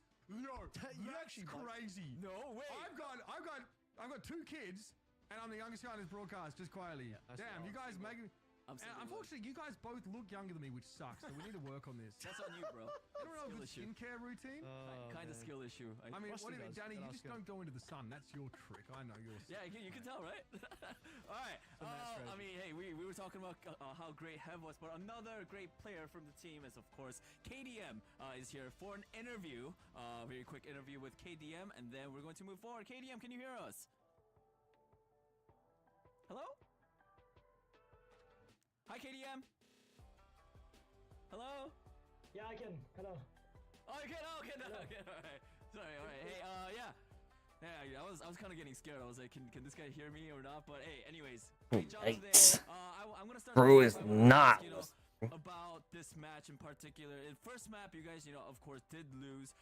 What sort of went on? What do you think were the mistakes that your team made for the first map? I would say we were not very used to playing Venture, so we needed some time to adapt, and I mostly play Ana normally on Lijiang, and we wanted to try Kiriko because we kind of knew they were going to play some Queen comps, so we had like one map to adapt and try to get better at the comp. Yeah. So yeah, we were kind of learning while playing the match. Okay. I mean, we definitely, I think your Ana was great. Got finished a lot in Lijiang. Yeah, I mean, yeah, tough map I think in general, but I think what's impressive about you guys is that you managed to win Circuit Royal with a Wrecking Ball composition. Your Arn looked fantastic over the course of that map. I've never seen a team win Circuit Royal with a Wrecking Ball comp, especially up against a standard Sigma style. What's the game plan here? Because you guys really wanted to play that ball comp. You look really good at it. Even with the ball May, the wall set up, your bio grenades look really good. But on Circuit Royal, which is a really hard map to play ball on, what is the game plan here up against the Sigma comp? Yeah, so basically we had to kind of create a game plan because we never played Circuit Royale. We kind of knew they were going to pick it because they know we have a ball OTP. So yeah, so we played in a small warm-up before we tried this comp with May inside the room to play May with ball. It didn't work out as planned in defense, but it worked better in attack, as we could see in the first attack. And the plan was basically like Ostrix making a lot of space on ball and have being able to like wall off whenever one player was making a mistake, and then I could get free nades. And like when I get a nade, I think they're just dead based on the comp. Yeah. So talk to me a little bit about this match against Oya. You've already played them. You ended up losing. Unfortunately, you didn't take any maps, but it looked like it was a very close series. You have to play them again in a rematch. And what's interesting about this matchup in particular is obviously you guys look to be a bold team. They have Chasm on their team. I don't know if he played versus you guys in the previous series. Maybe he will in the future. This could be a ball matchup. Like, how are you going to reapproach this rematch now versus Oya after losing? It was a close game, right? Yeah, it was a close game. So basically, they played Chasm and Kaya. The Gokmeister was not there, so they had to play Isaac on DPS, and they played Isaac Ken, and they were just playing a ball comp they played it better. It was a bit close, but they just played it better, and they're more used to play it because they've been playing for years together. And we took too much time to adapt. We've thought of some stuff to play against them in the rematch. We have some strategies, we have some ideas. Maybe it will work, maybe not. I hope it will. But we'll make it. I think we'll make it a bit closer than what happened previously. All right, KDM, thank you so much for the amazing interview, and good luck moving forward. I'm definitely looking forward to that rematch, all right? Thank you. Thank you. See you guys. All right, yeah, I do feel like that rematch is going to be very fun. Definitely keeping an eye out for that one. With that, I think all the matches for today for EMEA are done. Let's take a quick look at our updated Group B bracket first and see where we're at. Yeah, I mean, we have ourselves a rematch set up. I can tell you that without seeing the graphic, because I do have a basic memory. So it will be like we talked about, Wasp going up against Oh Yeah, and you know, interesting to hear that like they put Isaac on DPS, and still Wasp are, you know, struggling a little bit there. But you know, I think they do highlight that this Oh Yeah team, even though we joke a bit, talk about one tricks and stuff, like the core of this team has been together for a long time, and they can put their tank player on DPS and play a ball comp and win against what we saw from Wasp. That's a pretty good sign for them. It was a 3-0, but it was close. We had, I think, Blizzard World go to like 5-4 in terms of points here. So we are running extra innings. That is a game I think that is worth watching, especially if you do like that Wrecking Ball style and you want to see two teams that aren't afraid to play to their specific strengths as opposed to sort of being slaves to the meta. Because again, that is the team that advances alongside ENCE and will inject into our top 8 something a little special, a little bit different here in terms of like the standard Winston comps that we've been seeing so far. So that's a lot of fun, I think, just on that basis. And there are a few teams that might make it into the top 8 that look to do the same thing. Yeah, I mean, we're seeing the groups for EMEA that are the standings currently. Of course, you know, we see the first and second for Group A, B, C, and D. Guys, how's EMEA playing out for you guys? Is it as expected? Any surprises? I'd say so. Far? I mean, the top 4 are super locked in. Really, it's about who else can sort of get in there. GG is still knocking on the door, right? SR Peak Check have a good shot, but their group, I think they're actually in the group of death, Group D. D for death here. They have the most competitive group for sure. It's going to be really interesting what happens between Oya and Wasp in the rematch. One of these ball teams is going to make it through, and Hypnos versus Vendetta is another rematch as well. So a lot of rematches on board, which I think is exciting. All right, we had some great games. That means we also had some great plays as well. We're going to take a look at 3 great plays from today from EMEA region. What's going to be the first one? Take a look. All right, let's start with this is Shockwave. So he gets in a high ground flanking position. Cloudy gets absolutely wrecked from this spot because he doesn't know where to turn his shield. And this spot, you don't end the map. This is Virtus Pro, by the way, they end up winning this entire map, but you don't finish the map here if Shockwave doesn't get into this spot. This is game-changing, game-breaking, and it's what gives Virtus Pro the match win. It's a dream setup for Shockwaves. I mean, any Ashe player, any hit scan wants to be in that situation to be able to carry. And second is going to end up being level 1 Crook coming through. Yeah, it's just a nice little nano save coming through. Yeah, teammate Crispy. Following up, of course, with that nice little sleep. I think Margin got pretty exploited there by the Brig Ana composition. A lot of free heals to come off that. And look, I think that Escanor was a problem at times for this team. So Crook did a great job here of you know, staving off that attempt at an elimination. He knows that, you know, that's a real game changer. This one, Kev, I mean, this was what we talked about earlier. Have on that May. Impact of the May. Impact of, you know, we heard it in the interview here as well in terms of playing into the small room, using the advantage of the May and Blizzard to lock things up. And yeah, they played the, not just the overtime, time back rather, but they played the entire map really well. I think May had a lot of work to do on this map of Circle Rail to allow this ball to be able to be a winning composition versus an actual Sigma comp. Yeah, definitely. I think, I mean, Hev was definitely a player that, like, you know, I didn't really know about, and then after watching his match, I was like, this guy's really good. Very, very excited for Hev and his team as well. What do we have next? We got EMEA Day 4 schedule, guys. Let's see what are the matches that are going to be played next week. Did you not just read the run of show out loud? Hey, I'm learning as well. Teams are learning. It's a script. He's just going along with the script. You've been doing this for so long, you troll. Yeah, these are the matches. Any matches that you guys are that's particularly most excited about? Oh, sorry. Yeah, there are some EMEA games, rather. There are some NA games there too. No, I think Hypnos versus Vendetta rematch should be a really good one because now we've sort of seen Vendetta again. Mitch, you sort of, along with me, kind of questions like, man, Vendetta losing to Hypnos at original time seemed a little bit strange because this team has a lot to show. Some good plays on this Vendetta squad. I think that's going to be a good game. I think, the Vendetta are really quality. I also think, frankly, a one-man army have some really strong players on their roster that our Cartier game should be favoring them pretty well. Also, Super Shy definitely have a couple of diamonds in the rough there. So we have 2 elimination games and then a decider in Group A on August the 24th here. So that's where we're going to see, exactly who gets out of these groups. And those rematches are well worth looking at now. We have data. We have, teams have had a chance to improve and also to take their lessons. So curious to see how EMEA falls out. I think the top 4, though, pretty bloody cut and dry. All right, definitely exciting matches coming your way very, very soon. But for now, we're done with EMEA. Before we go, Mitch and Kevin, any last words, anything you guys want to say? Thanks for having me on, guys. It's been a pleasure. Europe's fun. Yanni, good to have you back. Kevin, thanks also for cast. Kevin's obviously cast alongside me here. I think we've cast together for quite a while, so great to have him step in. If you want to know what Matt's up to, just curious, I did retweet a photo of him. He's in an embarrassing family trip t-shirt at Disneyland, so head over to Uber Shouts on Twitter to see that. I'd love it if you sent that to the moon, because it is bloody funny. A fan found him, we got a photo with him, and I found a photo, because you know I always do.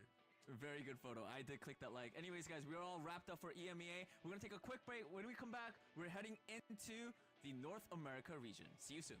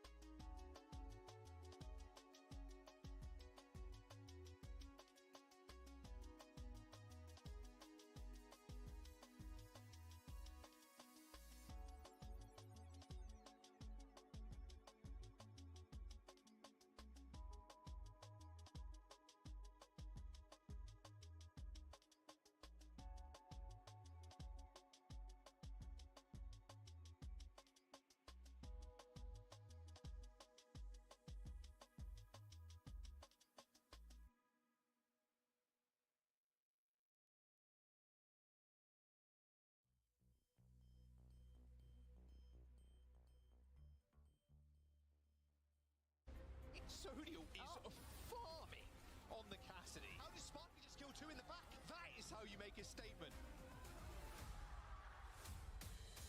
Kept this that much more aggressive. That's a beautiful blade. Absolutely picturesque. You just can't get enough of hockey. There's the pin. Nice right hard, yeah. Zen not gonna try and play that anymore. That is a sick shot. Oh my god. That is clean from Mirren. Now there's no with a higher Sugar Free with a sting. Kai dead. Crazy Raccoon versus Team Falcons. Lip just throwing clips. They want overtime and they get it. This whole hog's pretty devastating when you're up in the corner. It is delectable. This might just be enough. And Crazy Raccoons have done it.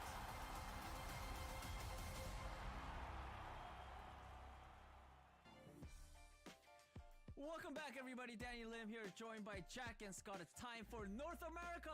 Yay! Group stages. Let's go.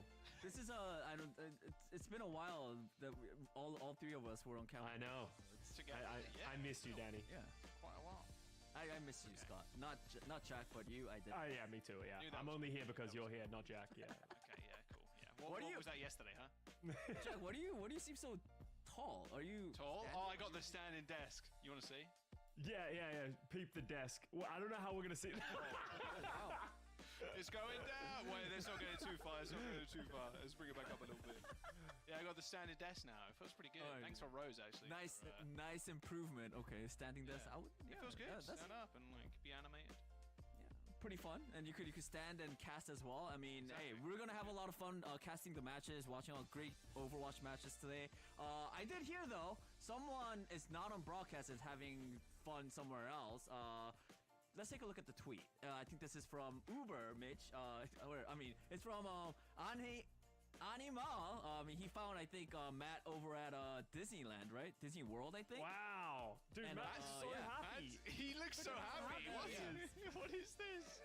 You guys see the T-shirt? I think it does say Morello Family.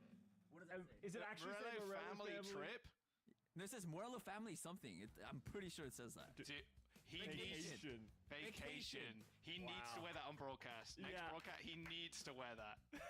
I mean, he's coming back next week, right? Dude, you guys should definitely. Matt should 100% wear this. It's either that or like a white hoodie, anyways, right? I think this was better for broadcast. It's better than a white hoodie. At least that has a pattern on it. Yeah. Matt, have fun. We miss you. Hope you come back very soon. Not really. No. Not really. I don't know. I don't really care. Let's take a look at the schedule, guys. 2024 schedule. Here it is. Yeah, I mean, hey, we're at the halfway mark. Stage 1 and 2 done. Major DreamHack was in end of May, early July. Crazy Raccoons, best team so far, right? And now we're at stage 3. Time flies by. Yeah, it is crazy actually. Man, DreamHack was so sick. It feels like a long time ago, and it kind of was in a weird way. We had that big gap, obviously, but man, DreamHack was so sick. Stockholm's going to be even better. Like crowning a champion is going to be 100%. awesome. November 22nd to 24th. November 22nd is my birthday, by the way. So you guys have fun. Happy early birthday, Scott. Thank you. DreamHack Stockholm. Everyone remember to celebrate on that day. They put it on for you, Scott. That's what they were like. We're going to run DreamHack Scotland for Scott. Hopefully, I know Jack's gonna remember it, so he'll probably say congratulations. I will remember. Yeah, on 22nd. Yeah, I won't. Make sure you remember. I will remember. Yeah. But more important than the schedule, hey, we're looking at the circuit point standings as well. EME, of course, we got the top 3 SSG, ENCE, and Gaming Gladiators for now. NA, Toronto Defiant, not surprising. I do think they are probably one of the best NA teams that we have so far. Energy and TSM coming in 2nd and 3rd. Yeah, I mean, Toronto is so far ahead. But Citrus Nation and Nightmare are both 10 points away from the 3rd, right? We talked about it yesterday, how, like, these points really do matter to the accumulation. Like, it is a very close race because, as we said, we're expecting Toronto to take that 1st seed. NRG is pretty far ahead. For these 3 teams, every match matters, and how far that they can get in Stage 3 and Stage 4 and those points is going to be so integral for them to make it to Stockholm for my birthday. Yeah, great job, great job. Yeah, I didn't see that one coming. Oh my god, Scott, so suave with birthday. He wants to make sure everybody remembers. He's like, Yeah, once I'm everybody just puts gonna it in keep their bringing it up. calendars, once everybody's got Alright. me a gift, then I'll forget. Everyone, we're gonna say one more time. Scott's birthday is November 22nd. Okay, Write it mark down. your calendars. All right, and then after that, let's move into our group standings as well. Take a look at that. Boom. We got Group A, right? Toronto, and then second place as well as Group B. We have first place Energy. Group C, Fluff. They played yesterday, right? Yeah.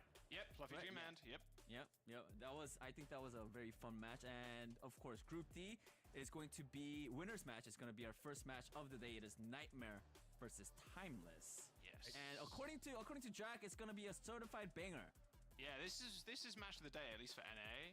Nightmare vs. Timeless obviously one apiece right now, and then they are very, very close in terms of standings too. If you remember back to the points graphic a moment ago, pretty close in terms of score. So Nightmare win here, you know, kind of propel themselves forward and hopefully make a deep bracket run in the main event. Like they could be seeing a little bit of Sweden's beautiful snow in November. Well, it's also worth noting as well, like Nightmare's had a couple of really big pickups between Stage 2 and Stage 3 as well. You can see this roster on your screen. You know, we've had CJ coming in, Infected, you know, went on loan and then said, I like it over here, and is just going to stay on this team on Nightmare. So, you know, Lethal's just sitting on the bench. Like, there's a lot of great players on this roster. Yes. That is important, not for right now, but like the amount of depth they have as well. Clear's sitting on the bench. This is a really strong roster that is trying to break into that top 3, and I think can make waves in North America. Yeah, this DPS lineup is just cracked. Lethal, Zera, and Seeker just kind of vibing out. There's not much that they can't play at the moment. And, you know, it's been rough for hit scans recently, to be really honest with you, especially with the Diva buffs and whatnot, but it doesn't stop them just going absolutely monster on the picks. Yeah, definitely. I mean, the DPS lineup is a very scary trio, I guess. I mean, Seeker is one of my favorite DPS as well, so I'm definitely excited to see him play today. Let's look at their opponents. Timeless, they also got some big names as well. Yeah, this is a roster that's sort of was previously under the banner of Anomaly, a lesser known team, but Timeless picked them up heading into Stage 3, but maybe a lesser known team, everyone knows these players, right? Kuffer coming from Australia, well-known tank within the tier 2 scene. He's Australian, and then we have Doomed, obviously great player. Luke Mino's been in the league. Squid's been around since the beginning of time. Like, a lot of these guys have been around the ringer, and this is a roster that you can expect to be able to put up a big performance, and that's why we expect such a banger against Nightmare today. Yeah, I remember Squid from Pro-Am, like way back. 2023, the start of 2023, right? That was a really sick showing from. It was nice to see a lot of the tier 2 teams play against the Overwatch League teams. There were a couple of little upsets there as well. Like, it was a really entertaining way to start off the year. And yeah, like you said, they've been around for a long time in this scene. But Nightmare, man, they've just got so much name value on their team. I'd have to give it to them if I was predicting here. But yeah, Really? Yeah, I think so. How about you, Scott? Are you on the same boat? Yeah, I think I'm on the side of Nightmare. Like, this is a roster that's like has a lot of depth. I feel like they have a big roster. Yes, this Timeless squad is strong, and I expect them to make it out of this group, but individually, I think they might just fall a little bit short in just the experience that Nightmare have. All right, I mean, both our casters thinks that it's going to be Nightmare taking the win. Let's take a look at the community poll results. Yeah, 85-15. You know what, guys? Hey, the 15%, I'm with you guys. I'm going to go with Timeless just because Jack and Costa said they're going to go for Nightmare. Because he hates us. You know what? That's I'm fair. with you guys. You guys are not alone. Yeah, but I mean, it does seem like Nightmare is highly favored, and for a good reason. Like, you guys also talked about not only the DPS, but they have a really stacked roster. But I do think it is going to be an exciting match. Yeah. Are you guys ready? Oh, I'm ready. I was born ready, Danny. We've been chilling. Me and Scott have been chilling in Discord. We've been vibing, watching a little bit of EU. Now we're ready to jump into NA. I'm excited to see how NA is kind of going to evolve too, because EU, you know, it's sometimes a little bit of a silly region. A lot of May or a junk ratch. Yes, I'll say I'm from there. It's all good. I mean, NA, especially Nightmare, like, these guys, they're going to be playing almost hard meta. There's not going to be any silly picks. There might be a couple here and there, but even yesterday, to be fair, Scott, we saw Chime on Circuit Royale playing May, but in this match, in this series specifically, I'm not so sure we're going to see any of that wackiness. Yeah, I think in North America, people usually trend towards playing a lot more meta, just the consistent style of composition, while in Europe, people just favor playing what they're good at, even if it is a little wacky. So for both of these teams, just looking at the players that they have in their roster, I expect them to be playing pretty stock standard. But, you know, we look at the map pool here, there's a lot of different things that you can do with this map pool because the loser will get to pick. So we head over to Nepal, though. Nightmare get first pick as being the #1 seed. And yeah, Nepal's a pretty stock standard map. You can do so many different things. You know, we saw yesterday on Sanctum, you can play some of the Sigma, but then as you head over to Village, you kind of want to be playing faster compositions. Yeah. Yesterday, which was a little bit wild. Orisa Loki broken, you know, that was an interesting take we heard yesterday. I'm still not sure. We'll see. We'll see if the meta does end up developing, but just how fast you can go now with the D.Va and the Winston, it seems like Orisa might just get run over. Well, not Orisa getting run over, the rest of the team around Orisa normally getting run over before she does. So we'll have to wait and see if that does end up coming out, but I could imagine just a bit of a D.Va Winston here. Well, I want to see who Nightmare are also going to be fielding to. Seeker took a little break, so obviously Zera and Lethal were kind of starting here, but I'd imagine we're going to see Zera and Seeker start for Nightmare. Yeah, it really comes down to, like, do they want Seeker to come and play this hit scan? You said earlier, right, with how strong D.Va is and with PG racking up 22 deaths, anything is possible for these players. You know, great players are struggling to make hit scan work, so maybe just playing players that can play the Echo, the Sombra, things that are less easy to dive, but it's just one of those things of, like, maybe you just play Seeker because Seeker's Seeker, and he has that X factor sometimes. Yeah, I mean, he's still cracked at the hit scan. I always bring it up, man, but when he was playing for Boston, I think that was in 2022, right, when we were casting together? Yes, I believe so. Yeah, and there was that... Valiant. Yeah, before he went to Valiant, yeah. And he kind of exploded onto a team that was not doing well at all. Like, and he came in, it was like, wow, this guy's kind of sick. Like, goddamn, I hope we see more of him. And obviously now we are seeing a lot more of Seek, which is always a good thing. Season 11, by the way, it ends soon. Real soon. In fact, 2 days. So 2 more days, new patch, new battle pass, and it's kind of a sick one. And Juno obviously coming out as well for ranked on day 1, I believe, Scott, right? You can play Juno in ranked. My goodness, we are not doing on day #1. I remember what happened with Lifeweaver. What do you mean? What do you mean? Just because we played Lifeweaver when Lifeweaver came out, we went 0-7, Unter reported us to the developers? He did, yeah. I don't know what you're talking about. It'll go great.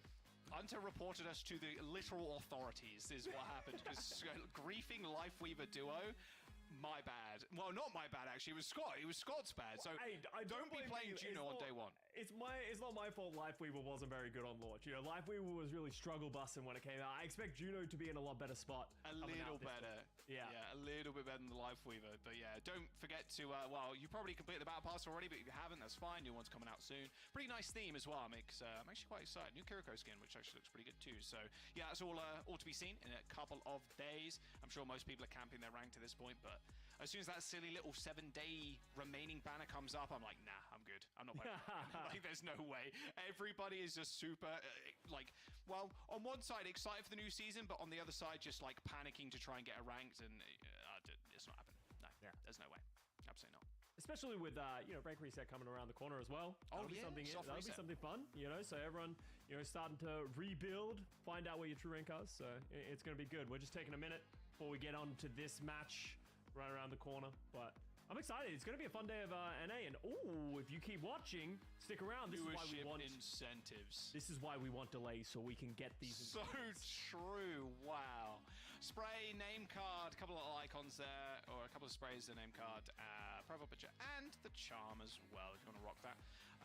Obviously, this is for the group stage, so yeah, you a lot of chances to earn it. And there is a couple of the co-streamers as well for the different days over this weekend and the next, so you can go tune into them if you want any kind of maybe a little bit of a different feel to the broadcast. But yeah, we're just about to load into the first map. Nepal. Nightmare versus Timeless. Both teams very close in terms of circuit points right now. Want to make sure they make it all the way to Stockholm, where they're going to get beaten down by Crazy Raccoons. Well, no. The NA is going to rally for the back half. I've heard rumblings from people in North America that Crazy Raccoon is falling off and NA is on the way up. Okay, who did you hear that from? ZP. So, you know. Okay, so it's a lie. It's straight up a lie. Z propaganda. He's back out in force once again. My God, I mean, come on now. Hey, we can hope and we can dream. Obviously, Toronto playing very well just recently, but you know, and North American teams are bolstering with the fall of M80. It's kind of scattered it to the wind, but they could come back stronger. I believe in Toronto. They had a rough time in Dallas, but yeah, this time they're going to be able to just get in and just make a name for themselves on an international stage. We're going to jump to a quick break. Do not go anywhere. Map number 1 just coming up soon, which is sorting out a couple of technical difficulties, but it will be Nightmare versus Timeless after this.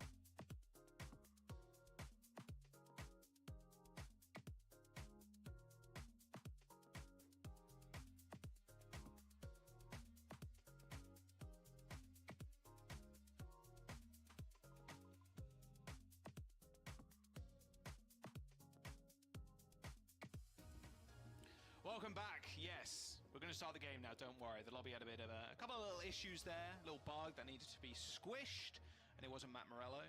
Nightmare versus Timeless. Our first series up today here in North America. Scott, they're pretty close in terms of league points this season, this year. Timeless need to be able to come up with a win, but it does feel like a nightmare game. Infected, Zera, Seeker, CJ, Admiral, just a lot of history, both in the Overwatch League and just in general in Tier 2, and been on a lot of strong teams. And, well, it's up to Timeless ready to kind of knock them down a peg. It's kind of funny just seeing the Nightmare roster as a whole, right? Like, it really is just a hodgepodge of so many players from all over the place throughout the history of Overwatch esports. You know, the same thing about Timeless, but, you know, you just said it, League points Timeless are behind. If they really want to get through to DreamHack Stockholm later this year, these are the matches they need to win. They need to prove they deserve to be there. All right, let's rock and roll. We've got the Rams here, no divas.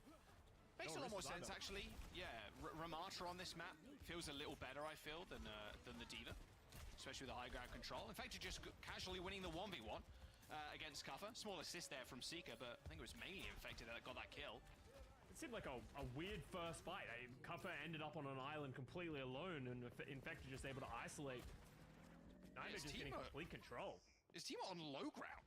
Timeless being on low ground, they ended up using the lamp, and then Seeker just had the high ground advantage and just started shooting the gun, and that was it. It was pretty much all over from there as they try and now regroup and wrap around onto this high ground, but pretty treacherous one. Nice little dynamite there onto Seeker as Vision trying to take positioning. Can Seeker from a mile away, but does manage to land a headshot. Issue is now they still have to kind of walk onto this very exposed height. Pushing Infected off though, down to low ground is going to be a good start. Dynamite ends up hitting the shield there as time is almost going to cap. Yeah, and that's going to force Nightmare to drop to just put some level of contest. Now they're going to drop the window to just get a little bit more time and control, but should be an easy disengage and re-engage coming from Timeless, and they have a window of their own. Yeah, Squid just got that online not just a second ago. There's the insta-kill onto Admiral. Window drop by Squid. Admiral just getting a one-shot there.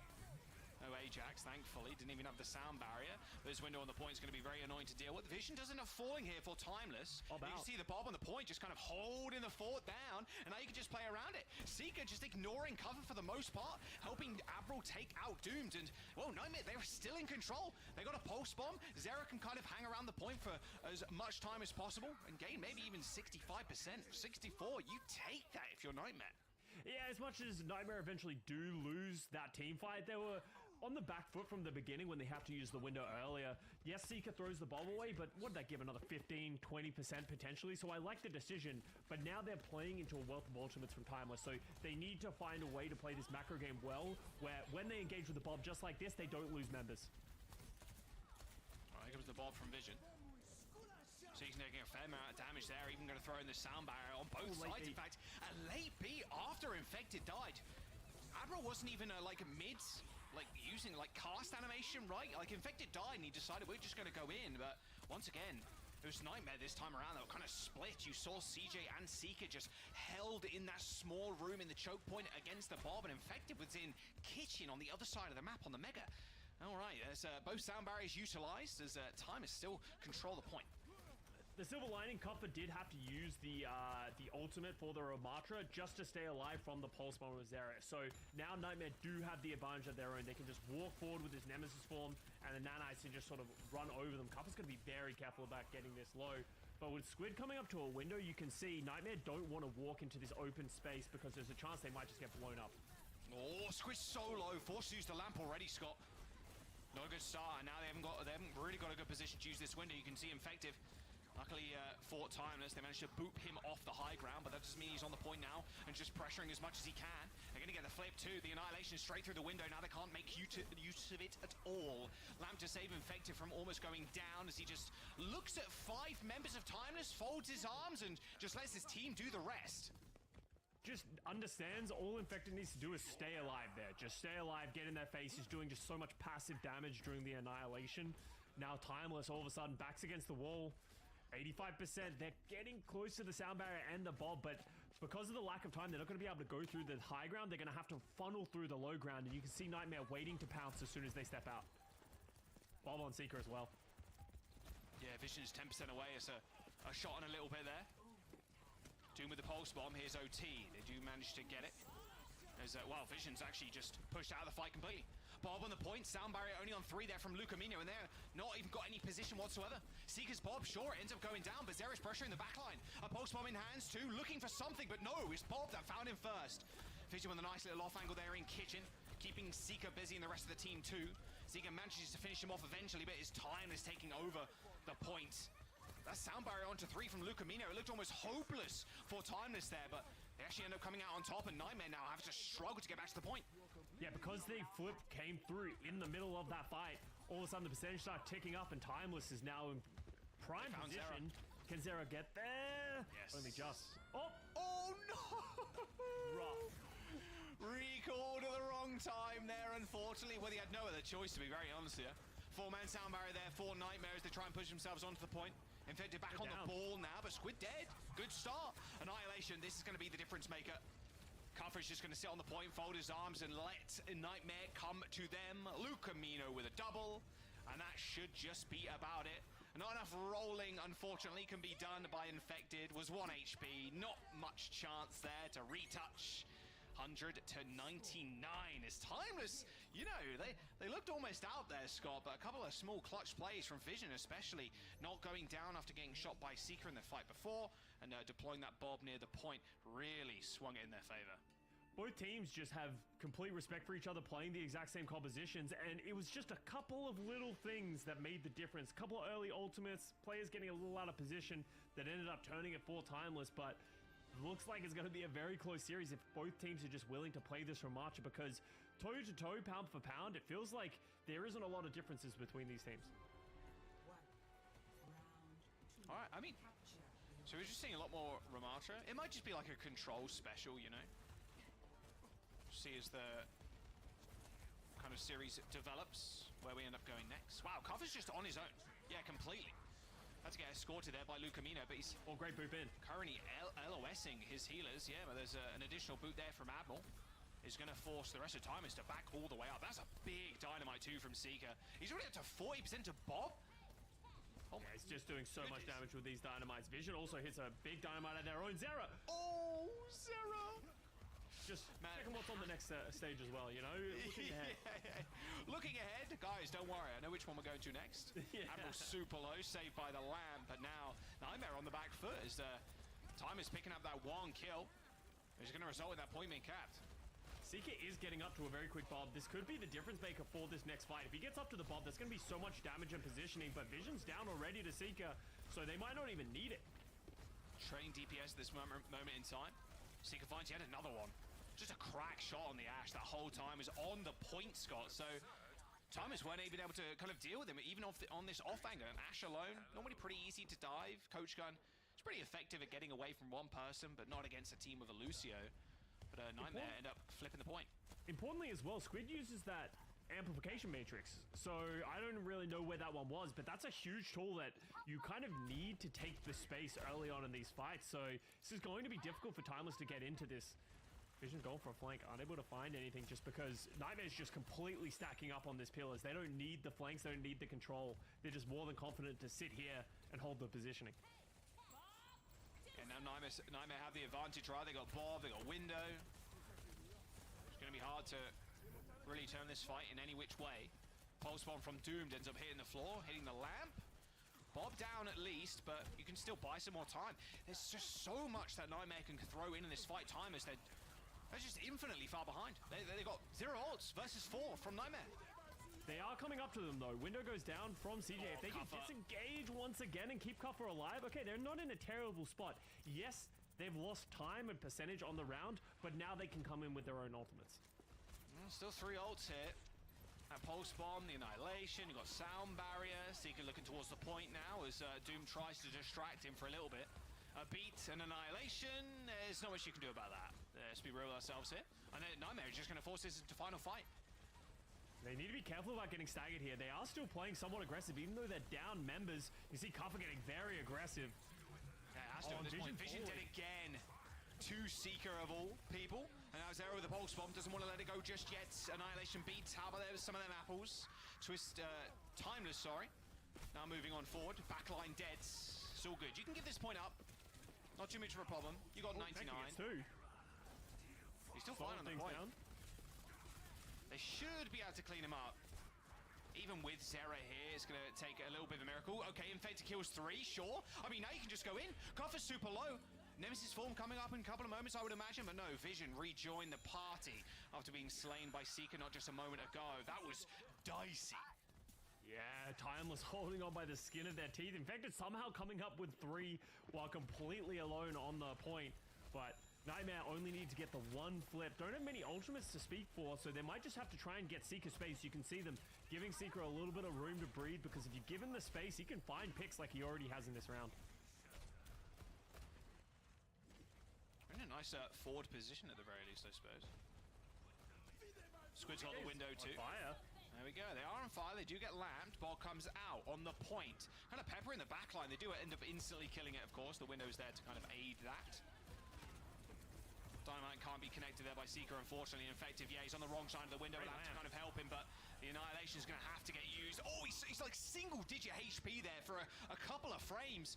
It's actually Nightmare. They end up finding the flip too. Timeless aren't going to be able to get back to the point. They do touch just a little bit. Who goes next? Next is the Lucid Tracer again. Ain't happening. Desperation. Yep, CJ with an off angle of the window. Nice stuff from Nightmare there. As Timeless only managed to go on at 56%. And as long as these fights go, it feels like, I wouldn't say like an experience gap or anything. They're pretty close in terms of experience level, but Nightmare, the longer the fights go, the more in control it feels like they're having. It's when you're playing these mirror matchups, the big difference comes down to cooldown usage, right? How much value you're getting out of the Dynamites, how early are you having to pop the Nemesis form as the Ramatra, when are your Baptiste lamps coming out, right? It's the little things that really differentiate between these top level teams. So Nightmare doing a lot better job of cycling their abilities, hitting big Dynamites. You called it out early. Forcing those Dynamites lowers the HP, forces the lamps out earlier, and the Nightmare are able to capitalize. But as we head over here to Shrine, we have a completely different composition for both teams. Oh, it's all Winston. It's all Monkey Watch now. But CJ Admiral going the Ana Lucio, and then you got Brig for Lucamino. I like the Brig so much more in this setup. I feel like Lucio can be so difficult to play, harder to get value and help out the rest of your team. Like, keeping Infected alive without the Brig packs can be very difficult. CJ's going to have to put so much more focus on healing the Infected. No follow-up, though. Wow, that sucks. Squid and Lucamino went purple there. But this is such a good angle. If Seeker can kind of hold up here, kill the bubble first, or at least get his teammates to kill him. Admiral dead, however. Cuffer taking that kill, but Infective still in the mix. Sending everybody pretty low with that Tesla cannon. Slowly but surely, they are finding kills in this fight, and they got the point too. It was Zera and Doomed who was sent to the point individually. Did you see that bait? That was actually so funny. Squid hides himself in the corner so that when the jump comes from Infected, what most Winston players do is they drop the bubble so that the Ana can't sleep them. But if the Ana's hiding behind him, there's nothing that's Infected could do. Just absolutely gets slept and falls over. Funny heads-up play by Squid on the Ana, and that should get the flip. There it is. Nice little flip. Yeah, without the Winston, you got no point presence at all, really. And your high ground presence, you need to force the supports to low, which they are now. Nano boost for CJ, though. This is go time. There it is, straight to the back. Straight on the Ash. Ain't no way Vision's escaping that one. Yeah, and Seeker's clearing up. All right, there we go. Pretty quick and clean team fight. Just using the Nano. Both teams using the Nano as well. Squid decided to commit theirs on Cuffer, but by the time that Infected had been Nanoed landed already, the rest of the Timeless squad had to scatter, and they weren't able to follow up in the same way that Infected was. So just going early, being proactive, really comes up dividends for Nightmare, and that only cost them 1 ultimate as they're back up to 34% because of the early flip. Soundbarrier versus Rally too. I think you would always prefer to have the Rally over the Sound Barrier, but there are unique situations where the Sound Barrier can be hyper valuable. Yeah, if you're really going deep on the back line, they're hitting that beat and getting some quick kills, but yeah. After a while, the Rally the value is just so much. Nice stick from Zera too. Vision didn't have a clue where he was and just dumps a clip into Squid's head too. Squid too, just unable to see past the invisibility cloak there from Zera. Bob is on the point, takes down the Tracer, but I mean this point right now, unable to be taken, you'd imagine, especially with Infected pop of the Primal. Look at how close it was to flip in for Timeless. That would have been such a big boom for their percent bank. They do end up using the Sound Barrier too in this fight. knowing Cufford can kind of stay around, maybe Squid and Lucamino popping their heads in as well, but I mean, this extended fight is getting worse for Timeless as things go on. A nice nade too. Vision and Cuffer are just gonna fall over. Yeah, Zero with a blink smack straight into the back line. And this is final fight for Nightmare. There's 10% to go, and Timeless, they have no bodies near the point, let alone like in spawn. Timeless used so many ultimates just to keep that fight going, just because of the chance that it might flip around, but they just kept committing. Sunk cost fallacy just kept committing, and now they can't even touch. And that's going to be the first map to Nightmare. It felt like Timeless had their moments of being in control, but Nightmare, their composure just too strong. Yeah, wow, that was that long fight. Like, okay, they read the primal, we rip ours, and I was thinking maybe Admiral's sound barrier not really needed there, but because of how long you're able to stay in with the primal rage, you know Squid and the gang are coming back. And wow, what a fantastically played fight by Nightmare. Still pretty close though. That first round, of course, going 99 to 100. The audience thought, you know, this is going to be a Nightmare sweep by the looks of it, but you know, Danny believed, and that's what's important, you know, for Timeless. And honestly, these teams are very closely matched. As I said earlier, it's just the little things. There's things that Timeless could do that they could change quickly that would be able to give them the edge over Nightmare. So I'm excited to see what happens as this series progresses, but not only that, what maps we go to, because Nightmare did look a lot more comfortable playing the Winston, but if you can force them onto the Ramatra maps, that's really where we saw Timeless have a little bit more success. Yeah, I do really like this losers pick format. You're just picking any mode. Because yeah, a lot of yesterday we were talking about how a lot of the teams wanted to go to slower maps. But I think for Nightmare, I think it's going to be the complete opposite. And to be fair, same for Timeless. I think we're going to want to go to fast maps. Oh, don't do this to Zera. Come on, observers. Oh, this is what happens. Come on, observers. What are we doing here? I want to state, just for the Zera propaganda that's going out right now, he played phenomenally in the third. When there was nowhere to fall off, Zera was phenomenal. Yeah, that's so true. So true from you. When you play Village and there's no way to throw, so oh wait, there is. Oh, yeah, no, oh, wait, you and you like.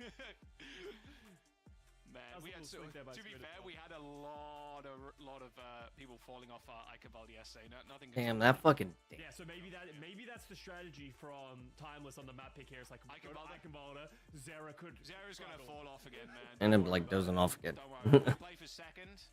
Then he's just gonna fall off the map a few more times. Hey, honestly, bold strategy. I like it. But honestly, very close map so far. We could see, you know, anything happen at this point. We talked about it coming into this series. You know, Timeless, they are a roster that have been playing together for a while. These players have been around the ringer. They should be no strangers to being behind a little bit and the adaptations that need to come with it. Yeah, I'll have to wait and see. Like I said, Timeless' map choice. I want to see King's Row, man. We haven't seen a King's Row in so long, it feels like. I feel like King's Row with this meta is a little difficult. People would prefer to play like the Winston, and that's more conducive to playing like Eichenwalder and that kind of stuff. But we even saw Paraiso before we saw King's Row. That's when you know things are strange. You know the meta's a little bit wonky when we see Paraiso rather than Kings, bro. Like, come on. Maybe no one's like you said yesterday though. Maybe no one's actually playing that map in scrims and stuff, because even since the map came out, it's just. I don't know. I'm still not sold on it. It's definitely not my favorite hybrid map of all time. Like, playing second, it feels so rough unless you get, like, a clean fight after you win first. Like, assailing that high ground is so hard. It's just it's a difficult map. I kind of relate it to, like, Numbani, like, trying to attack that first point. The differences that help you win that map are very small things. Can you find that individual pick? Can you do it otherwise? Otherwise, you can just get stuck on that second point on Paraiso, just like you can get stuck on first point in Barney. So here's the map pool that we have. Obviously, they can't play control again, but we've seen a lot of teams moving towards hybrid and escort before they've gone in the direction of flashpoint and push as well. Maybe just personal preference of maps that they've played for a longer time. Blizzard World 2. Doable. Yeah, I like Blizzard World. Blizzard World Eichenwalder for hybrid. Obviously, only 2 flashpoint maps. If you're Timeless, you could go to Shambali Monastery as well. A very common Ramatra map. But, you know, obviously home field territory, but Ramatra is just very flat. You can get a lot of value, a lot of corners that you can play Ramatra around. So if that's the direction they want to go, they want to end up in this Ramatra mirror, Shambali Monastery could be a great pick. I wonder if we're going to see Circa then, because that'll be a nice matchup too. Vision versus Seeker on the Widows, or even just on the Ashes again would be kind of sick.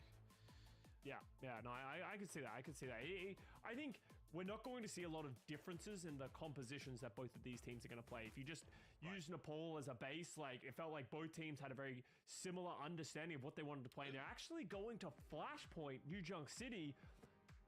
That has to make you feel like that's a Ramatra decision as well. Maybe it is. Yeah, because you can, on this map specifically, like, oh, well, to be fair, both Flashpoint maps, Ramatra's pretty good.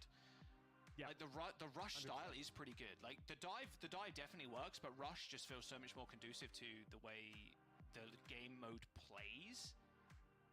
Yeah, I agree. I think it's a good pick by Timeless. I'm kind of curious to see what both teams come out with in this series, because so far both teams pretty similar. I expect them to be able to sort of like find their spot, but also Flashpoint and New Junk City specifically, people are still working it out, right? People are still throwing like, where's the best place to hold? Where's the best point to attack? Obviously, it's different every single time. So we'll see what Timeless are going to come out with. I would love to see the Junker Queen, but I feel like Junker Queen does struggle at times against certain the other rush setups. There's no way. Yeah. I wouldn't say there's no way. I think there's definitely a world where you can make it work. Kuffer gets the Australian buff as well, so that really gives him 20% more damage. 20%? Yeah. I was going to say 5. Yeah, recent patch, Australians get 20% buff. Patch? Bro, Scott's in charge of the patch notes again. Get him out of here. I think they're going to run it. Okay. This is a little spicy here. Vision on the Venture, and then Queen for Cuffer for Timeless, and then Nightmare just with the full rush with May Reaper. Okay, two very different styles here. And so we'll find out how we feel about the Queen against the Ramatra. Obviously, the Queen can get a lot more value if you're hitting the jagged blades. You can isolate targets. If you can just hit people with and get the bleeds rolling, Junker Queen can be very solid. But how easy it is to get value on Ramatra is generally why a lot of people lean towards this hero, because you can just hold your hands up, cross your arms, or just run at people and punch like we're seeing right now. Yeah, and this Queen's gonna get a lot of value with these axe swings, of course. Especially as everybody's grouped up, but this is going to be the big problem for the Queen. Getting up close and personal is where you want to with JQ, but the problem is Seeker and Zera also perform exceptionally at that range. Not only the walls, but just the left click slow too. Left clicking slow the Queen, and then the Ramatra, the Ramatra too, but also the Reaper just stands there and shoots the Queen. She just falls over. Yeah, Junker Queen is always playing on a knife's edge, pun intended, of are you able to stay alive long enough while also getting value? And Cuffer's going to realize, hey, against the May, against the Reaper, it's not going to work. They go over to a Ramatra of their own. Yeah, and then Vision swapping over from the Venture, going to Cass. A little stun, stopping the Reaper getting away with absolute murder. They are pressuring the point here. Doom just been sent to the point solo, so it's a 4-man push on the high ground.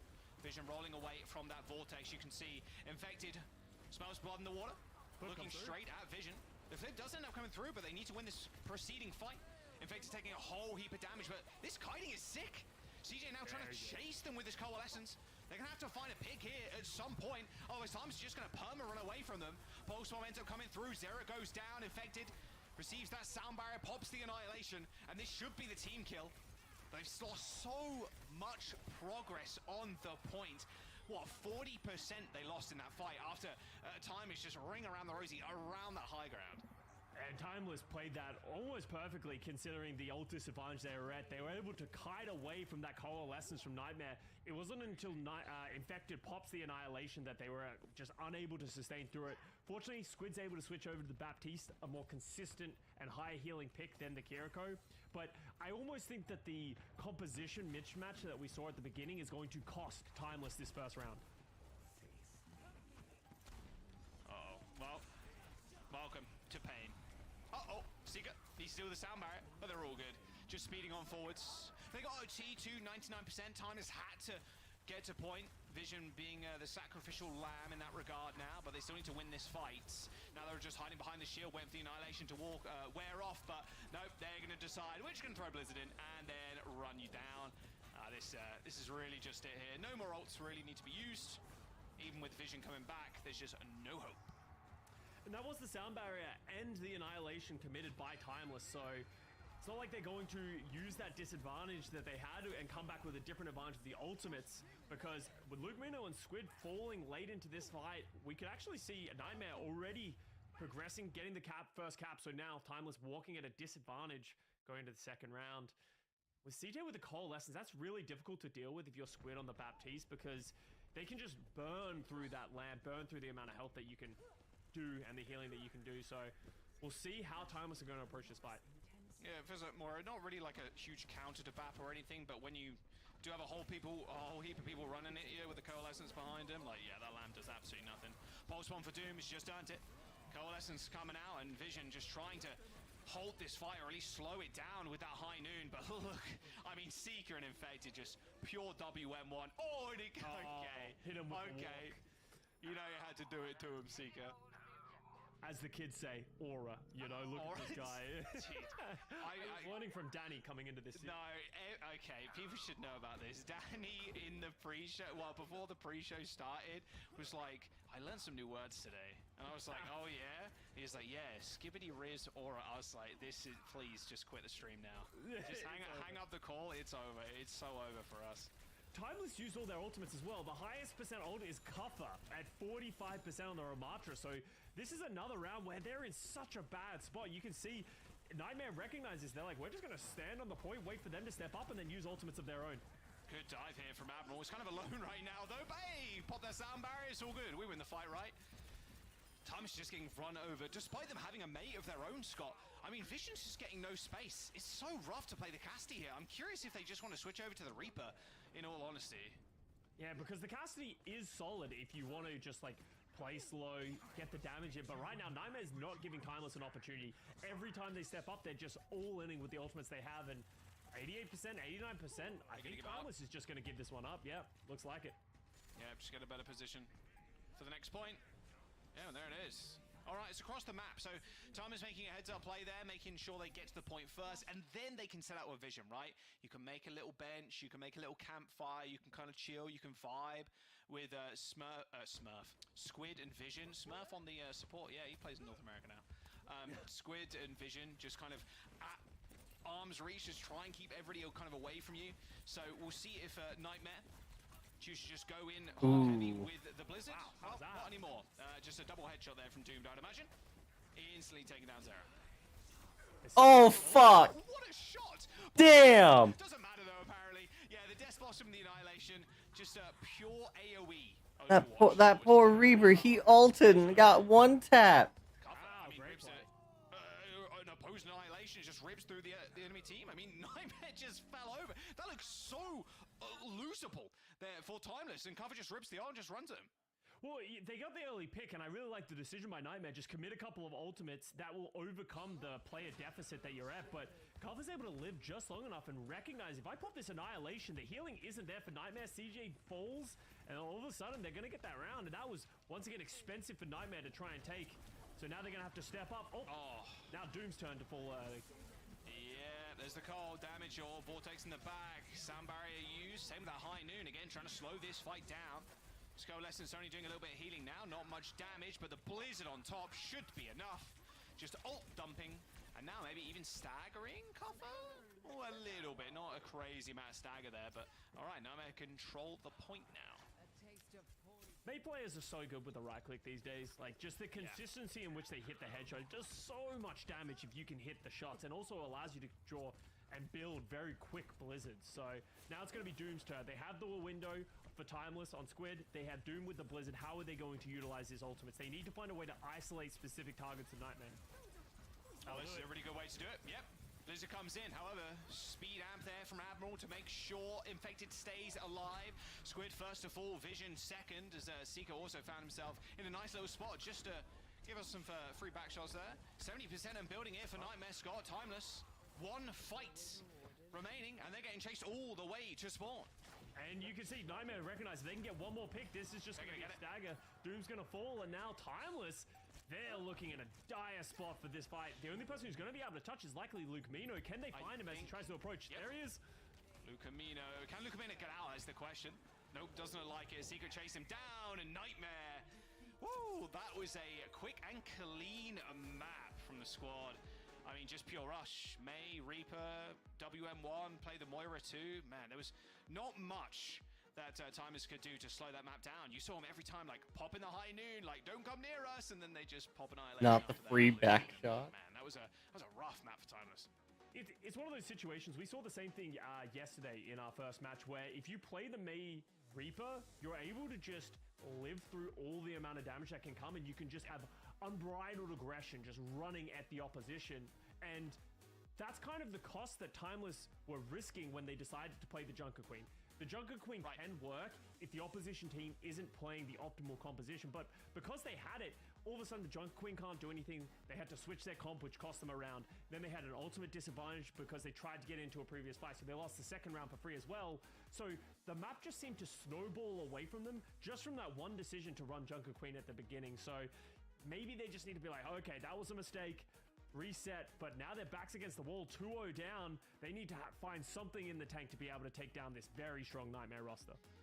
I mean, maybe the audience was hit the nail on the head there. I mean, a lot of them, it was like 80+% or something. Yeah. Voted for Nightmare. 85%. It's looking that way right now. Yeah, it's looking that way. Unfortunately, Danny, don't think Timers can come back in this one unless they pull something out crazy.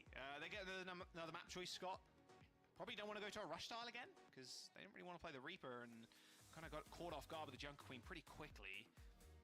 Yeah, it's just one of the... Oh, that was a very nice shot with the right clicks. But it's just one of those situations where, you know, it can be so difficult to work out what you want to do, because, like, now are they confident in playing these rushes? You know, we're talking about that was their best look here on Nepal, but then it didn't work out on this map at all. And I do want to speak to, like, there was some individual, I guess, team mistakes. Individual team mistakes doesn't make any sense. But team mistakes This is an individual that happened as individuals were stepping out. Like, that's a specific situation. The Mei drops the Blizzard, but the rest of his team runs away from it. So therefore, the team just runs past the Blizzard, takes down the Baptiste. Those are the little things that I think Nightmare was doing a phenomenal job of, like, isolating and punishing the mistakes from Timeless. Yeah, all right. Where would you want to see them go then in that case? I mean, still got Hybrid on the field. Now we've seen New Junk City. We've got Push as well, Escort. You could even go something crazy like throw them over to like Circa Royale. You know, that map's very different to how any of the maps are played. It's unlikely we're going to see Ramatra or Winston on that setup. So if you want to try, you know, something different once again, maybe see if you can get an advantage on a different style of map. Circa Royale would make the most sense to me, but that really comes down to how comfortable your team is playing that composition, or at least that style, because Circa Royale is like no other map. Yeah, all right. Let's jump into a quick break, though. Give the players a couple of minutes. Give you a couple of minutes and give us a couple of minutes as well. On the other side of this, can Nightmare finish out 3-0? Or will we see a reverse sweep from Timeless? Only one way to find out. Just in a moment.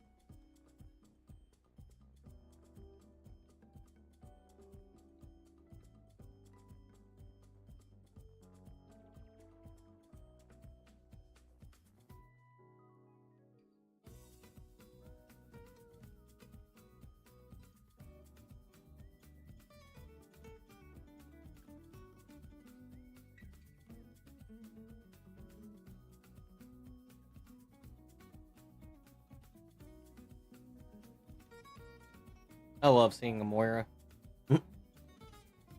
Especially in a competitive thing like scene like this.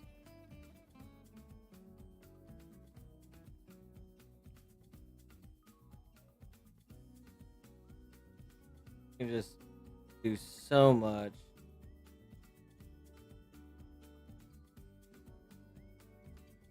What makes her so good.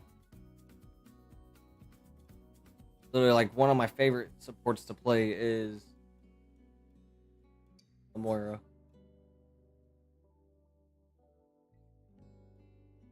That and Alari. Alari's another good one. Okay, thank God we're at a break, Mike. What do you mean?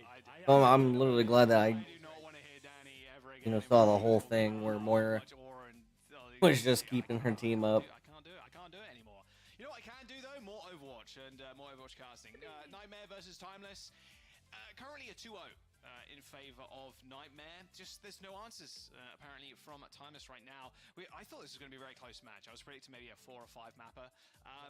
Right now, not looking like it. It looks like it's going to be kind of a 3-map, 3-0 as Nightmare just advance all the way through. Of course, Timeless still have an opportunity to make it through. They'll be playing in the Decider match against one of the elimination match teams a little bit later.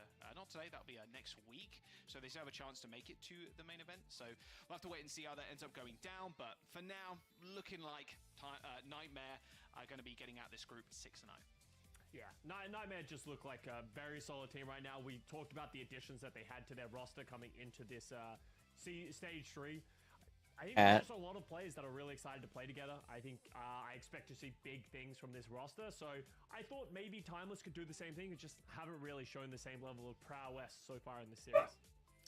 Yeah, I think the May Reaper rush is just very annoying to deal with, like as soon as you get behind on Flashpoint as well, and I think Timeless had a couple of good calls where like we know it's going to be like a weird staggered fight where we can get back to the point, we can kind of touch, and then maybe we find something, maybe we burn a couple of ultimates, but there were a couple of nice calls there where they're like, we're going to give this up, we're going to run away, we're going to just get set up for next point.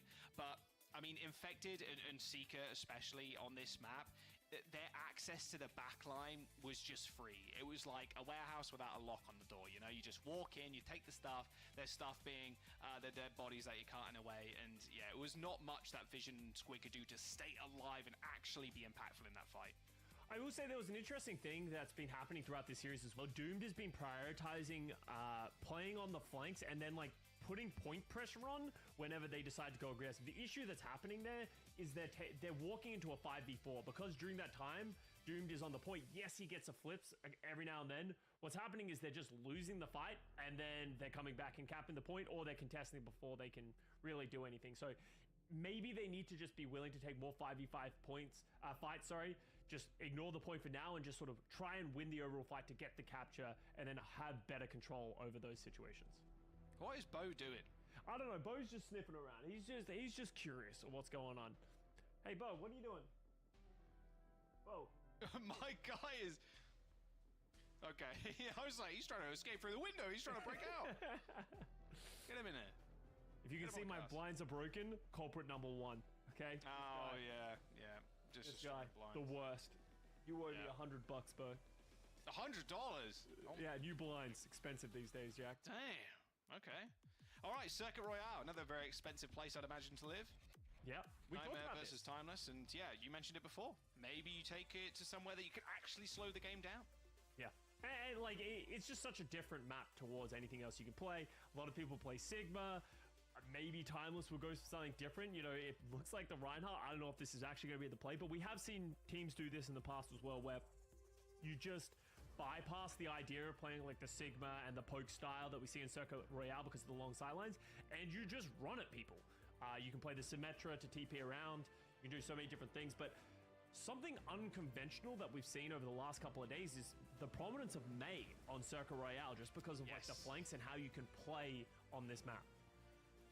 Yeah, something weird to see. It does feel strange seeing Mei on Circuit against all the Widowmakers, the Ashes, etc.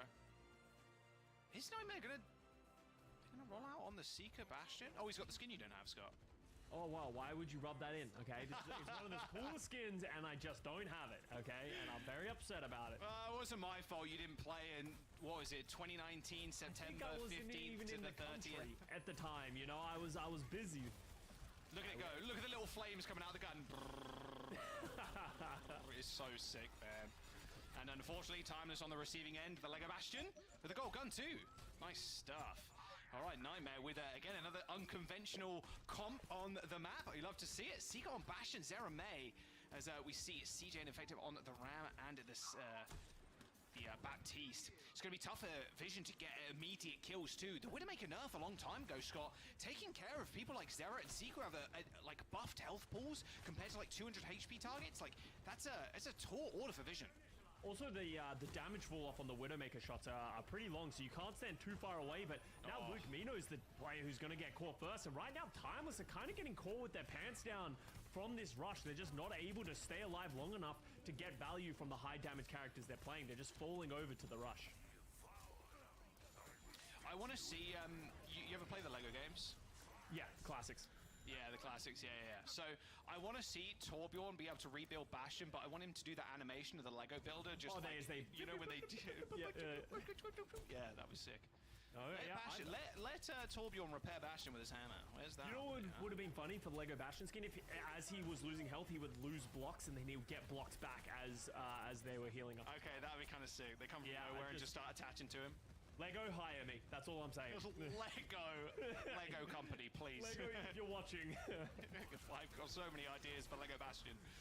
All right, Infected and Nightmare pushing Timeless all the way back to this second point. A duplication onto the Baptiste of all things from Doomed. Seeker decides to get out of there, but not for a brief moment as he activates his ultimates. And Vortex coming down, and that's a lot of damage. No way Squid's getting out of that. Last shot coming into the back line as Lucamino and Vision fall pretty low. This is just a slaughter right now. Timeless just unable to do really all of anything against this Bastion. Yeah, it's not looking good. Cuffer goes over to the Doomfist, Doom going over to the Pharah. This is starting to feel like my ranked games when things start going wrong. It's like, I'm just going to go Doomfist and hope. Oh, you haven't seen it, Scott. We haven't got the chart right now, but it just said Cuffer has left the voice. Yeah, right. Yeah, that's true. Cuffer's left the comms. Yeah, and then Doom joins voice and says, you know, guys, what are you doing? I'm switching Pharah. Someone go Mercy. You suck. yeah. Please go Mercy. I need it. Well, he does manage to kill Zero without a Mercy damage boost, thankfully. And Vision doing a lot of damage on this Hanzo, too. Infective's going to be the key target, and with the Discord Orb, they should be able to bring him down, but a lamp comes in just in time to save his life, but not before Doomed lands a nice direct. And this should force some form of reaction out of Nightmare. I think with all the swaps coming out from Timeless, there are some simple changes that Nightmare can make to make their composition just a little bit better. Because there's going to be a lot of high damage, but it's a lot harder to rush down the players with, you know, some of the high grounds and some of the setups. I feel like Nightmare potentially might run into issues. If they switch back to a Sigma of their own, I feel like that could give them a huge advantage in this situation. We'll see. I mean, they've got a beat. They've got the window 2 now. That'd be Nightmare. Damage. Yeah, Cuffer was in there for like, what, 2 frames, it looked like? Oh, Doom's out of the fight. Good space creation here by Nightmare, just chunking the DPS down on the side of Timeless. The gun sounds so silly. It's so sick. Sound barrier coming in. Admiral hits 4. Very early. Cuffer has got powered punch now. They've got this high ground, which is always quite nice. However, stopping this Bastion doing anything is going to be quite scary, and Vision's just going to hide in the pool. He's let one way, but one to the other. He gets out of there just in time. Cuffer looked like he wanted to use that Meteor Strike on top of Seeker, but I don't think there was any way he was going to get out of there alive. Power Up Punch hits the payload, puts a dent in the F1 car. That'll be a $2 million repair bill, that's for sure. A nade through the window, instantly killing Lucamino. My word, it's feeling like stage 1 all over again. That was pain. That was pain. 3.5 minutes to go for Nightmare, Scott. They got an annihilation, and they got such a good position too with this Bastion. Oh, nice Dragons though. Dragons barrage in the back line. Doom Division taking the game into their own hands now, as they eventually managed to team kill Nightmare pretty much. 3 minutes to go though still. I like the Seeker swap here over to the Widowmaker. I feel like this is going to force someone to switch on Timeless. Yeah, Doom goes over to the Tracer, recognizing they're going to need somebody to put pressure on Seeker. Zero over to the Tracer.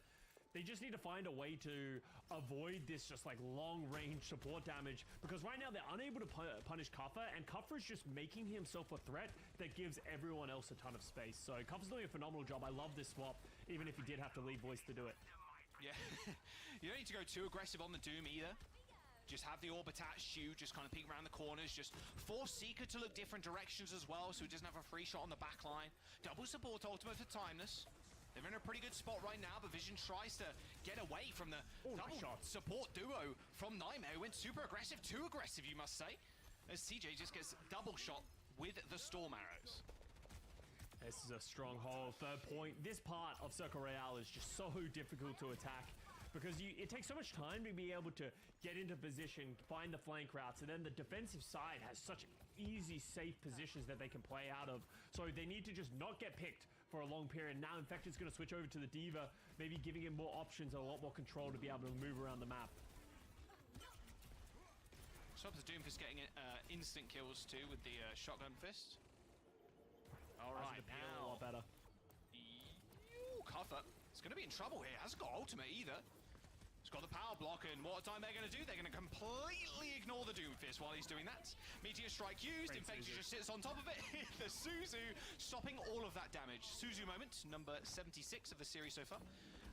Or of the stage so far. I've only just... I was going to say, wow, yeah, that was a lot of Suzus that happened in the last minute. Yeah, no, okay. I was being hyperbolic. Come on now. 3 meters to go. Sound barrier comes in, and they are in the spawn. Oh, Lucamino switches to Mercy, gets the res on Vision.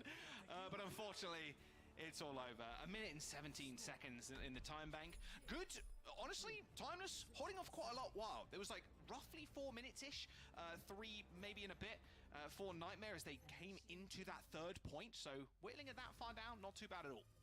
I really like the swaps at the very end by Nightmare. They go over to the D.Va, they play the fast dive with the Tracer and the Echo, and you can see Timeless just aren't able to do anything with the heroes that they had, with how quick Nightmare can play. And then, on the other hand, for Kuffer as well, someone who's creating such a huge distraction, everyone else can follow him and chase him now, so he has to play in a different way. So Nightmare recognizing the weakness of the Timeless composition, that was kind of a curveball to slow things down.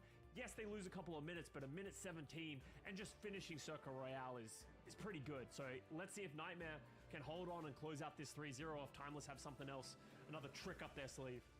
All right, yeah, what are Nightmare going to play on the defense? Seeker on the Pharah, Zera on the Mei. Okay. I like this a lot, but it looks like Timeless is going to opt to more of a kind of conventional pick. Go the Sigma. Do you like the Sigma into this kind of comp, though, against Zera and Seeker on the double projectile? Yeah, I worry for Timeless. They're on the attacking team, so they can make swaps earlier. But yeah, you've seen that Nightmare have the ability and understand how to play against these Sigma compositions. If you're going to try and anchor and play slow, we're just going to run at you time and time again. And I wouldn't be surprised once Timeless see this Nightmare composition, they switch off some of their heroes. Okay, Vision, Hanzo, Doom, Pharah. Okay, so they're kind of matching Nightmare here and the Pharah at the very least. Dislodging the Mei is going to be kind of annoying though, although the Pharah should have an easy time doing that. Zera's in trouble here. They're forced out the cooldowns early. Nightmare's going to have to go aggressive and do something to help Zera out, otherwise Zera's just going to fall. Zera is just going to die. Yeah, there you go. Infected comes out with a nice little response there. They do have to use the lamp yet again, but Zera is just so far forward. Good shot from Doomed. Pressuring out that Mei, who can be so annoying against the Sigma. Taking out Seeker. Well. I also really like the Illari pick into their comp too. Yeah. The Illari pick from Timeless is really nice. You can just stand so far back, and your pylon just does all the healing really. You just kind of pop it down, and getting a free ultimate off here from the Illari. There's no Kiriko on the other side. There's no D.Va. There's no Sigma. They can't eat the ultimate. Like, it can be just so effective. One arrow will set off will detonate the little effects there, the little sunstrucks, and it's just yeah, it's a lot of damage. And Infected not respecting that damage as well. Tries to step up and just takes too much to the face, and all of a sudden Timeless looking a lot better with this composition. This is how it's supposed to work. Feels like you're just supposed to stand back, shoot, and anytime anyone tries to step up, then they're just going to take too much damage to be able to do anything, as we see a flying Bastion. Wait, oh shit. Effective on the Rhine, just pins straight to the payload. Nice little window. No way Lucamino survives that. There you go. Barrage Barrage high in the sky there is Infected, oversteps his mark around that corner, meets a whole pile of missiles in front of his face. Now it is Zera on the point trying to hold it down, but they still have the Blizzard. Throws it at the feet of Cuffer, but he's around the corner. Yes, they do manage to get the freeze, but is the healing enough? No, Squid even pops down The healing window. enough? They still Well, manage to possible. secure the kill onto Cuffer, and Seeker with a sick grenade against Doomed. Oh, you know he's typing in chat after that one. Yeah, that was like actual simple geometry moment from the Bastion player. Just learning from Hanzo, bounces off the wall, catches the Hanzo. And that, look at the ultimates are timeless. They use so many ultimates to try and close that out. And this is when it gets difficult for timeless, because now they can walk up, but Nightmare's just gonna wait. And then as soon as they step up a little too far, they're gonna be rushing into them. Seeker coming up to the ultimate as well, so maybe they can engage with the artillery strike. Yeah, there you go. Oh, that was close. Yeah, wall a little bit short. Seeker even turned into turret form there. Was very ready for Cuffer to get trapped. Artillery barrage coming in. Needs to plant one more shot down, looking for Squid potentially. Do they know? Yes, they do. They are able to counter 3, luckily. Same can't be said for the rest of us. Doomed ends up going down to Zera as that Flux was just met by Lamp. Pretty easy response there for Nightmare, and now Timeless, they've only got a minute to go. I mean, Nightmare have every solution to the quiz that Timeless are putting out right now, Scott. Yeah, it really feels like Nightmare's just very confident in themselves. They're just willing to play reactive. They know how they want to play the game, and right now it just feels like Timeless is consistently on the back foot, having to make changes. Cuffer goes over to the Doomfist. It worked on defense. Maybe it can work on attack. Let's wait and see. Oh, he's already in the back line. He has to get out of there pretty quick. Uh-oh. Well, Infective's got Shatter, and Lucamino's dead. That is not good. With 30 seconds to go, Timeless is going to have to go for a quick regroup. I mean, a barrage, I mean, with the Alario, like, very winnable here, but the problem is Nightmare can just play all the way back. As long as Admiral doesn't Ajax, then they're pretty safe. And what do you do against this Shatter? As soon as Cuffer goes in, you just know they're going to get shattered. They have to instantly disengage. Oh, there it is. Oh, the barrage, though, straight on top of the Shatter. Damn, They're that... able to actually kill Cuffer, but they still need to touch. L'Oreal does end up coming out straight through the window, does manage to find some tags here, and that is going to be Cuffer going in. Ooh, they're pushing it. Lucamino with the kill. They're pushing it. Really nice Alari play from Lucamino, and they've still got ults to work with. Seeker 1 HP, unlocks a Bastion ultimate. Oh? Lucamino, they have to pop the window now. A Squid. Oh? The rest of the team are going to have to peek something. They're holding. Swinging his almighty. Oh! Oh! Not even ODM gear could save you from that situation. That window wasn't quite enough. Nightmare end up taking the series. 6-0 map score in groups right now as they advance. The fact that Bastion survived a Doomfist just looked right at him and said, "No, bro, you're not killing me." Proceeds to melt him and then get back with Reinhardt as he kills everyone.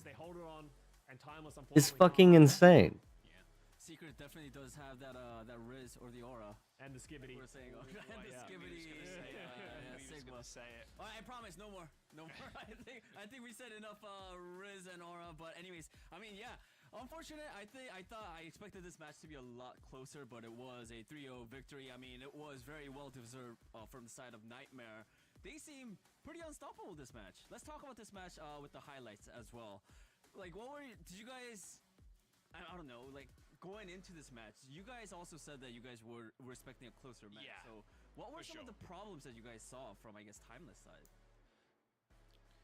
Well, I think if you look back to Flashpoint specifically, that Queen pick, while it hurt them initially, them unable to kind of slow the game down because they were playing very slow characters and just unable to match the, well, not match the tempo, but slow it down for the Cassidy, for the Bab.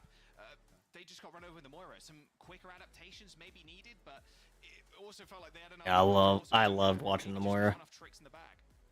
Well, I think the problem that they ran into is it felt like they needed to go into the bag of tricks, right? And that's kind of a problem. When you feel like you're outmatched in some of these compositions, you have to start doing different things, throw different curveballs, which can work, right? Like we've seen what theoretically could be weaker teams taking other teams that are stronger to the edge because you're doing something different. You're throwing them off balance. But it felt like every time they tried to do something different, like with the Queen. The like fact the that Endurance right setup, there, or just, like, the way Moira's that they ult wanted to play the caught Lurkers, so whoever at the last just a second to response save player him, every time. So helped out a if anything, lot, I and then think it's Orb on what I top of was that for after the it's ult it's ended. being Ended. careful, being willing to adapt, and being I mean, having the right that was understanding of how beautiful to play. adapt to the problems as well.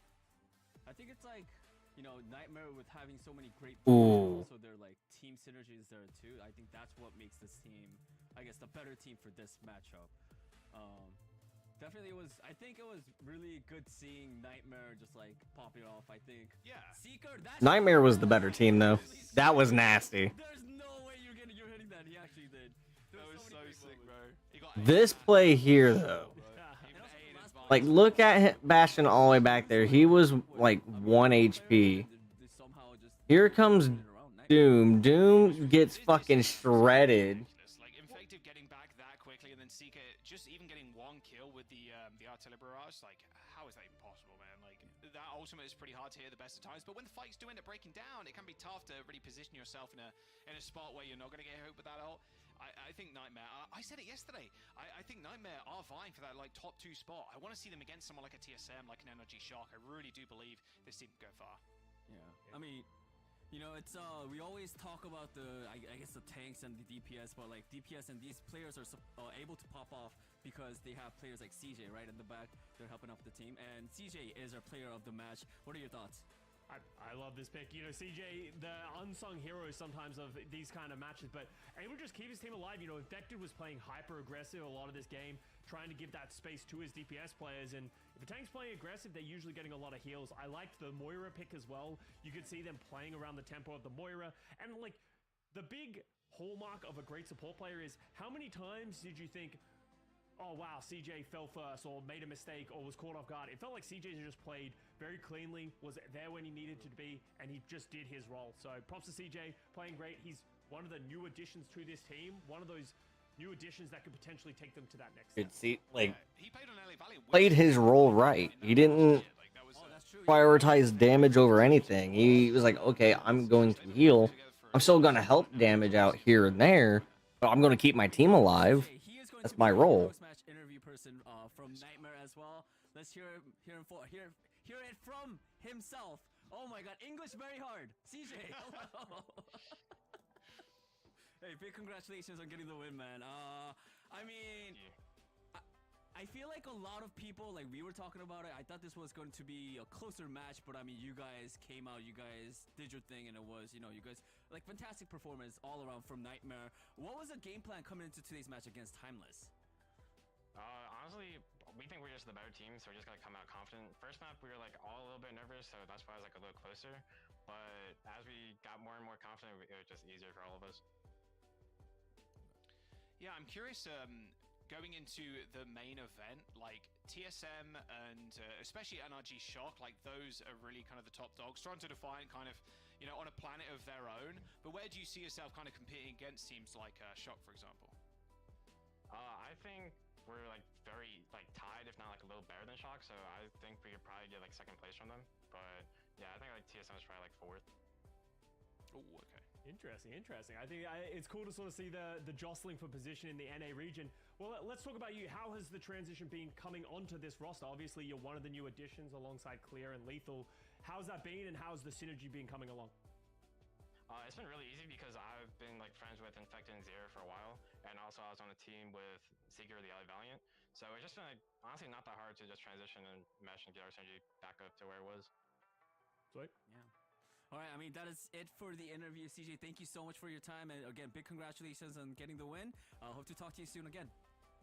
All right, thank you. Team Waluigi wins. I'm dead. All right, that was CJ from Nightmare. Great interview, great guy, a great player as well. Just like Jack. Great aura. Yeah, you so know, true. important So things. true. And he had to throw that one in there. He needs some, you know, needs some rep with us now after he has been bashing us off stream. I mean, yeah, with that one, Nightmare advances to main stage. Yeah, Nightmare! Let's go. And then, but thankfully, Timeless, you know, they're not knocked out yet, right? I mean, they have one more match. They will be facing off against the winner of Team Z and Fries in the bag. Fries in the bag. Is it Team Z or Team Z? Is it Zed? Well, I think Zed is the British way of doing it. I'm asking you, Danny. Yeah. I don't know. Yeah, let's go with Zed. Yeah, let's go with Zed. Yeah, we got him. Team Zed. Team Z.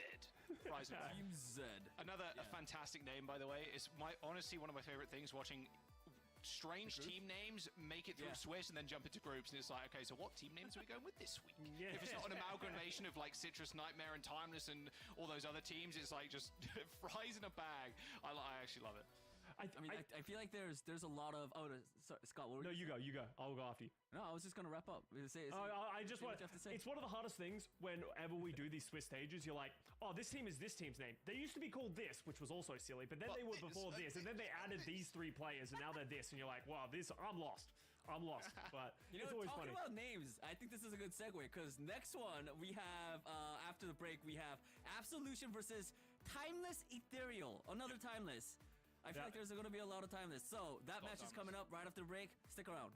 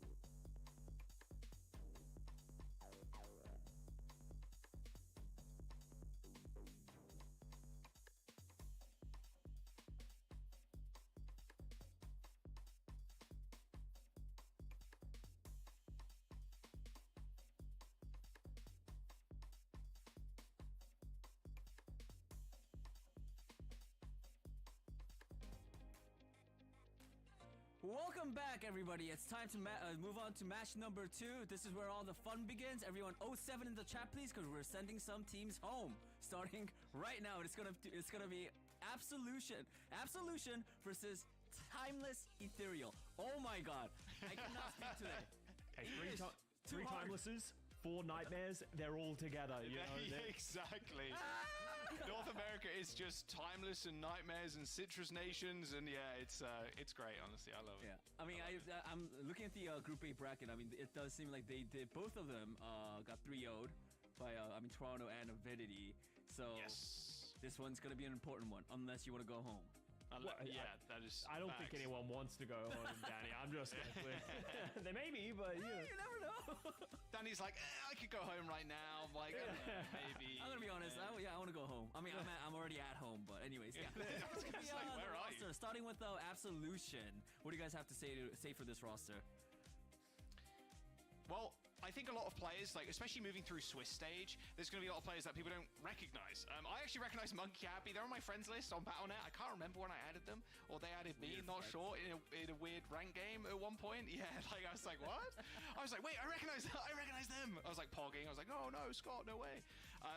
And so that, like, this is the benefit of having like this open circuit system. You're going to see players that you might have not seen before. So I think this is a big chance for Absolution to really kind of make their name here, because Monkey Happy. What the fuck?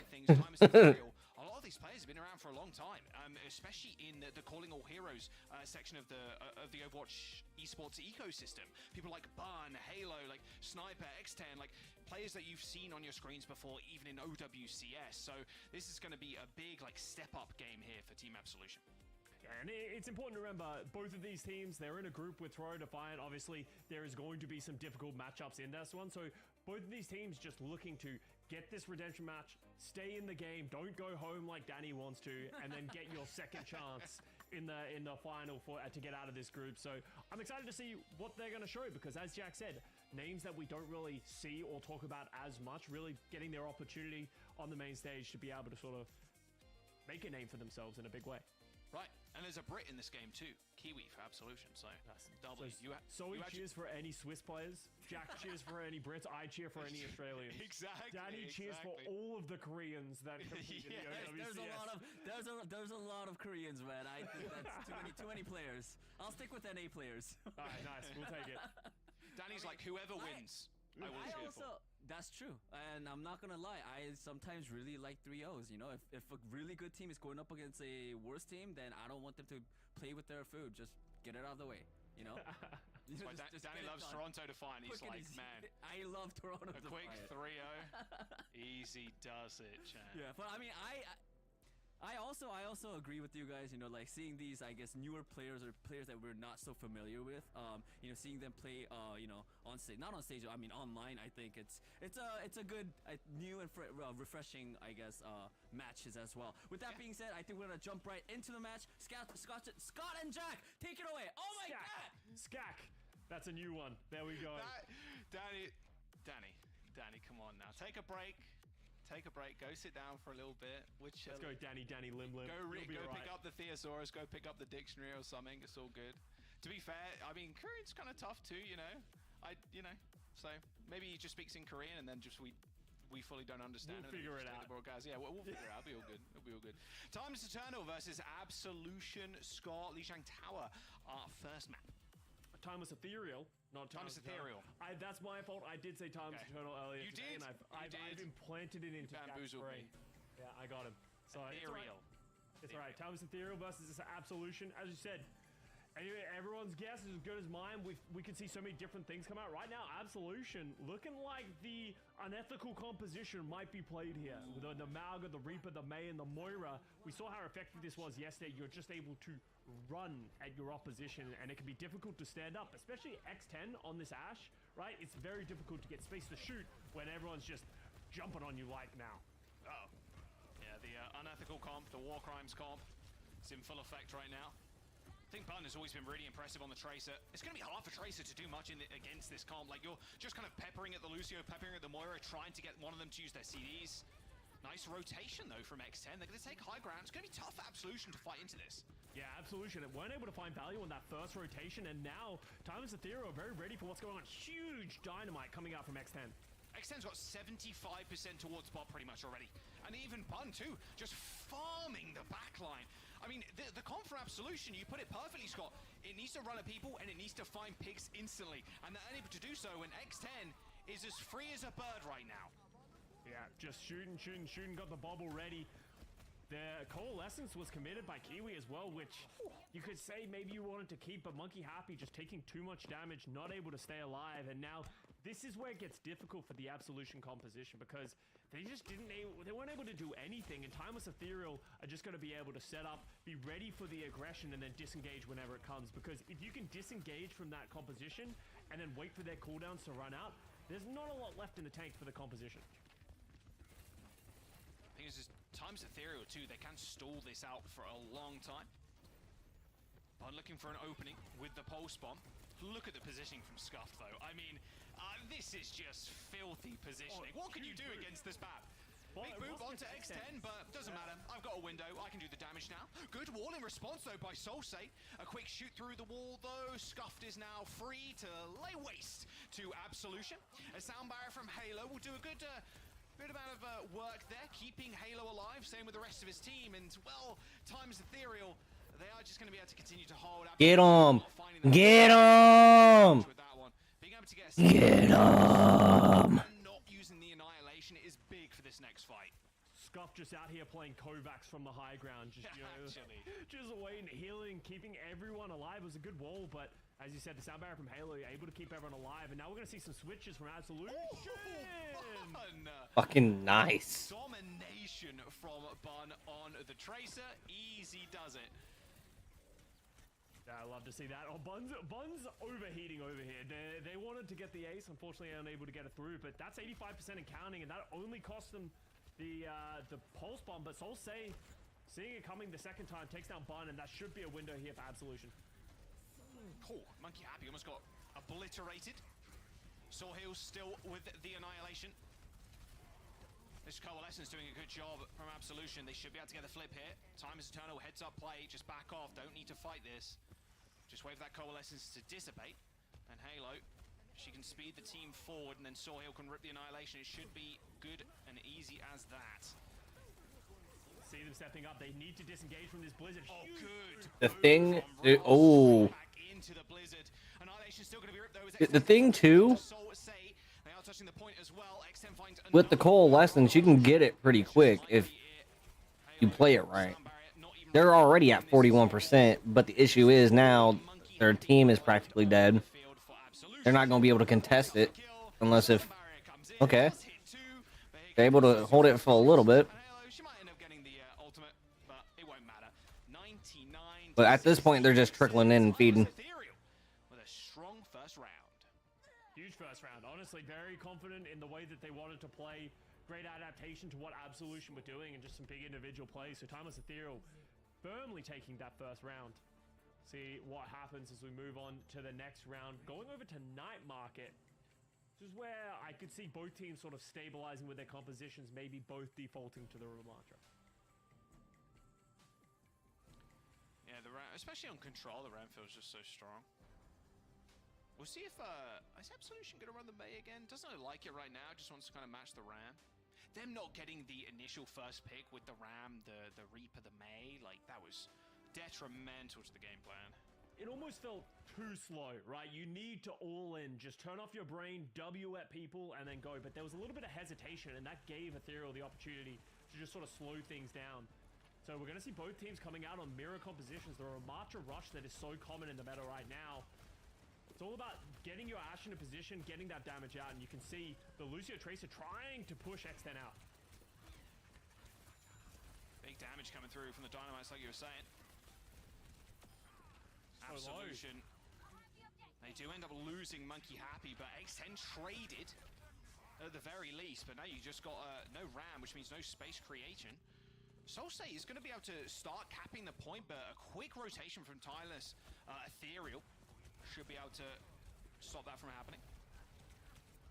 Yeah, you can see they just want to fight on the point. First flip does go over to Ethereal, and they take down Kiwi, so that's a lot of the healing out from Absolution. Yep, indeed. Yeah, I mean, there's no real hope anymore. Yeah, it's just a reset here. There's no chance you fight this. Yeah, it's a hard reset. Sure. It did feel like Absolution were in a good spot, but they just couldn't get the flip on the point.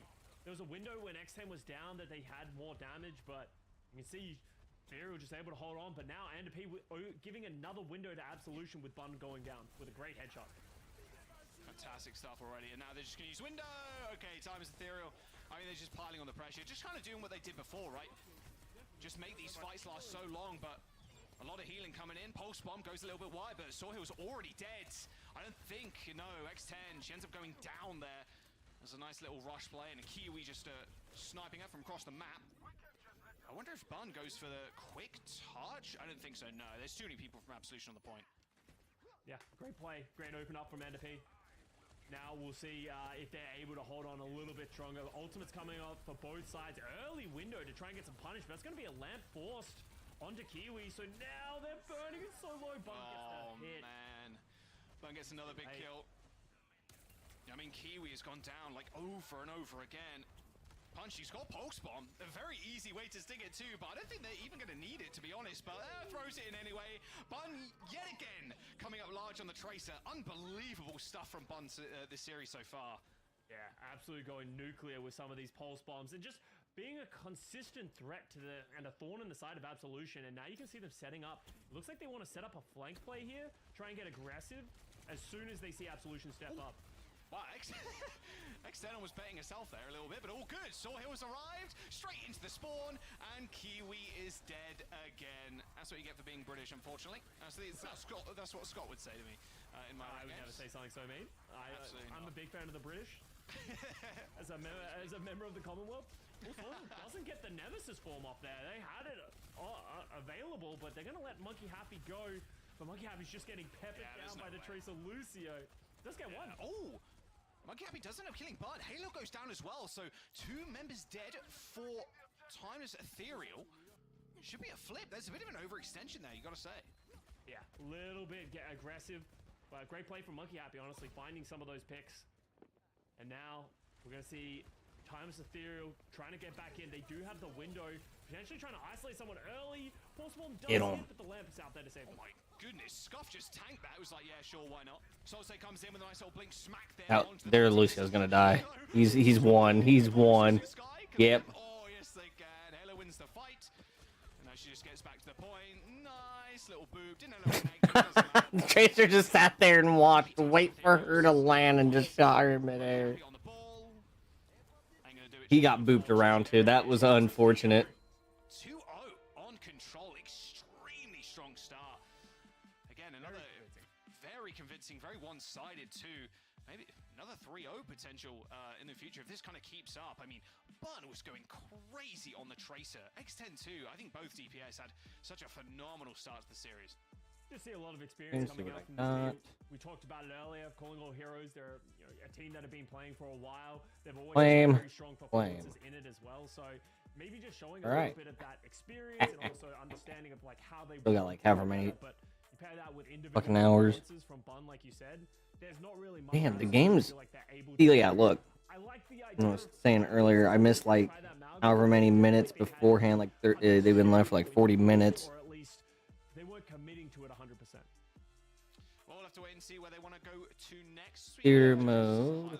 Real quick. I mean, this play from Scuff too was sick. Just sitting off on the high ground. It's like, what can you do when you're playing this comp? You put the wall up, sure. I mean, Solsei did end up throwing it down, but that's about it. Like, Scuffed is so free. And then Bun, of course, hitting 2 double pulse bombs. She really went crazy on the Tracer. X10 as well, with some nice flexibility too. It's good to see a little bit of Farah again. I think, obviously, everybody was sick of Farah at one point, but there's situations where Farah just does so much work, especially against comps that want to rush. I think X10 had a phenomenal performance both on the Ashe and the Farah this series so far. There's the second double pulse on kill, followed up with a nice little spray down there on Monkey Happy. That's something that I think Absolution needs to be really aware of here now as well, because it feels like Bun is almost going completely unchecked while playing on the flank right now. So they're able to just put out consistent damage, hit up a lot of pulse bombs, and if they just go unchecked, it's going to be easier to hit these pulse bombs as well. As here's one for good measure onto the Wrecking Ball, trying to get onto the point. But yeah, Timeless Ethereal honestly stepping up in a big way. Yeah, large W from there. And of course, in this series too, worth kind of keeping in mind is to keep yourselves in the competition to make it to that main event. You do need to find the W here. Only 2 spots from the group end up going through, and Toronto Defiant obviously being in the group guaranteed a spot in the main event, right? I mean, not too much of a surprise there, but so everybody's kind of fighting for that one spot. Avidity, of course, sitting at 1-1 right now. We're 3-3 for map scores, so one of these teams will have to face up against Avidity. It might be a rematch too. That'll be exciting. And here's the prediction scores as well from the viewers. Getting it pretty accurate so far. 93% for Timeless Ethereal, only 7% for Absolution. And a lot of people, a lot of the viewers are fans. If you've watched Calling Our Heroes, it's hard not to cheer for this roster. So just showing a little bit of dominance in the server and the dominance in the fan voting. So we'll see if Absolution can turn things around, maybe gain a few fans in the chat. Oh, 100%. Let's have a look where we're going to next then, because this is Absolution's kind of map choice. I haven't seen a crazy amount of dive just yet. It's been the Ram, it's been the Malga, so where do you think we're going to go? It's kind of a coin toss in a way. I think Absolution maybe need to kind of throw Timeless Ethereal off their game right now, because what feels like maybe X10 just perma wanting to run the Ashe, but then we saw them also flex over to the Pharah. I don't know. The power level of this team, I think, maybe a little bit too much for Absolution, but, you know, the tides could turn. In these situations, you just got to pick what you had success with in scrims, and that's going to be Shambali Monastery or Absolution. I would expect to see something similar to the rushes that we saw a little bit on the Control Center map. It can be, you know, Ramatra, those type of things. Maybe they can try again for that Malga, that really fast tempo compositions, just run down Timeless Ethereal. But, you know, as I said, the most important thing in these situations is just play what you're comfortable on, play what you know how to play. If you start overthinking what the opposition is playing, then you're just playing into their hands. Yeah, Timeless Ethereal, they did end up going down 3-0 to Avidity. That was in the opening matches of Group A. So if the rematch does come through, you best believe they're going to pull some punches. They did end up losing a Shambali Monastery to Avidity as well in a 2-1 fashion. Obviously don't want to repeat that here. They want a clean sweep ideally through here so they can get the nice little rematch. We'll see if Absolution can come back. Obviously being your map choice, you're going to be more confident maybe compared to a Control. Yeah, 100%, 100%. It's one of those things, if you're just able to play in a way that, you know, you can play to your own strengths. You know, everyone has their scrim results, everyone knows what they're good at, you know, everyone has their maps that they just do not want to play, right? Maybe Lijiang Tower was one of those for Absolution. You know, there's always, you know, certain maps that teams don't want to play. You know, I said when we were on Overwatch, we refused to play Oasis. You know, Oasis was just not our map. Refused to play Oasis. A refusal because we seen it, we tried it once, never again. You know, sometimes you just got to throw in the towel. So we'll see what Absolution have been cooking on this one. Is that all it takes? Just one time? Like, nah, I'm good. Well, we only scrimmed once, so, you know, we don't have a lot to pull from, unfortunately. The data not quite refined. It's more of a, we lost on it, so every other map is probably better than this one. Yeah, I 100%. mean, that's okay. That's great for you, Scott. I'm really glad. You guys popping off, I'm sure. Well, you know, when I sub in, you'll be popping off, that's all I'm saying. Yeah, the Ilari trick really coming and turn things around. You know. I'll go crazy on that one. Control here, so going on to a Control match. Shambali Monastery, not a crazy amount of a Shambali Monastery, at least in NA, over the last couple of days. We saw, of course, a lot of you probably would have seen it if you were tuning into individual streams on the opening day. That was on Friday. Oh, and here's the groups, if you've forgotten where we are. We're in Group A right now, of course. Both Absolution and Timeless Ethereal. 0-1.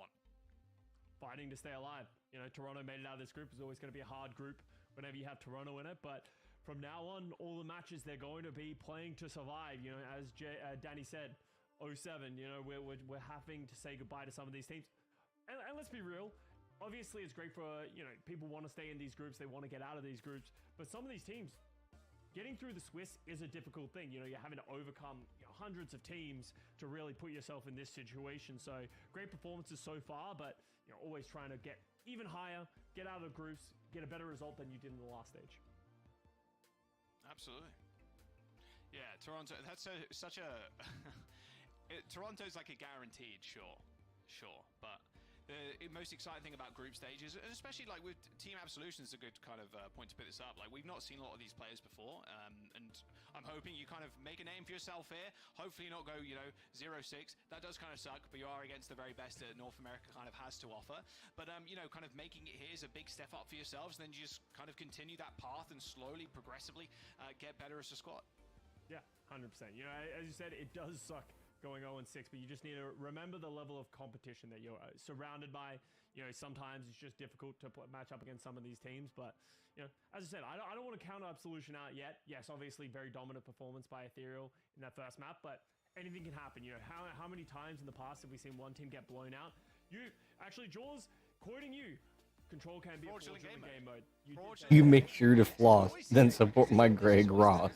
Where a team wins control, and then the other team just ends up going the next 3 maps, and then they win the series. Like, that's just what happens. I don't know why that is. I'd love to see a stat for where that actually happens in like competitive Overwatch, because it's got to be pretty high. I feel like, especially in the Overwatch League, it felt that way. But it's just, I think it's because control, like the first fight, is so important for all of the rounds, right? If you win the first fight, I think the chances that you're going to win the round is very high. It's like and 60+% or something. Yeah, and it's just one of those things where it's like, for the first pick can happen so easily, anything can happen in those fights, and then if you can snowball those ultimate advantages, like we saw Ethereal do so well. But now we go over to Shamboli Monastery. Absolution, really trying to keep their OWCS Stage 3 dreams alive. Yeah, time is Ethereal though, just want to quick map, boom, 3-0. Get a rematch versus Avidity in that decided next week.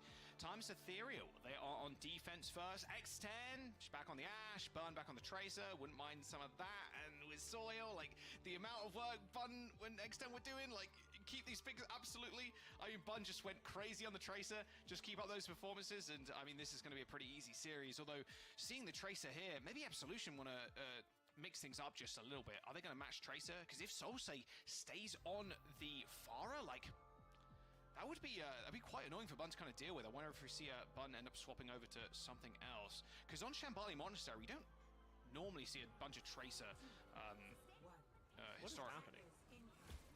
Sonic arrow. Interesting. A little angle. It's a cute little angle. I haven't seen I don't think I've ever seen that. Yeah. Yeah. Okay. Learn something new every day. Note to self, don't stand there on defense. yeah, actually. Damage boost Hanzo arrows across the top. Okay. Looks like Solsei is going to match the Tracer against Bun. So they can put up the same kind of performances here. And as I said from the last map, I really want to see Solsei do a better job of punishing Bun for trying to play on these off angles, try and take this position. Because that, if you just let Bun run over your team, you're going to get the exact same result that we saw on Lijiang Tower. You're going to see Ethereal getting a little bit aggressive here, going into the room, and they're just... He's probably going to die. As Bun takes down Ed to P. Yeah, easy kill for Bun there. Because they've already lost... Halo, just speeding Bun around. And you're going to need Ross... Whoever, their Ash. Hold that position, right? If Enderp's going to try and take this off angle on the right side, someone needs to protect and sort of put some pressure... He was getting lit up. Because you can see... They have 4 players stacked up here. Bun's playing on the left alone, just running a Lucio, Lucio BAP, which is interesting. Antipi with only 22%. Bun finally slain by Solsei. As Monkey Happy and the rest of the squad trying to march on forwards. There's the window. Not sure Sawhill is He's about dead. around for much longer. Nope, they end up going down. Good window and good initial pick too, shutting down one of the main carries for Timeless Ethereal. It's a great adaptation from Absolution, recognizing that they do need to deal with Bun. Solsei comes over, helps them take him out, and now they've got the car moving. This is where it gets really difficult for the attacking team, when the backline of the defense is able to sit on these high grounds, play the long sight lines, and you can just park your Ramatra on this corner, just get constantly healed by Scuff. It's almost like the Lijiang Tower setup once again, but you can see Scuff wants to set up for the window. Yeah, big window though from Scuffed. Should be pretty easy. Ooh. Easy does it. And then Bun too. I mean, it really just has been the Bun and the X10 show this whole game so far. And then Bob just giving a little hello and goodbye to Solsei there. 10-10 doing some crazy... Oh, and X10. Yeah. Yeah, 100%. And that's the problem, is like you lose that second fight, all of a sudden there's a lot of positioning that's lost, and that's 2.5 minutes off the clock. And once again, Bun is lurking with a pulse bomb. We've seen her be just so deadly with these. Another double kill. Oh, sneaky, they don't know Pepe well. Oh, and there's no way. Yeah, Bun. The easiest setup in the world there for Bun. The Vortex, you can't move, and the cracked aim, well, don't even need it, to be honest with you. They're moving that slowly. A minute to go, and Bun, yes, still lurking. 007 mission here. Trying to get another highlight reel, I'd imagine. 60 seconds Yeah, and now let's see if they make the change. Recognize, no, they come on. Oh, Look up. please, someone look up. Bun hits the stick, hits the recall, force the lamp, gets out of there, but big cooldown force might trigger an all-out assault here from Timeless Ethereal. They got the annihilation, but no, don't want to step in the room, don't want to press the advantage all too much, don't want to get punished for overextending. Happy just trading. You see Bud once again triple going into the front line. I mean, why not? I mean, even Soil doing the same thing too. There's the window now. Soil has to back all the way up. Annihilation also popped. It's got Annihilation of their own though, but X10 on a filthy angle right now. She's almost got the Bob too, 10% away. It's gonna be tough now for Absolution trying to cross this chasm. However, with Soil going down, no one really left to hold that corner. And I'm not sure as much X10 can do. Nope, they end up going down, and there it is. OT, however, for Absolution. 3, 4, 5 Xing the payload, but Halo, she is up first too. So Timeless Ethereal, they should be able to get back to the point, at least for one final touch. Soil is just peeking over the edge, and there it is. Bun, triple blink onto the point, gets the touch. They have to stay on the point. Bob goes out, window goes out, so they're gonna have the damage and the healing to stay alive. How's Absolution gonna get through this? Absolutely no way, I don't think. Not with X10 behind the window. Yeah, there's just no chance here from Absolution. They get another touch, but yeah, it's all over. An unbelievable, like a perfect hold from Timeless Ethereal. Really nice touch too. They Really? What, 0.94 meters or something silly. Bum with a triple blink, gets the touch, then Sawhill goes on. You can see the experience of this team really coming to the forefront. And Absolution getting, well, absolutely blown out there, unfortunately. Yeah, it's just one of those situations where Ethereal do a phenomenal job of just balancing who's on the point, getting X10 in the perfect position to do that damage, and honestly, got to give huge props to Scuff throughout this entire series. Been doing a great job of getting in the right spots to be able to heal the team, keep them up, and Absolution haven't been able to get the opportunity to be able to get on top of Scuff, slow down the healing, and so it's just a slow bleed out from Absolution as it feels like they're just constantly getting crunched by not only Sawhill in the front line, but Bun in the back, just sort of, you know, pushing them in, forcing cooldowns early, and then eventually Absolution's the ones who are falling down. I mean, even X10 was on an angle as well. You don't normally see an Ashe rotate that far around when the payload's on this, not on this corner, the corner just down below this hill here. Running the exact same team comp. Like, and Absolution were pushing. I'm actually, like I said, I'm surprised to see Lucio and Bap working together. Because normally, depending on what type of Lucio you get, you got some that'll stick with your team and actually play right. And you got some that are like cracked out of their mind that'll just go forward and hunt shit down. There was like only those two types. Then you got someone that don't really know how to play as Lucio. So they'll just play ground Lucio, not really utilizing the wall for their movement speed and shit. Make it more difficult for the enemy to hit them. Not jumping around enough, and so on and so forth. All of a sudden, you can just almost forego that kind of time, and wow, it's a great rabbit. I think the only reason why they're running a Lucio with the BAP is for movement speed. For the Ramatra. To have him go in and start punching. BAP sitting there healing him, doing some burst damage here and there, but mainly doing heals. And it seems to be working. Is going to be able to hold this high ground in the Ashe, getting a nice little vantage point. Kiwi 2 holds super far back on the BAP. It's going to be hard for Bun to get an off angle now. She's either going to have to go, top right and wrap around, or just kind of play and fight in the caves. I think Bun's more than happy to just sit in this room, push the card a little bit, but you can see they found X10. Gets caught off on off angle, and now Ethereal's straggling a little bit to try and find some value with Bun going down as well. There's no damage players up for Timeless Ethereal, and this needs to be a reset. I doubt they're going to try and commit. Never mind, I lied. Okay, Soul Sage's going to go in. Okay, has to hit the recall. They're still trying to fight around this window. A bit over-eager, I think, there from Scuffed. Thinking potentially they can win that fight. They did find a pick. Monkey Happy just trying to clean up. Yeah, with a rotation of cooldowns there, it's going to be tough for them to find much else. So he'll go down last. So Timeless Ethereal, I'm going to reset.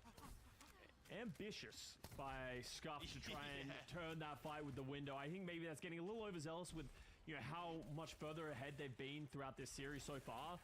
But these are the type of things that can cost you entire maps. You know, we've seen fuller holds happen all the time here on Shambali Monastery. Stepping up with Kiwi's window is going to have to be a disengage from Timeless. Ethereal Soil's getting so low, though. Pulse Bomb. Oh, what a stick! Someone just dove in front of it. Get down. I think that was that Halo. Just get down, Mr. President. I'll take the Pulse Bomb for you. Pulse Bomb on the ground for Bun. Still manages to find a kill, though. Regardless if she sticks him on him or just puts it on the ground, still comes up big with a kill. X10's Bob finishes off Monkey Happy, and Scott, this might just be it here. Absolution, the closest all they've got is this Bob, and it's 15% away. And Bun, just playing with her food right now, is Kiwi, devoured by Bud. Minute and 20 seconds to go. Doomfist for Monkey Happy comes back, only just to get sent back to spawn as Timeless Ethereal making it look easy. A 2-0 to start off the series, as Absolution can't even get that first point. Yeah, just Ethereal showing that they are potentially the better team so far in this series, even at a player disadvantage. They're confident in their own abilities, the way that they're feeding off of each other. Just impressive how well they're able to just manipulate their opponents and then just I don't know, bun diff, honestly, a little bit. On yeah, actually, at this point, yeah. Just, it's not even the picks that they're getting, it's also just on top of that, flanking around, putting a ton of pressure on, getting big picks, like, just being a threat that they're constantly having to turn around for is just giving everyone inherently more space. Yeah, the pulse ones have been sick. Like I said, don't even need to connect them sometimes to grant these skills. A couple of times a bit over-eager, maybe just kind of ego-checking Kiwi a little bit. There was a couple of times they went down, but, I mean, you're just pushing the backline to their limits. Even if you're doing that, you're forcing all of the cooldowns, and it's really tough to get much done. Here you go. Also 007 Bun in the back. It helps when you have an invisibility cloak like Bun. Yeah, you know, actually, yeah. Where are they going out from? Hogwarts? Like, what's going on? I was just hiding up in the rafters most of the time. Like, look at this. I mean, to be fair, you don't ever check there, right? Like, it's not like, let me just check every corner of this small room for a sneaky tracer. Like, it's just not something you do. Good reactive lamp, though, by Kiwi. That would have been, what, like a quadra kill or something silly. It's so much damage from the pulse in those small rooms. Mo, we're going to move on to the next map, Scott, as we just finished up on these highlights here.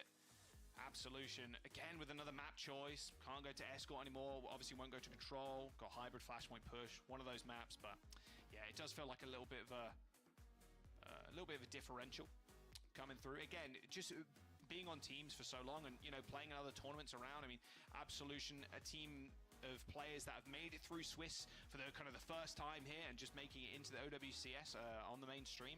It's definitely tough for some of these more experienced players. Yeah, you know, you're always going to run into teams that, you know, have put more time in, you know, have more scrim time, you know, maybe even a meta situation, but, you know, happy for them to be here. Obviously, anything is possible. We'll see what map they're going to go to for the third and final round, but one more map, and we'll have to say goodbye. So we'll see what Absolution, now that their back's against the wall, they can choose any map they please outside of Escort and Control where they want to go. Yeah, and then, well, Timeless Ethereal get the honor of facing Avidity again. They got 3-0'd last time by Avidity, so they definitely want revenge if they win here. We'll have to wait and see if that's going to be the case. We're going to jump to a quick break, give all the players a little rest for the time being. You can grab some water, snack, whatever you want, and we'll be right back.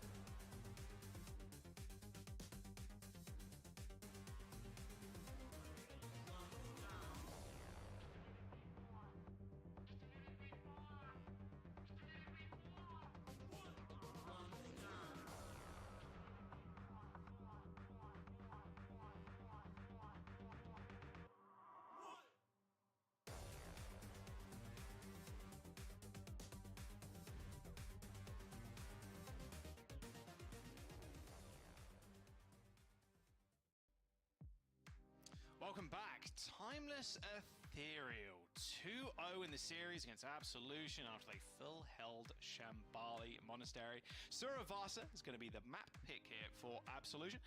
As, well, Scott, I don't want to make the pun again, but it's absolutely terrifying going up against Timeless Ethereal right now if you're Absolution, because you're just kind of getting slapped around. It's been really tough for them to find any semblance of team fights. They did come in, this being Absolution, is this 13th seed into stage 3. So yeah, you're kind of, you made it in, you got there, you're in the big leagues right now, and then you go up against a team that is also experienced at this kind of this top level. It's going to be a tough upwards hill battle here if they do manage to find the win and potentially get themselves into a reverse sweep situation, but right now it's looking quite unlikely. Yeah, I feel like Ethereal kind of has the upper hand in this series, and you know that's just the way things are. You know, you come in at the 13th seed, happy to be here, but you want to keep moving forward. You got to beat teams like Ethereal, you know, because let's be real, you know, Timeless Ethereal, they are coming out of a situation as well where, like, if they get out of and win this one, they have to play against another team that they've already lost to in Avidity. So yeah, lost you have to just keep. Yeah, you have to keep beating better and better teams if you want to stay in this competition, if you want to go further and further. So Absolution needs to hit, you know, some kind of like, I don't know, Space Jam level water consumption to be able to hit the next gear. They're going to turn this around. Got a double clutch, not single clutch, you know. Oh dear, the pigeons are back. What's wrong with only pigeons? This map. Oh, you haven't been here, Scott. No, I haven't been here. What happened to the pigeons? Nothing happened. No. Don't worry about it. You hating on pigeons? No, don't worry about it. Don't worry about it. Jack loves pigeons. Okay, according to my insider source from the inside, Danny just said Jack loves pigeons. Okay, so true. So true with that. Let's get to the game, shall we? Let's get to the game. All right, Timeless Ethereal, they're going to run with the ram again. In fact, mirror comps on both sides, just keeping the Ash, keeping the Tracer, just hoping they can do the tango in the middle here in this first point. See if Bun can have the same level of impact. Gonna take this longer route here. I really like starting this side if you're Ethereal, especially with this long range on the sideline for the Ash. Yeah. It feels so oppressive to like peek if you're Absolution, because X10 just has such a long sightline. Yeah, and you're able to do these jumps onto the high grounds. It can be a little difficult because there's nowhere to really back up to. Hold the sightlines if you're Absolution. You can see first flip will go off to Ethereal pretty easy. No one has fallen, but it feels like Ethereal just have complete positioning on the point. Yeah, just a little out rotation there. All good. Monkey Happy stepping forward, rocking that Nemesis form. The problem is you're just taking so much damage. And look at how often Absolution can peek around this corner. It's like, okay, we have to wait for the shields come up from the ram, and then we have to back off. We have to wait and then back off. And then all the meanwhile as well, Bud is off on an off angle, just pressuring out the DPS, making them look two different directions. Absolution going to try and make their play now. Nice lamp coming out from Scuffed. Ends up saving Sawhill's life as the flip comes through. A kill onto Kiwi, those a good start. Bun once again putting up numbers in the kill feed on the Tracer. And still alive too. Soulsate trying to chase her down. Still managed to, and Halo comes into the rescue. Halo from the top rope, boom, straight on the head. Dude, Halo's just everywhere at once right now. Yeah. And that, unfortunately for Absolution, they did get a flip in the middle of that when they played that aggression. They were doing well. They start, Halo, where are you going? Yeah, wait. Halo. Wrong spawn. Actual wrong spawn moment. Yeah. The rest of the team's like, Halo, wait.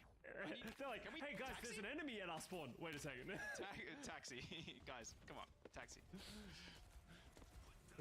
That's funny, but honestly, the Ethereal gets back to the point a little bit late. Both windows go down, both lamps go down early. It looks like they're really early for Ross. Yeah, the bot from X10 just kind of disintegrating that overhealth. Bob's going to be able to cap. Little OT. Absolution. Agni had to get the flip eventually. Kind of a messy fight there. Ross going super early with the sound barrier, but Timeless Ethereal, they're just sitting on theirs, and Halo's just going to go in. 4-person sound barrier there as Timeless Ethereal just going to run it down. No chance of Kiwi on the #1 Bun most wanted list there at the back line. Yeah, take some additional damage. Yeah, nice stuff. Just build up towards another sound barrier using that bob to its full of effectiveness. Good recognition from Timeless Ethereal to be like, hey, if we just use the sound barrier to get through the aggression of Absolution, get past the bob, we can just run down the backline, because there were no tanks to speak of, because they're both falling down, and that will be them closing out the first round, and Sawhill still holding on to an annihilation of their own. So, and they're going to get onto the point first. So Timeless Ethereal firmly in the lead with this map as well. All right. Uh-oh. Bun's got a pulse bomb. It's got your name on it, Kiwi, I think. Oh, just dash straight in. Uh-oh, there's the lamp's gone down. Oh, pancakes on the floor. Gets a little bit of damage, but that's about it. Monkey happy. Just absorbing a lot of that annihilation. You saw Timeless Ethereal, good idea there. Just send Bun into the back line. Maybe they get a stick. They force the lamp. Then they end up ripping annihilation to try and push on. There's Absolution now stop the cap coming through. Halo, she can't end up getting it. It's a couple of pixels away, in fact. But yeah, Sawhill just overstaying their welcome. Yeah, and that's just a pretty big mistake. And I was saying that Timeless Ethereal pretty firmly in the lead. That's going to cost them a lot. Oh, as we're going to see Halo getting a little aggressive as well. Good window response there from Kiwi. There's no chance for Sawhill to stay alive. Yeah, you're so slow when you're crossing your arms as the Ram. Don't want to lose anybody. Yeah, nice little safety lamp there. No, not afraid to use that just to make sure you stay up. You're not going to need it. No big cooldowns coming through from Timeless Ethereal right now as they are on the retreat. And we're going to see 45% and counting. They're trying to get in the spot. Doing a great job of clearing Bun. That's something that they need to do a better job as the series going on. Because Bun is just able to run around, put too much pressure on a Kiwi in the backline. Bob engagement from X10 and Ethereal. But Absolution is just going to run through it with the sound barrier. Yeah, straight through the window as well. There you go. Nemesis form straight into the annihilation. Not sure X10 nor Halo are going to be able to survive this one. Nope. It's going to be a team kill from Absolution. They should be able to get this point too. 80%. Halo is spawning. Yeah, spawning now. I mean, this is looking like a very dicey fight if they want to take it. But nope, there's absolutely no way Halo gets there. And that is going to be a point for Absolution.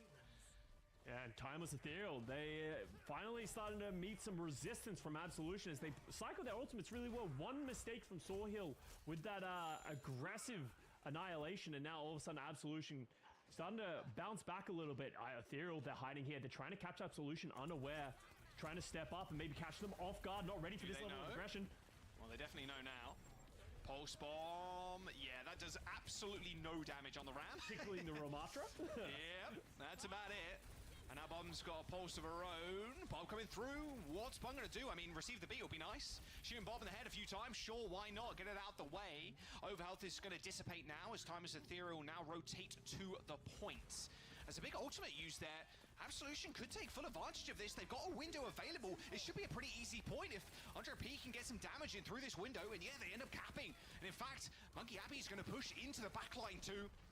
Ends up don't want to bite off too much more than they can actually chew and end up retreating back to the rest of the team. But Bun still with the pulse bomb in a back pocket. Oh, Kiwi finally taking down Bun. Has been an arch enemy for this whole series so far, it's felt like. But I mean, at times Ethereal still want to fight this, it looks like. X10 throwing in the Bob, Scott. And they're throwing in other ultimates as well. The Annihilation, they have the window from Scuffed if they need it, but Sawhill is just, in the words of Jack, whoom, whoom, whoom, throwing down people on the thing. And that was an expensive fight from Ethereal, but they were able to just hold on using some great ultimates. And Sawhill, just with that Annihilation, there's nothing Absolution could do. 54% for Absolution. Was a pretty expensive fight, but now becomes the problem, right, for Absolution. Halo, sound barrier coming up in this next fight and a half or so. She gets some damage in. With this window, they can hold off for that exact moment as Ross ends up using the sound barrier pretty late into that fight and losing it. I'd love for Solsay to hit a big pulse bomb here. We haven't really seen that much impact with it so far. Anderp's in trouble. Oh, Bun cleans it up. Yeah, easy kill for Bun there. They were kind of hiding away from that window with no coach gun. To be said, even if you're coach gunning in that situation, you're probably going to get caught by X10. They can't stagger here. If they get staggered here, it's just going to be the end of the round, regardless of what happens. They are managing to get out, and they have the ultimates to win this fight.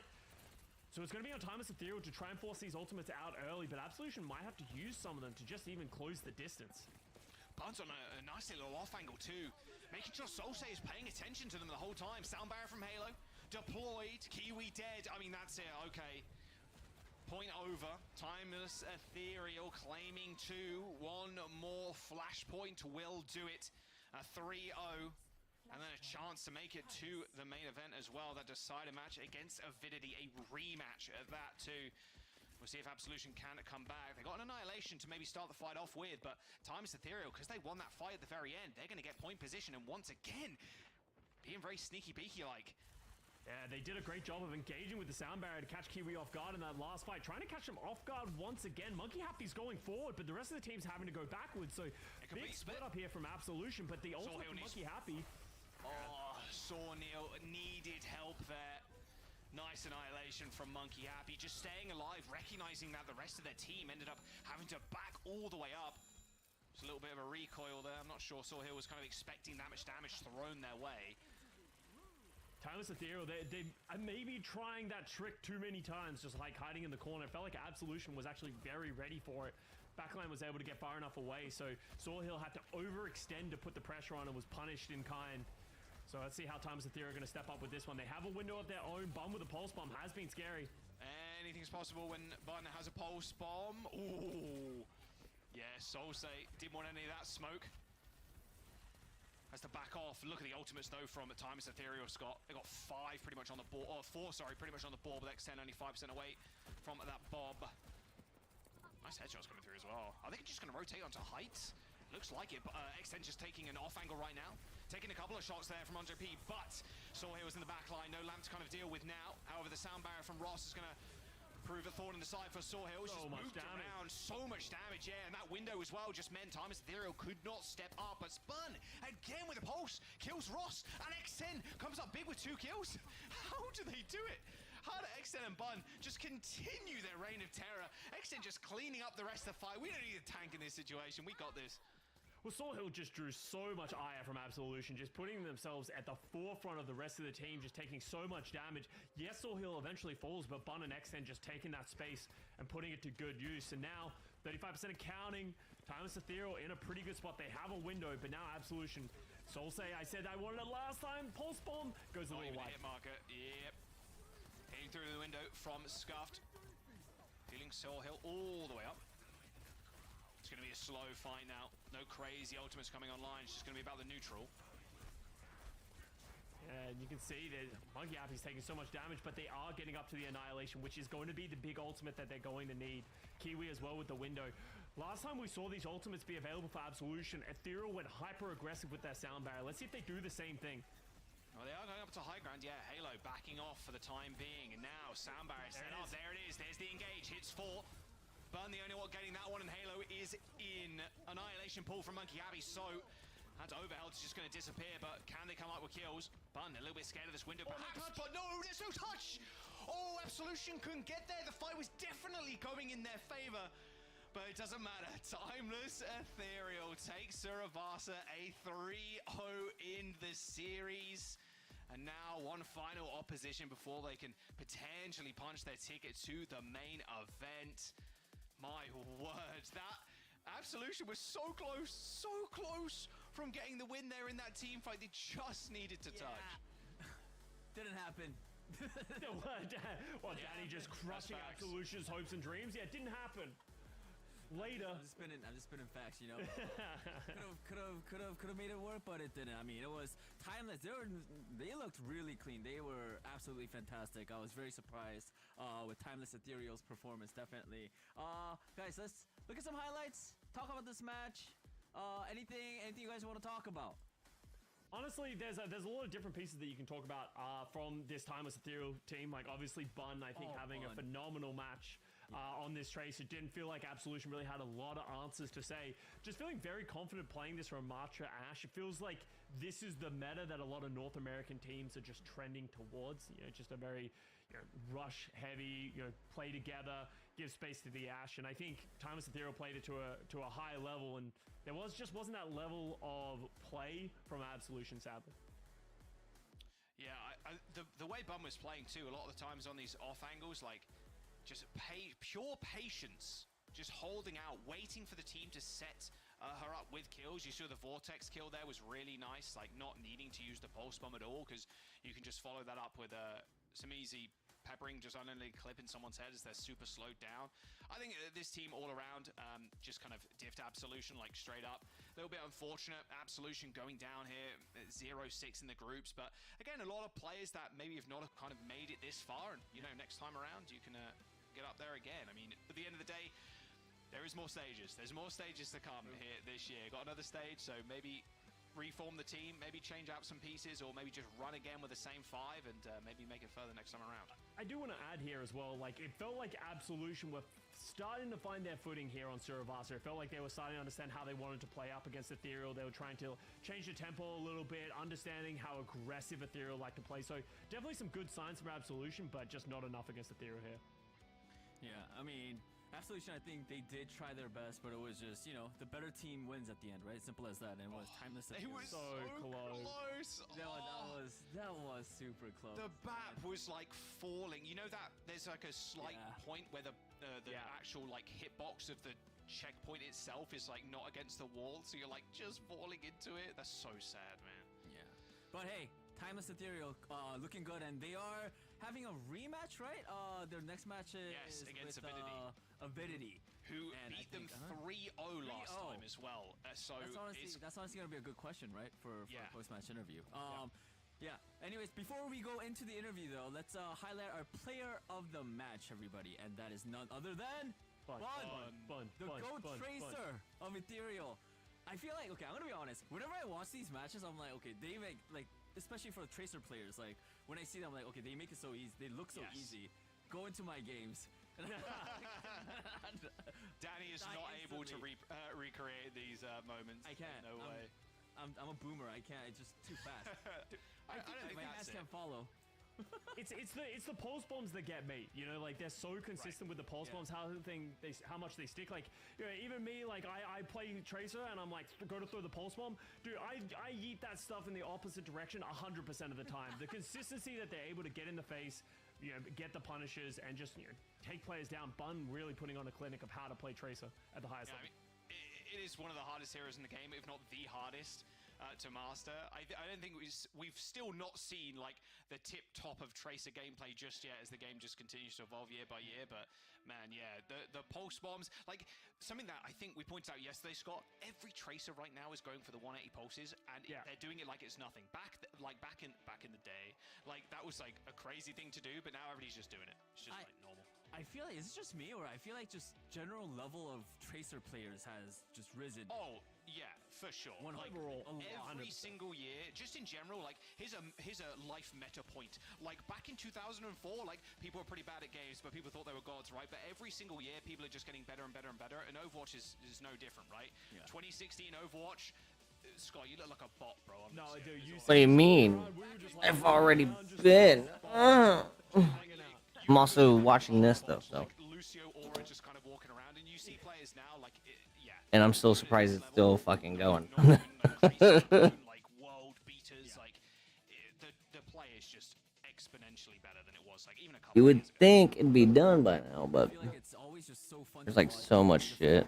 I think just players in general and DPS specifically, like you could see like the sort of a different style or different approach to how they play that specific hero, and I think that's also a fun thing to sort of look out for in these matches for OWCS. Yeah, 100%. I think it's just something cool to see. Everyone, you know, all these new players stepping up in a big way, really putting on these, you know, world-class performances. It's always fun to just like see people and, you know, watch them just like go crazy on these heroes. You know, as Jack said, we go back just a few years. There's these players and household names. We have these other players now coming up, a new generation of players that just sort of put those players to shame. So it's always cool to see, you know, players stepping up and other players like, you know, let's use Jaehong, for example. I'm sorry, Jaehong, you know, these goats, the goats of Overwatch, you know, that we remember since the beginning of time, you know, and then you see this new generation come through and they just... They put us to shame. So he had to drag Jaehong like that. Really, he left his legacy. Just let. I'll drag myself. You've seen Overwatch play. Old Ocean, okay? Old Ocean. It's gonna be tough for you guys. I still believe. I want to see Jaehong in Stockholm, okay? Yeah, 100%. Please, I believe. Please win. Yeah. All right. We're having some technical difficulties right now, so let's take a quick look at Group A brackets. Of course, you know, Toronto. Damn. On top, it's Toronto Defiant, right? With this win, honestly, I think Toronto Defiant's gonna beat Timeless Eternal. Going to go against Avidity for the decider match.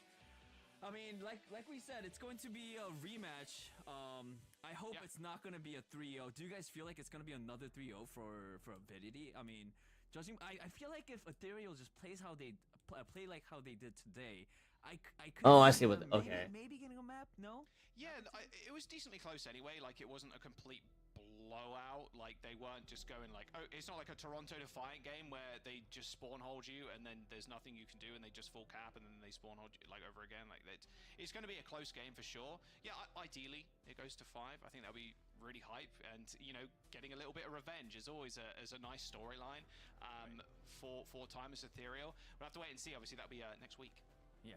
I mean, hey, we're ready for the interview. We'll just ask the player right now. It is going to be Bun, who's going to be joining for our interview. Bun, can you hear us? Yeah, I can hear you. All right, hey, big congratulations on getting the win. We've been talking about this rematch that is going to come up, your decider match against Avidity. So I want to ask you about that before we head into sort of talking more about this specific match. So yeah, rematch. I mean, you guys did unfortunately lose. But Rematch? What flavor? Again, like, what's the game plan for that match? I mean, you guys already know what Avidity is going to do. So what's the game plan going in? Well, I don't really want to say what we're gonna like do exactly, but in our previous match with them, like, I don't think we put up that much of a fight. Like, we weren't used to the comp they were playing. Like, they were playing Winston Brig everywhere, and like, we just didn't have a good plan for that. But I think we'll be more prepared for next time. More prepared. Awesome. Speaking about that then, because we've seen a stark contrast, I think, between some teams like Toronto Defiant, who are running like this pure dive, like, we're gonna play Winston, Diva, like really, really fast like dive comps, and then your guys' team, obviously you're playing the Ram, it's a little bit more rush style. Do you think that is more suiting your wheelhouse, or do you think that's where the meta is trending?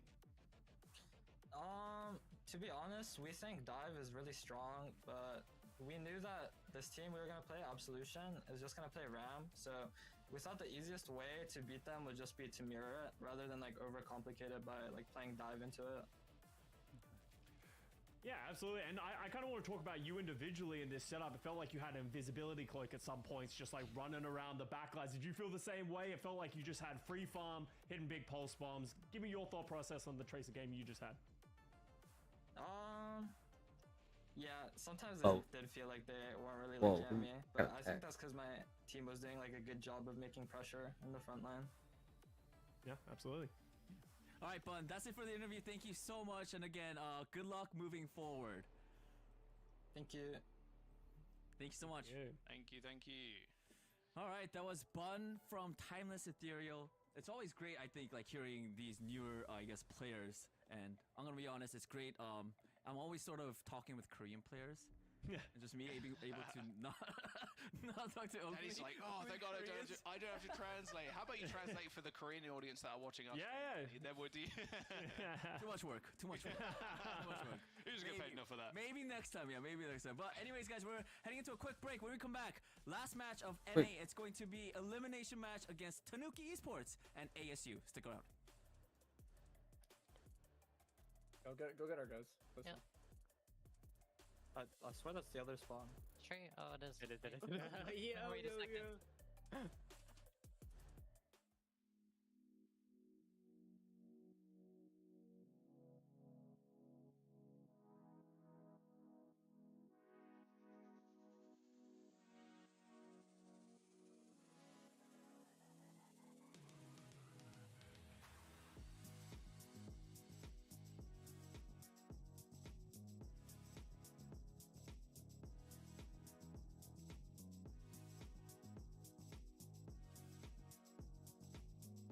So this is literally the last one now.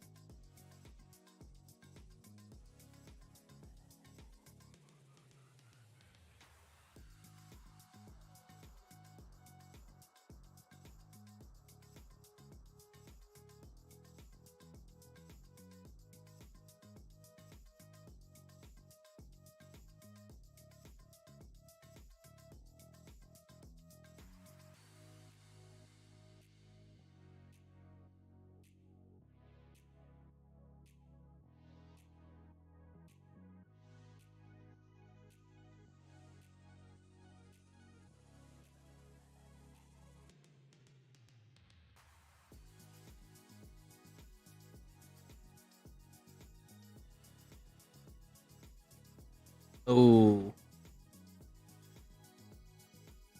Look at all them shots. Oh. This is literally the last match.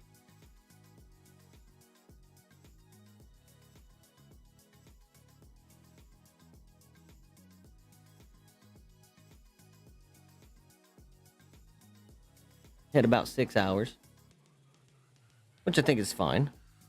6.5 hours, and then I'll probably still be playing some Overwatch after this. And since I figured some shit out with my setup, I'm gonna try to, if it's possible, I'm on test, see if I'll be able to play it PC again. Because apparently, with one of my fucking things that makes the gaming performance better, I set it where my CPU was being used along with my graphics card, so I was using like literally 100% of my CPU just to play Overwatch, and it was making my shit lag. I was like, what the hell? Why is it lagging so bad? I figured it out, and I was like, oh, well. Dummy me. Welcome back, everybody. Our final match of NA and also second elimination match. It is between Tanuki Esports versus Arizona State University. Did you guys know that Tanuki is actually a raccoon? So we have Crazy Raccoons and then NA Tanuki Esports. So I'm pretty sure Tanuki's Japanese raccoon. I might be wrong. People on X or Twitter, let me know. Pretty sure you're correct, but yeah. But anyways, yes, this is another elimination match. You know, winner goes up, loser goes bye-bye. 07 in chat. Yes, that is how things are gonna play out. Looking at Tanuki Esports, guys, what are your thoughts? I mean, they're, again, another team that hasn't really had a lot of showings in OWCS so far. If you look back last couple of stages, another kind of absolution team where hopefully moving forward, good kill onto PG. There you go. W against Tree and PG. I like that they're showing highlights against this. This is fantastic.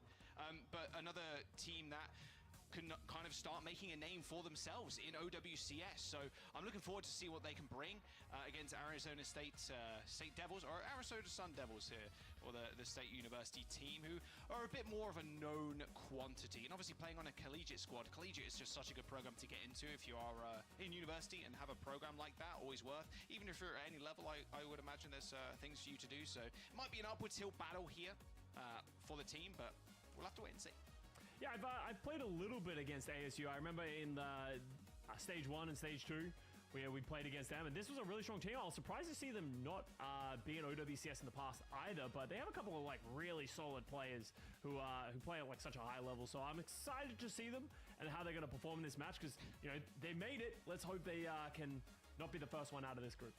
Yeah, Scott's like, yeah, they're pretty strong. They're pretty strong teams. Really strong players. They're going to be pretty good.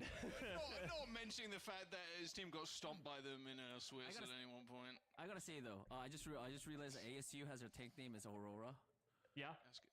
Aurora. Does Aurora have Aurora? Well, that's we said we'd stop. All right, well, let's see if Aurora has Aurora or not. Guys, take it away. Oh my gosh. I said we stop. He's got to look at him laughing, giggling, crying to himself.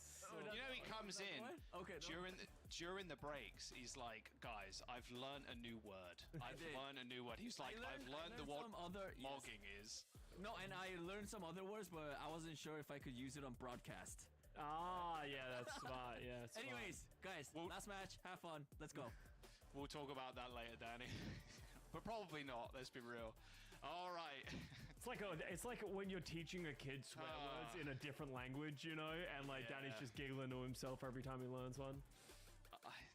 We gotta stop this, man. We gotta stop this guy. All right, here we go. Arizona State University versus Tanuki Esports. This is Group B. This is the NRG Shock and TSM group. Obviously, both teams right now 0-1 in the group, also 0-3 as both teams. Come on, Tanukis. NRG Shock. Just kind of oh no. Rolled through them. However, still fighting for their lives and gonna have to see what they match later if Arizona State University ever got anything to say about it. We'll have to wait and see what they want to play here, because going back to the May again, more rush, Scott, for Lijiang Tower. the Ramatra just seems like a prominent pick here in the North American space.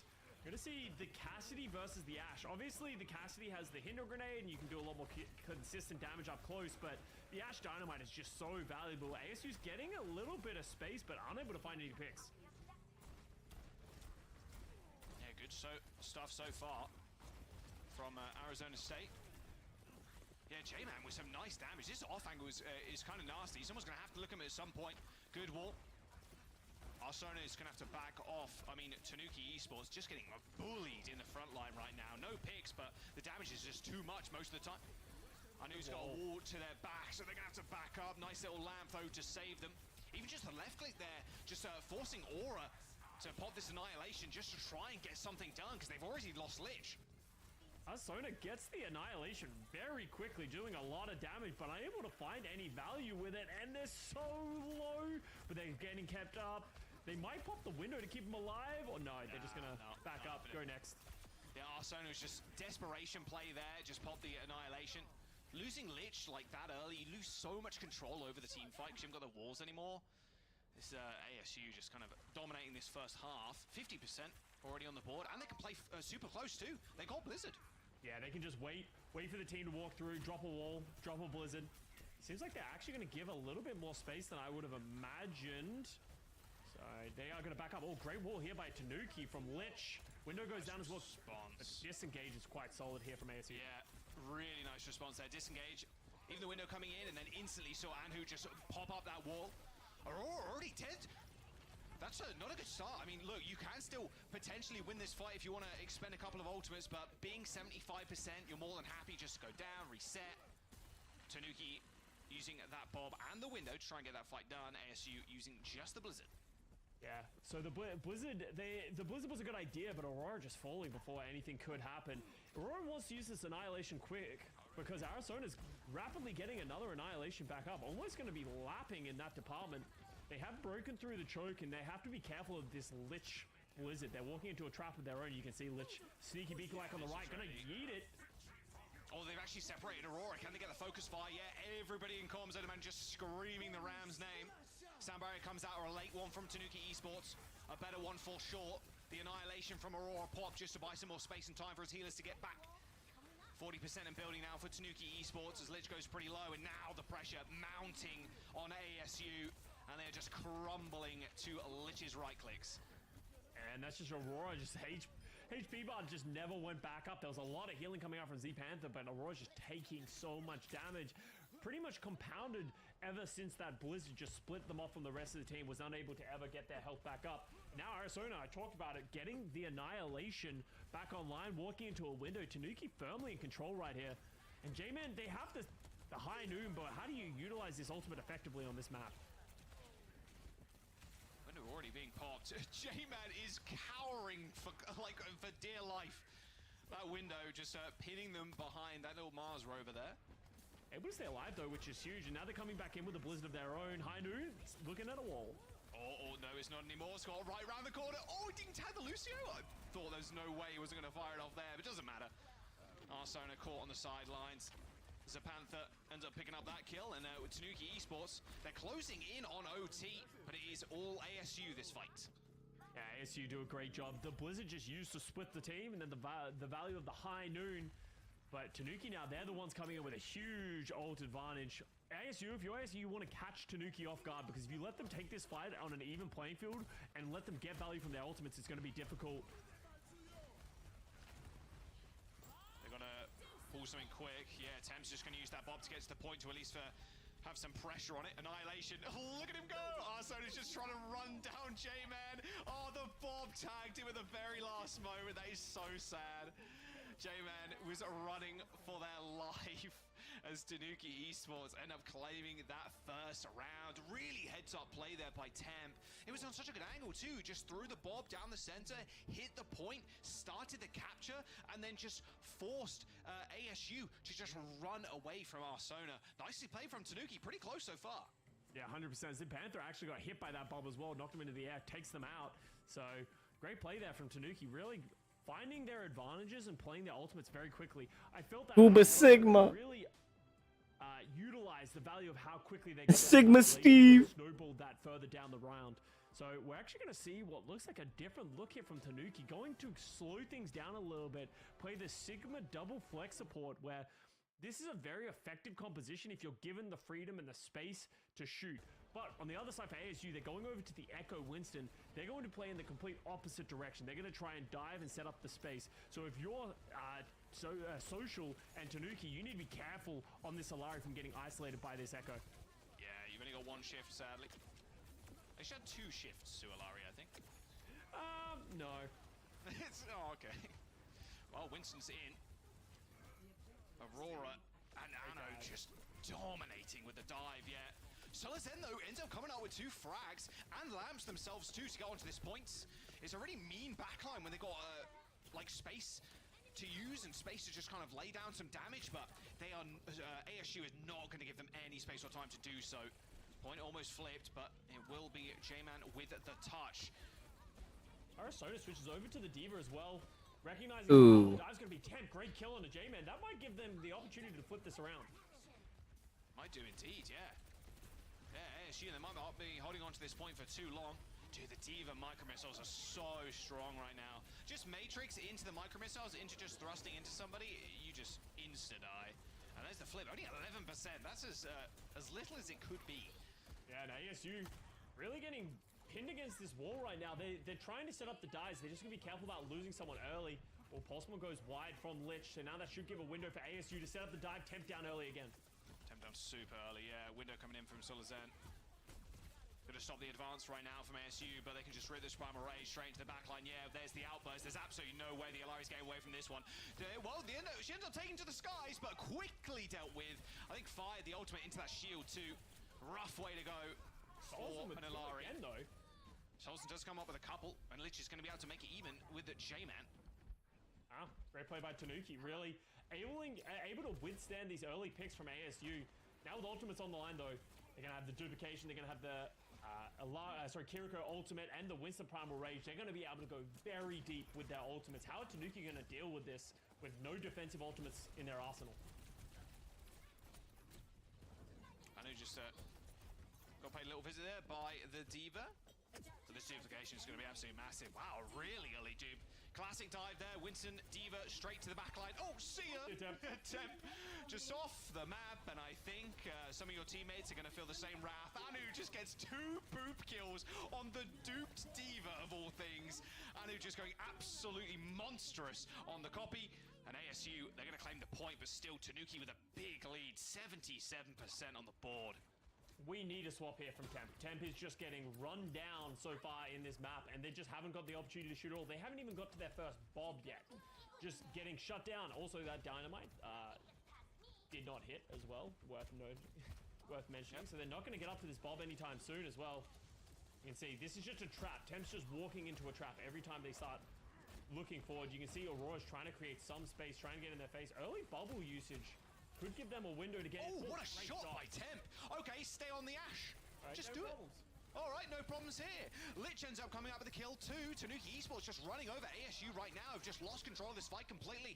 After losing your Lucio like that and your sound barrier, mind you, ASU just falter on almost the final hurdle. 77% for Tanuki Esports. They're going to get the flip, and now it's up to ASU to come back here. But look at the ultimates Tanuki have saved. Yeah, ASU really just were trying to find a window to get in, and then while they were looking, Temp is an early. That's a 2-man beat. Angelic hits the 2-man beat, only hits Anu. I mean, this is disaster. Lich has the pulse bomb too. They've got self-destruct, they got the window. Looks like heads-up play there from Lich, just jumping back to the point, knowing there could be flankers coming in from ASU. J-Man's going to be there, hits the pulse bomb only onto the floor though, sadly. Solazen's going to set up with a good old-fashioned window now. It's a good stick, but an even better Suzu there from Zepantha. Overtime in session now is Tanuki Esports. They're just cleaning up at this point. Absolutely no way ASU are coming back into this one. Yep, and the Alari ult to finish it all off. Tanuki Esports with an unbelievable showing here to start off with. ASU, just no answers to this. Temp, you said, hey, maybe switch off the Ash. You're getting run out, my man. But no, Temp, you know, showing up in a big way. Yo, caught. That's on me. You know, sometimes you say the wrong things, and yeah, you got to live with that temp. Yeah, true. Making the Ashe work in a big way. It really felt like ASU were getting on top of Temp throughout. Instead of switching the hero, it felt like they changed the way they were playing. You know, Temp was playing way further back. They were anticipating this aggressive dive coming out from ASU. So it felt like ASU were just trying to go so early, and we were just seeing great adaptations from Taneki Esports. So I really appreciate that level of adaptation on the fly. I also want to go back and look at what happened with that angelic sound barrier, because it felt so early. It only hit 2 people, yeah. Yeah. I'm curious if that was like, it got bubbled or something, AoE, LOS, or...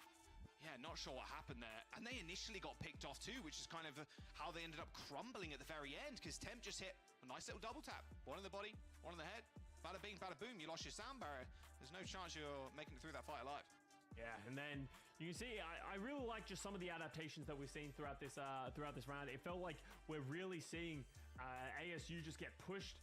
You know, it feels like every time they're trying to do something, there's just a good counterplay. Like Temp doing a great job there against the Panther. That bob was perfectly placed. I said that we needed to see some aggression coming out from Taneki Esports, and there was there, but it just fell short eventually. And Temp really showing why they want to stay on the Ashe and why they're playing around it. Yeah, despite the percentage here on this round, felt very much more one-sided. Tanuki Esports coming up big with a map win so far. They're first in the group stages. Of course, both squads have had a rough time of it so far, although you are, you know, TSM, NRG Shock, the same group. Rough group. Yeah, it's tough, man. It's tough out here. Fighting for that final spot, of course. This was the shot that really turned things around here for Tanuki. Yeah. So nice. Yeah, Angelic, where did that sound barrier go? Well, not entirely sure. It must have got LOS by the team, or I'm not entirely sure. I'm sure we'll get a replay, or like we'll see what happened to that eventually there. It's good start. Tanuki Esports have been together for quite some time, and Lich being one of the newer additions to the team too. For of course qualifying through Swiss, going 11-3, not a bad scoreline whatsoever. And you can see the chat. A lot of ASU heads in the chat there. 63% to Tanuki's 37. Yeah, you know, I thought the same thing. I thought ASU, the roster that they had, I've seen them in the past. I thought that they would have the edge, but currently Tanuki Esports looking very solid in the way that they're trying to play this matchup. And it was very surprising to see ASU lean on like the Alari Baptiste composition on a map like Lijiang Night Market. That feels like a very difficult time to be able to sort of play those kind of compositions. So yeah, it feels selfish. There's a very, well, not selfish, greedy is the word greedy. I'm looking for. Extremely greedy comp, because if you can hold the point, especially with the Alari, like you put one of the pylons on one of the back walls, or even up on the like the rim of the point, that's like kind of hard to get to if you're kind of peeking in. You have to shoot the pylon, you have to look upwards. You can just free fire down range, but sometimes a little bit too greedy. Maybe you need something a little different. But if you're hitting Captive Suns as well, like the follow-up from the Tracers, like if you're on point with your Tracer or anybody else that can kind of dive, a Diva, a Winston, the enemy backline just gets decimated. But you know, sometimes the greed pays off. Yeah, hey, if it works, it works, you know? Yeah, and that's an interesting thing that you have to think about as you go further into this series, right? Because you're like, well, if this is a composition that they want to play, how do we play around that? How do we set ourselves into maps that are going to give us the advantage against these types of compositions? As I said, right, this is the map pool. You're able to pick whatever map you want to go to. So ASU, they have options here of where they want to go. Yeah, I'm curious if we kind of see that again, if Temp is just going to keep playing the Ashe. Because Control's the worst kind of game type for like an Ashe Alari kind of combo as well. Because the game mode is actually Flashpoint's probably pretty burst. Like Control and Flashpoint, to be fair, both pretty bad because of how fast you can play. So yeah, we'll see where ASU want to go. I wouldn't mind seeing a King's Row, but doubtful at this moment in time. Both teams kind of opting for this Diva Winston kind of thing, at least on Night Market. But all right, seeing more Eichenwalder. Not too shocked here, to be honest. A lot more Diva, a lot more Winston in our near futures. Yeah, this is definitely where you start to see a lot of those mobile heroes really getting a lot of value. They're able to really step up and just like take the high grounds, work together with your team, and I think that's what ASU were really trying to do. So maybe trying to get Tanuki out of their comfort zone a little bit, not able to play as many of those greedy picks. I love it. Just play greedy picks. What's wrong with that? Just be greedy. Just be greedy with it, yeah, absolutely. Spoken like a true Alari one trick.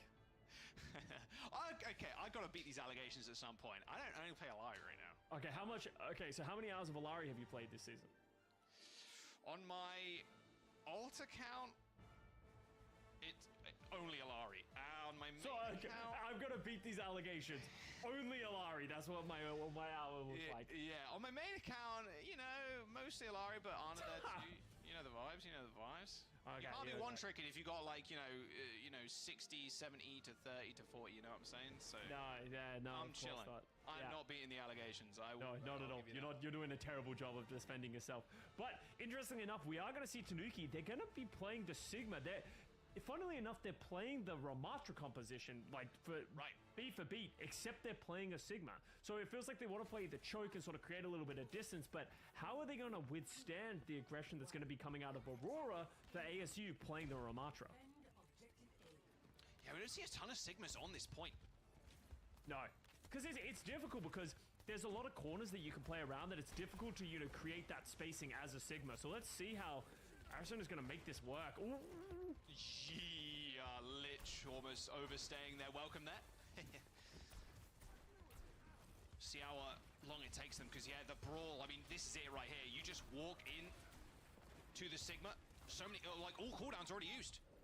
J-Man taking a lot of damage from the sidelines here. Lich just paying him a quick visit. But slowly but surely, I mean, ASU right now, Scott, just encapsulating Tanuki Esports, so just all backed up to the bar. And this is where Sigma is not at their strongest. They only have 30% ult charge. They just can't really do anything right now. They're just being pushed into a corner, and they don't have the ability to re-aggress in a meaningful way. They're stepping out a little bit, but Temp's getting some shots. They need to find some picks. And Zapantha taken out by Lich. That's a big one. Big pick. You got to follow this up with some more kills, though. Temp's got some good shots down, but there's no follow-up. 2 ticks. Lich being down, not good. 2 ticks, maybe a third. Window's going to be decent for 1, though. So listen, ooh, heads up play there from Temp. A little 180, a little body shot on Danu. I like what I'm seeing. Temp's movement there was really nice. Lich starting off the fight, though, taking out Zapantha. ASU knew they had to go quickly, but they just couldn't get it done. And now that they've managed to withstand the storm here, now they have other ultimates that are going to be able to slow down the fight, right? If ASU gets aggressive, Temp can throw the bomb. Arizona, if they get up the Gradic Flux, they're going to be able to punish anyone if they go too aggressive. So, big fight there, win there by Tanuki. Lich coming in clutch. Yeah, Arizona is so close this Flux too. However, the bob's going to come out and Lich. Oh, what a stick. Better lamp, doesn't matter. Everybody's super low already. Lich with a really nice kill onto J-Man, once again opening up the team. Engine's still running though for ASU. They got this Annihilation ripping and roaring through the backline, but Arsona just takes to the skies with the Flux, ends up coming up with 2 big kills, and ASU, despite having 2 ticks on this first point, still struggling to get this last. This Sigma, unorthodox, Scott, but it's making waves right now. Yeah, ASU just haven't been able to get aggressive, and I really love the way Tanuki are playing with Sozen and Temp just sitting on that high ground. And what's happening is Arizona is just anchoring, just giving them the space. So what I need to see ASU do, they need to find a way to just run over Arizona here. They're going to use the sound barrier to try and accomplish that high noon on the back. Oh, Solazan, yeah, taken out by the high noon. I still, I've fallen prey to it too, how quickly the Casti now moves, even with the Lucio speed boost. Just kind of wacky and wild with it. And who does miss that pulse bomb, but there should be, a checkpoint. There was just a devastatingly lack of, there was a lack, Scott. I won't use devastating. I was trying to work that in. It's been a long day. My room's hot. I thought you had it on the third one. You missed it in the end. But hey, I appreciate it. My room's hot. I'm going to play the AC not coming on. There was just a lack of ultimates there from Tanuki Esports. They had the sound barrier, but that was it. I mean, it was just ASU. Full sail, going in, just popping all ults, and now changing their comp too. Going over to Winston, a little bit more dive-centric with the Ana too. This is what we saw from them as well. Something very similar. Unfortunately, they're going to be playing the Ashe on the back of this as well, so it's going to be difficult to get J-Man into this fight, especially dislodge Arizona and Temp just sitting on this high ground, spinning down damage, just trying to find spots. But the cart is moving for ASU, so not the worst position right now. Yeah, I mean, Lich has been pretty consistent, opening the team fights up with kills. That was a very greedy recall. And they're in danger from Social to get Lich out of that fight. That should essentially slow things down. You can see they're just trying to punish the Panther, but can't get in. Pain.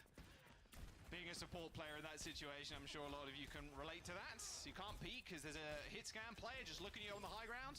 Oh no. Oh, Lich got slept, but I think Lich recalled as soon as the sleep actually connected. So it didn't end up going down. That's like a couple of frames where that can actually happen. Beautiful stuff from Lich yet again. So Aurora switched over to this Winston, which I don't mind. The issue is that I don't think he has the other pieces to be able to help him do anything. Yes, he can jump up, but the only other person who can follow up on any of that jumping is going to be Anhu, and it feels like Lich is doing a great job of punishing, stopping these flanks from coming through. So Tanuki firmly just setting up on this high ground, and there's nothing ASU can do right now.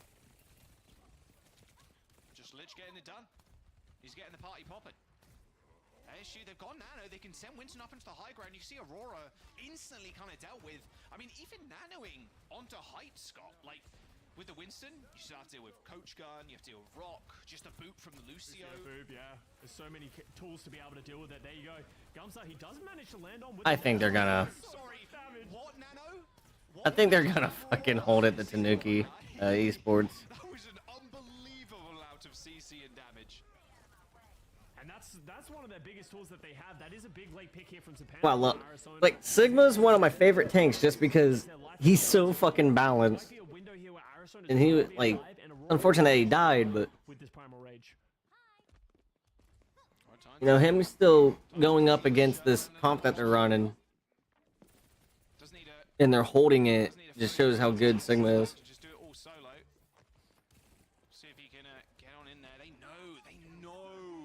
Lurking right now. Good flux lands on the tank. Aurora with no sound barrier, no primal, no nothing to stay alive. And with 30 seconds to go, Scott, they have to win this fight or they have to back out. They're going to commit. 3-person sound barrier from ASU. That was a mistake. It's got to be said. 20 seconds now, Scott. No sound barrier. They've got 3 ult sure, but Lich has still got a pulse bomb. Yeah, they didn't have the sound barrier for the gravitic flux. Fortunately, the bulb isn't there. It honestly has to be on Lich. ASU, got to be careful about using too many of their ultimates too early. Arizona's very low on the ground. Ooh. And who's really punishing? Good heads up play there, knowing Lich is probably lurking at some point. Lich is going to get healed up, but here comes the Primal Rage from Aurora. No. Unbelievable juggle on Solazen. Beautiful stuff so far. There's one pick. All right, slowly but surely now, ASU moving the bots. Still got a Bob to play with, but it looks like Lich is going to handily deal with that issue now. Tanuki Esports, they're going to be able to come back pretty quick too. You can see Arizona's already back in the field and in the fray. Lich going down's not great, but hey, holding on the bridge here with a Sigma, this is exactly where you want to be. And they have the Bob and the Kiriko ultimate as well. That's going to be so much damage. The rush is just going to give everyone so much extra speed. It's going to be difficult for Tanuki to be able to deal with. They don't have any ults of their own up. Yes, they need to hold on for just a little bit. Huge rock. Huge rock, and that's actually the Winston dead. And they're going to be able to just hold on to. Arizona earns a Flux. Flux the Bob, why not? I mean, you're on the point. The Flux ended up going a little bit wide there, using the grass again, a lot of shields. In fact, the Bob ends up taking down Arizona. Absolute dogfight once again on the very last point. It's just the Tracer versus the Ash. 10 with a nice headshot, double kill in fact, as J-Man tries to step up, but gets laid to rest. ASU halted at second. They were so close on capping that point. They had a couple of meters in it. I think that flux that we saw sort of whipped away at the final second really helped take down the backline from ASU. They just weren't able to hold on and tempt. Honestly, very important shot there on the Tracer. If they weren't able to take down that Tracer, there was going to be reinforcement. It was going to be difficult, but we've seen crazier things happen than, you know, holds like that. That's not too bad to get to the very end of second. It can be difficult to get the cart over the bridge. Let's see what Tanuki are going to come out with. We said, once again, playing a little greedy, playing the Alari, playing the Sigma, but they're managing to make it work, and ASU just haven't been able to break these greedy picks. I'm saying, just be greedy. It's more fun that way.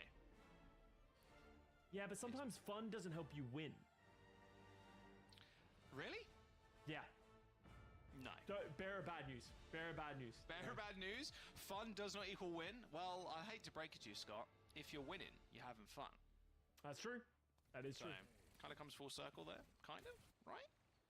Something like that? I don't know. I'm sure. Honestly, play Ryan. Yeah. That's it. That's how you have fun. That's how Cloudy has fun, at least. Yeah, let's just have a Ryan mirror going, you know? That's what I want. Let's get it popping. I saw Cloudy in EU a bit earlier on today, hoping that they can have a little Rhine off later in the tournament. I'm hoping to watch that live. Everyone's hoping for that. So a long time since we've seen Rhine, man. You got the got Johnny's favorite character, Ramatra. Means he can't play Rhine ever.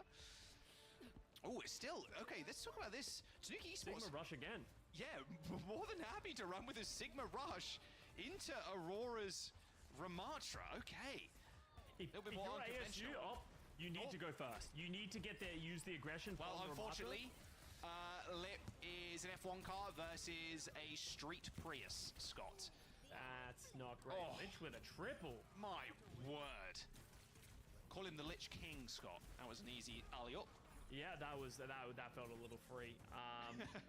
But Tanuki, you're going to get this first one early. And this is honestly just because Arizona's able to set up the shields. They're able to protect Temp. And then Lich is just doing damage on the flanks. And ASU, now 5.5 minutes. Let's see what we're going to see. This looks like wholesale swaps coming out from Tanuki. Dive? Yeah. Yes. I like this. Temp on the Widow. Okay.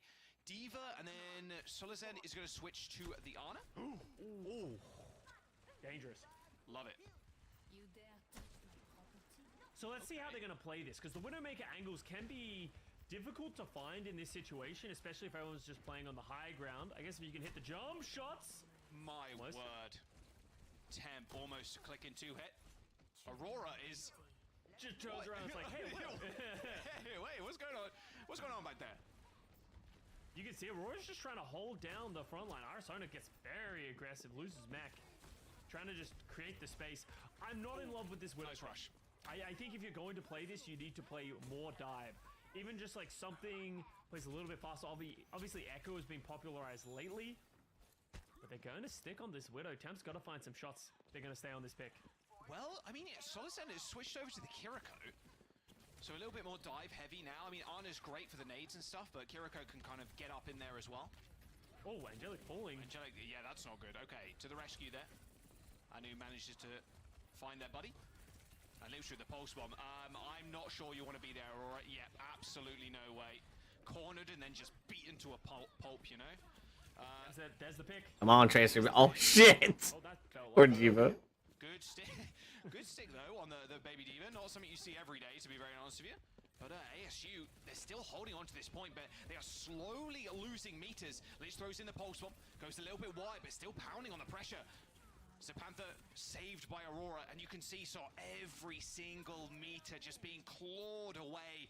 ASU with no real semblance in this fight so far, and these sights are going to make it even worse. As Tanuki gets more space, it's going to be easier and easier for Temp to walk forward. You can see how much pressure they're putting on Anu, who feels like they need to chase, and now they need to get on the cart because the cart's moving and no one's getting close at all. That was a boop off of the map on the Lucio, and they've lost their beats. Angelic needs to come back. They've got sound barrier, but their team, it might just fall before he actually gets it off. Okay, there it is. 4-man beats is a nice shot from J-Man on the Hanzo, trying to counteract Temp's Widowmaker. You can see J-Man's fishing for a hit. But as I said, Temp's going to have long sightlines now. This is going to get more and more dangerous. If ASU stay flat-footed here, standing in the open, eventually Temp will find more picks. Angelic getting very aggressive. Manages to get out, but oh my god, they're tempting. Dancing with death against this Widowmaker. Jeez, everybody's taking a turn peeking the Widow. Don't think Temp's going to live long enough here. Nice job. Let's hit the shot of the century. Unfortunately, did not landing that one. Headshot, nope. Body shot, yeah, but not enough to kill the Tracer. Does force the recall though, Ananu. But Zapantha is going to clean out. They are so close to netting this payload. They have to play so carefully here. ASU, they got ults to spare though, Scott here. So pulse bomb, they got the annihilation. They're not out of the woods just yet. And Temp switches over to the Ash. Maybe a little bit more consistent damage, better dynamites. J-Man's going over to match the Ash as well, so we're starting to get towards mirror compositions here. Yeah, I really like the Ash pick. You're going to be good for sitting on the high grounds, and it's a little bit easier to kind of fend off against the Tracer as well. Pulse bomb in the hands of Lich once again. Better Suzu from Zapantha. Saves 3 of their teammates there, luckily enough. Now Lich trying to pay attention to Anu, who's been forced away. In fact, I think he's going to go hunting. Yeah, Lich just smelling you out. My word. And that's a double kill. DPS down for ASU. It's all crumbling. It's all falling apart around them. Forces the Annihilation to get pulled, but who's actually getting ticked by this? Not too many people, and there it is. Shortest Annihilation I've ever seen, that is for sure. But luckily, though, the spawn points are pretty close. Lich still on a rampage, eventually shut down by Angelic, but 0.9 meters left. No one from ASU can get off the point right now. Fear of losing at this map. They're slowly but surely losing members, and in fact, Zapantha's forced to use this rush just to keep them in it. Sozen has a rush of their own. They are going to commit it, but Arizona's already lost the mech, so they're going to be able to hold on here. There's going to be so much damage. The baby diva's in melee range of the ram. Like, what am I witnessing? Beat him up. Quickly, kill the baby diva. Kill the baby diva. Oh, okay, all right. Well, they didn't kill him. They didn't kill the baby diva. Who would win? A Nemesis form ram punching, or a baby diva pistol whipping? Apparently the baby diva comes out on top in that situation. I don't know, Scott. ASU. That's canon. Really? Yeah, I want to see the cinematic baby diva walking up, beating up Ramatra in Shambali Monastery. Yeah, just like, rolling on up, beat him up. But Ramatra's just cowering in the corner. Please, no, please, not the pistol whip. Tanuki Esports, man, looking good. Felt like that was going to be our ASU being in a lot better position there. It felt like once that Kitsune rush came out, thought they were going to be able to stabilize, especially with, getting demeched on the diva, but they're able to just hold on, get out the damage, and just some big plays. But honestly, this is the player that really stepped up in a big way. Lich on the Tracer, finding big picks time and time again. I would love to see some stats on like how many first picks Lich ended up getting in the series, or in the series, not just this map. In fact, just unbelievable prowess on the Tracer pick. I mean, that stick is so nasty. Lich got slept there too. Like the sleep, the little indicator was like, oh, you got slept, but you recalled on like the frame that the sleep dart actually hit, so you're able to get away with literal murder. And that was just sad. That's brutal. Nano Monkey is like, I'm gonna save the team, I'm gonna save the day, and you just get windowed, rocked, booped, bludgeoned, like rough stuff so far from ASU. That was such a clutch shot by there from Temp. Getting that hit onto the Anhu on the Tracer. That doesn't happen. That fight could have gone very differently, and the map could have also swung in a different way. But yeah, this is almost like a Lich highlight package. Just time and time again. I mentioned before, but Lich was one of the newer additions to Tanuki, and showing up in a big way. You best believe that Tanuki behind the scenes kind of pumping their fists, like thank goodness we brought Lich on, because some of these fights would have been impossible without them. And here you go. Here's the baby diva versus the ram. I mean, this is just... This is still going on, which is insane. The rush is there as well, so that kind of helps, but it's just so silly seeing that. Like, come on. It was so close to making it work. Like you mentioned too, Temp just with a clutch headshot on the Tracer, followed it up with a kill on the enemy Ash. And yeah, I think after this match, whenever it gets done and shit, I'll just hop off and I'll go live tomorrow and play Overwatch and whatever else. Just to make up or whatever. I mean, I would do it tonight too. Also, still try to stream it, but I'm honestly now kind of hesitant because I'm just thinking if it'll crash or not. We're going to jump to a quick break. Do not go anywhere. ASU and Tanuki Esports just at loggerheads right now, but Tanuki might just walk away with this one. Like the idea of my stream lagging and anything whenever I game. But it's fine.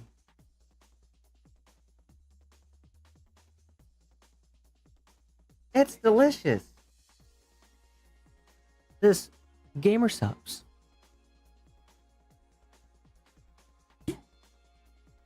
I got the TV going on and I'm also looking over. They changed so much shit. Why the fuck is Dora now 3D? Have Paramount Plus going watching El Tigre.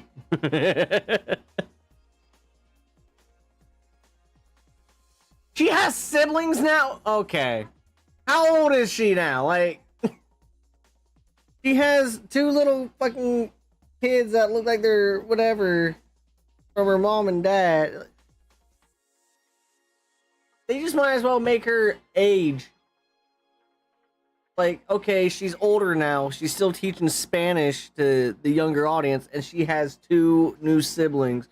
They just kept her the same age, made them have 2 kids. You know, like the parents have 2 more kids. They're probably about half of the age. I don't understand.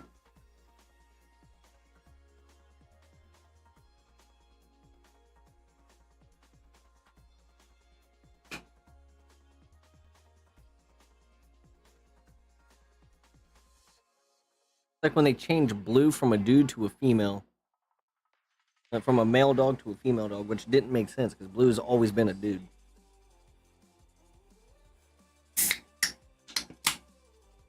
ASMR.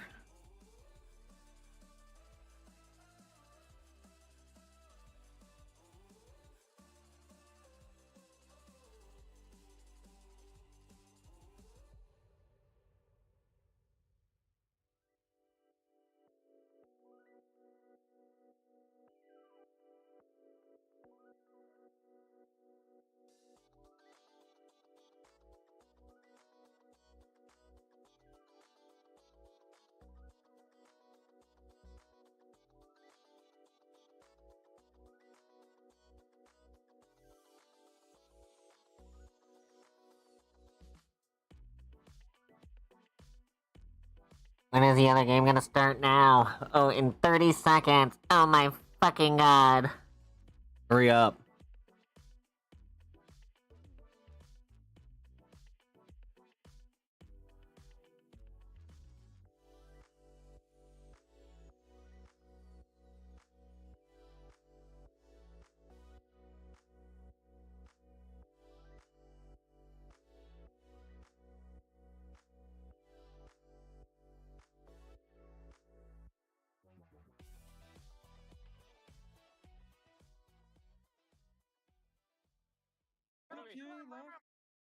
Okay, shoot the support, shoot the support. Almost up key. We can win this with ults. Don't trade. Do not trade. Do not trade. Do not trade. Oh, poor Ajax. Poor Ajax. Poor Ajax. Poor Ajax. Do not trade. Do not trade. Do not trade. The baby Neve is just like, beat him up. Beat him up. Get in there. I'll heal you. Just keep punching him. Don't worry about the bullets. Nice stuff from Tanuki Esports. 2-0 so far in this series. I mean, ASU, where you at right now? I mean, this is it's just a roll. I mean, mainly at the hands of Lich, opening up a lot of these fights on the Tracer. Like, I mean, J-Man's had a couple of sayings here and there, and Anu too has been peeking their head in the fights, but this is all going one way, which is quite surprising. I think, obviously, the audience was much more on the side of ASU. Tanuki Esports coming in at, the 12th seed? I mean, Arizona State came in at the 7th seed. You're thinking it would probably favor ASU in this regard, but Tanuki Esports just clearly ramping up to another level here in this group. TSM and NRG Shock, obviously, also in the group. NRG Shock qualifying. TSM is kind of waiting there in that elimination, in that decider match too. So winner here will face them and have a chance to go to that main event. And that's really the coolest thing about these kind of group stages. It gives you the opportunity to see players and teams that you potentially might not have seen, or know what to expect from them. So right now, Tanuki doing a good job. Leaks. The lobby. The lobby. You guys have seen the Overwatch lobby. I know. It's crazy.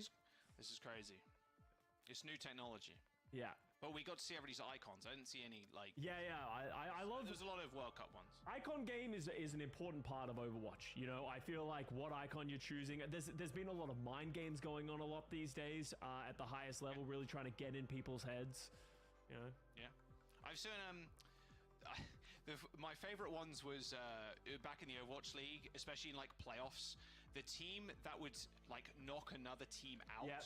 Like, would always rep the icons, or like go from there. It's like, oh, your arch nemesis? Well, we're just gonna rep all the icons of their team, so maybe it puts the fear into the heart of you. Remember that time you lost to this team? Exactly. I remember that time we lost to the Dallas Fuel. How about we all just deck our stuff out? Yeah, I do remember seeing a lot of Chengdu Hunters ones as well, when Chengdu Hunters kind of disbanded and departed from the Overwatch League, which was kind of cool. Basically, what we're saying is, get on your icon game in the lobby. Just, a little bit of extra morale. Also, if you remember to keep watching, you guys can also get the drops and get some sick OWCS icons and banners. I know. He hasn't look lost at it. there. Scott, the Segway King, we call him. I'm Boom. back, baby. Look at that. I'm so back. Viewership incentives, of course, running through out of groups. So, yeah, I'm sure you've got them already at this point. But if you haven't, then, you know, you can kind of stick around, enjoy the games, get the banner, get the charm. What charm you rocking, Scott? What's your go-to charm? It kind of depends on, you know, what I'm feeling recently. I like to mix it up from time to time. Also, you brushed over this last time we were here. The featured co-streamers here for OWCS for the Stage 3 groups. Rich Rat is looking devilishly handsome in this photo. Dude, he has very blue eyes as well. He does, very yeah. Blue eyes, piercing. I want someone to look at me the way Rich Rat is looking at whatever he's looking at. Probably a monitor, yeah. Staring intently at the ult charges or staring intently at someone's feed, yeah. Yeah. I'm more of a I will use the same charm on every weapon. It's pretty lame, don't you think? Not really, because like a little mix it up a little. Cool. No, I use the little koi fish on every single one of mine. I'm waiting for a shark using a one. fish. Everyone acts surprised. Yeah, they haven't released a shark one yet. Why no like shark head or shark fin or something? Danny just said boring in my ears. Okay, buddy. Okay, buddy. Yeah, Jack, why don't you sort of talk to us about some of those fish tanks that we're seeing in the background? You know, what cool The lights fish are off there? right now. The lights are off. My coolest fish tank is down here. I wish I could tilt the camera. 22 long. Freshwater. All freshwater, by the way. 22 long. 5 reticulated hill stream loads. A ton of booster Philandra and Jungle Vallisinaria is the other plant in there. Danny, they can't hear Danny, but he's just whispering into my ear. Danny, shut up. He's saying what everyone's thinking. That's No, he's not. No, he just said no one cares. Okay, well, you asked me. You asked me. Well, I'm just trying to fill time a little bit, you know? So I thought that was really interesting. I'm sure there's like 3 people who were just very excited about what you just talked about. Yeah, the chat popping off right now. They're like, yo, Pog, yo, Pog. Would you rather hear that, or would you rather hear Matt talk about NBA for like the 30th time on stream and throw out references no one understands? Yeah, well, you know, I'm sure there's the other 3 people who like the NBA who are also very excited by that. So, you know what is crazy about that, actually? Like, genuinely, I'm like, oh, Matt, you remember this play in the Overwatch League? This play, the thing is like, oh, yeah, I kind of remember. Yeah, I kind of remember the cast in that game, yeah. And then you give him, like, any year in NBA, and he'll be able to tell you who starters, who was, like, round 1 pick, who was round 2 pick and stuff for any team. I'm like, what? Dude, the information, like, overload in your brain must be crazy. Like, I don't know. I don't know where that guy's story. They don't want you to know, but Matt's actually the smartest person on the talent team. He's actually a genius. He's a beautiful mind back there. So you can't come in, drop that, and then leave. Come on, you can't pump his ego some more. All right, Shambhali Monastery. Let's get in the game here. ASU choosing this map. Currently down 2 maps against Tanuki Esports. Loading in here, what do we expect to see from Tanuki? Because it's been working out. They're playing the Ashe, they're playing the Tracer, and they're just playing the Sigma, which I didn't think we'd ever see on Eichenwalde, especially playing with the Lucio, but they're making it work right now, and ASU don't really have answers. I'm wondering if they're going to change anything up. With a ball, maybe? Probably not, but we'll see. Yeah, Tanuki going to stick with the Sigma. It looks like walking out on this defense. I'm kind of curious to see ASU's adaptation. From right now, it looks like they're just going to go down with this shit, believing that their composition can deal with it, which I believe it can. It just feels like right now, every time they're trying to play aggressive, feels like Tanuki's able to absorb that aggression and then just find picks of their own. We're actually going to see some light adjustments here from Tanuki here as well. Lich on the Pharah getting off of the Tracer. You know, Lich played so well on the Tracer on Ike. I'm surprised this is a decision they're going with. And while ASU, I would expect to see, the shortest hop in history. Switch over. And you got dynamite. All good. All good. So, Ashe May, they're going to go to the May, maybe help them isolate this Sigma if they're going to get up in the face. But also Social going over to the Brig. I wonder if this is to pair with the Lich Pharah, so Social's able to heal the Pharah by throwing consistent packs of them, allow Lich to play aggressive. I like this flank coming in from J-Man. Yeah, good luck staying alive. Good quad tap there from J-Man, taking out Lich, who has been the main problem for ASU thus far. Dynamite's up on height too. I like this comp from ASU. Really good adaptation. Temp falling. Okay, good start from ASU. Pharah not paying off, like, at all. I like the idea of Pharah in theory. You know, you can spam them down, but Angelic and J-Man going for a very quick flank onto the right side, as you can see, and they just weren't able to adapt. So Tanuki making instant swaps, going over to the May of their own and Arizona onto the Ramacha. We've seen them primarily play the Sigma, so I'm curious to see how this mirror matchup will come. Oh, Lich taking a lot of damage. Like the adaptation there, like you said, the May is really nice, especially on this corner too. But as soon as you start letting them push round, yeah, it's going to become a lot harder for the May to get much stuff done here. Nice little wall, just actually helps Lich out. Getting a couple of icicles, raining them from above. It's going to be up to these Bobs. J-Man a little bit further ahead than Temp right now. But what an angle. The windows as well. That Solazen has. Yeah, this window can be pretty devastating to the offense. Oh, social. Disappeared. Yeah. Really they're good gonna commit there from Anu, to be fair, but they are going to commit, like you said. They've already lost 2. I don't think J-Man's going to let them get away with this one. No, absolutely not. Beautiful play there from ASU, feeling very comfortable right now playing this Baptiste in the Ash. J-Man's coming alive, so that's what you needed. You needed something to change. And right now, Tanuki is stuck playing their game. Lich is going to go back to the Pharah, so they can't really decide what they want to play. Wow, yeah. On this point too, it's pretty tough. If ASU can take this fight pretty early, this Pharah is going to have a really tough time getting stuff done. If they can hold them at the cave entrance, I suppose, the Pharah is going to be tricky to deal with. You can see Lich even being a bit cheeky, trying to go for a flank. I like this idea, but they just need to stabilize. That's the most important thing right now. Bob goes in, does get hit pretty early on, and then there's going to be some good damage. That was a double long-range, double direct there from Lich onto J-Man. Rest in pieces. And we're starting to see the reason why Lich is playing this Pharah, right? There's a lot of good angles that you can just continue to spam. You pair that with the temp damage from range with the Ash. Ooh. Okay, Lich. Okay. And now that they've stabilized, it's I didn't know you balled like that. Oh, I know. They're balling out. Oh, they're going to get more. Oh, Lich. I didn't know you balled. Okay, ASU. And that's a barrage already, by the way. Lich claiming, what, like 3 kills in that fight? Yeah, it's and now this barrage is hard. pretty much. Because ASU's going to... How many times? Everyone has gone through this pain point. Oh. You either go left or you go right. Both times you're walking into a trap where the defensive team has the high ground. And that's where it gets really difficult. Lich also has a barrage, so if they're able to find the angle to get a barrage, it's going to be difficult to stay alive from the sheer amount of damage that's going to come out. You can see, oh, huge dynamite as well. There it is. There's the barrage. That fucking barrage, though. What kind of explosive the guy's in his back pocket. You know it's going to be devastating when he uses it. Tanuki Esports with a triple kill. They're going to win that fight with ease.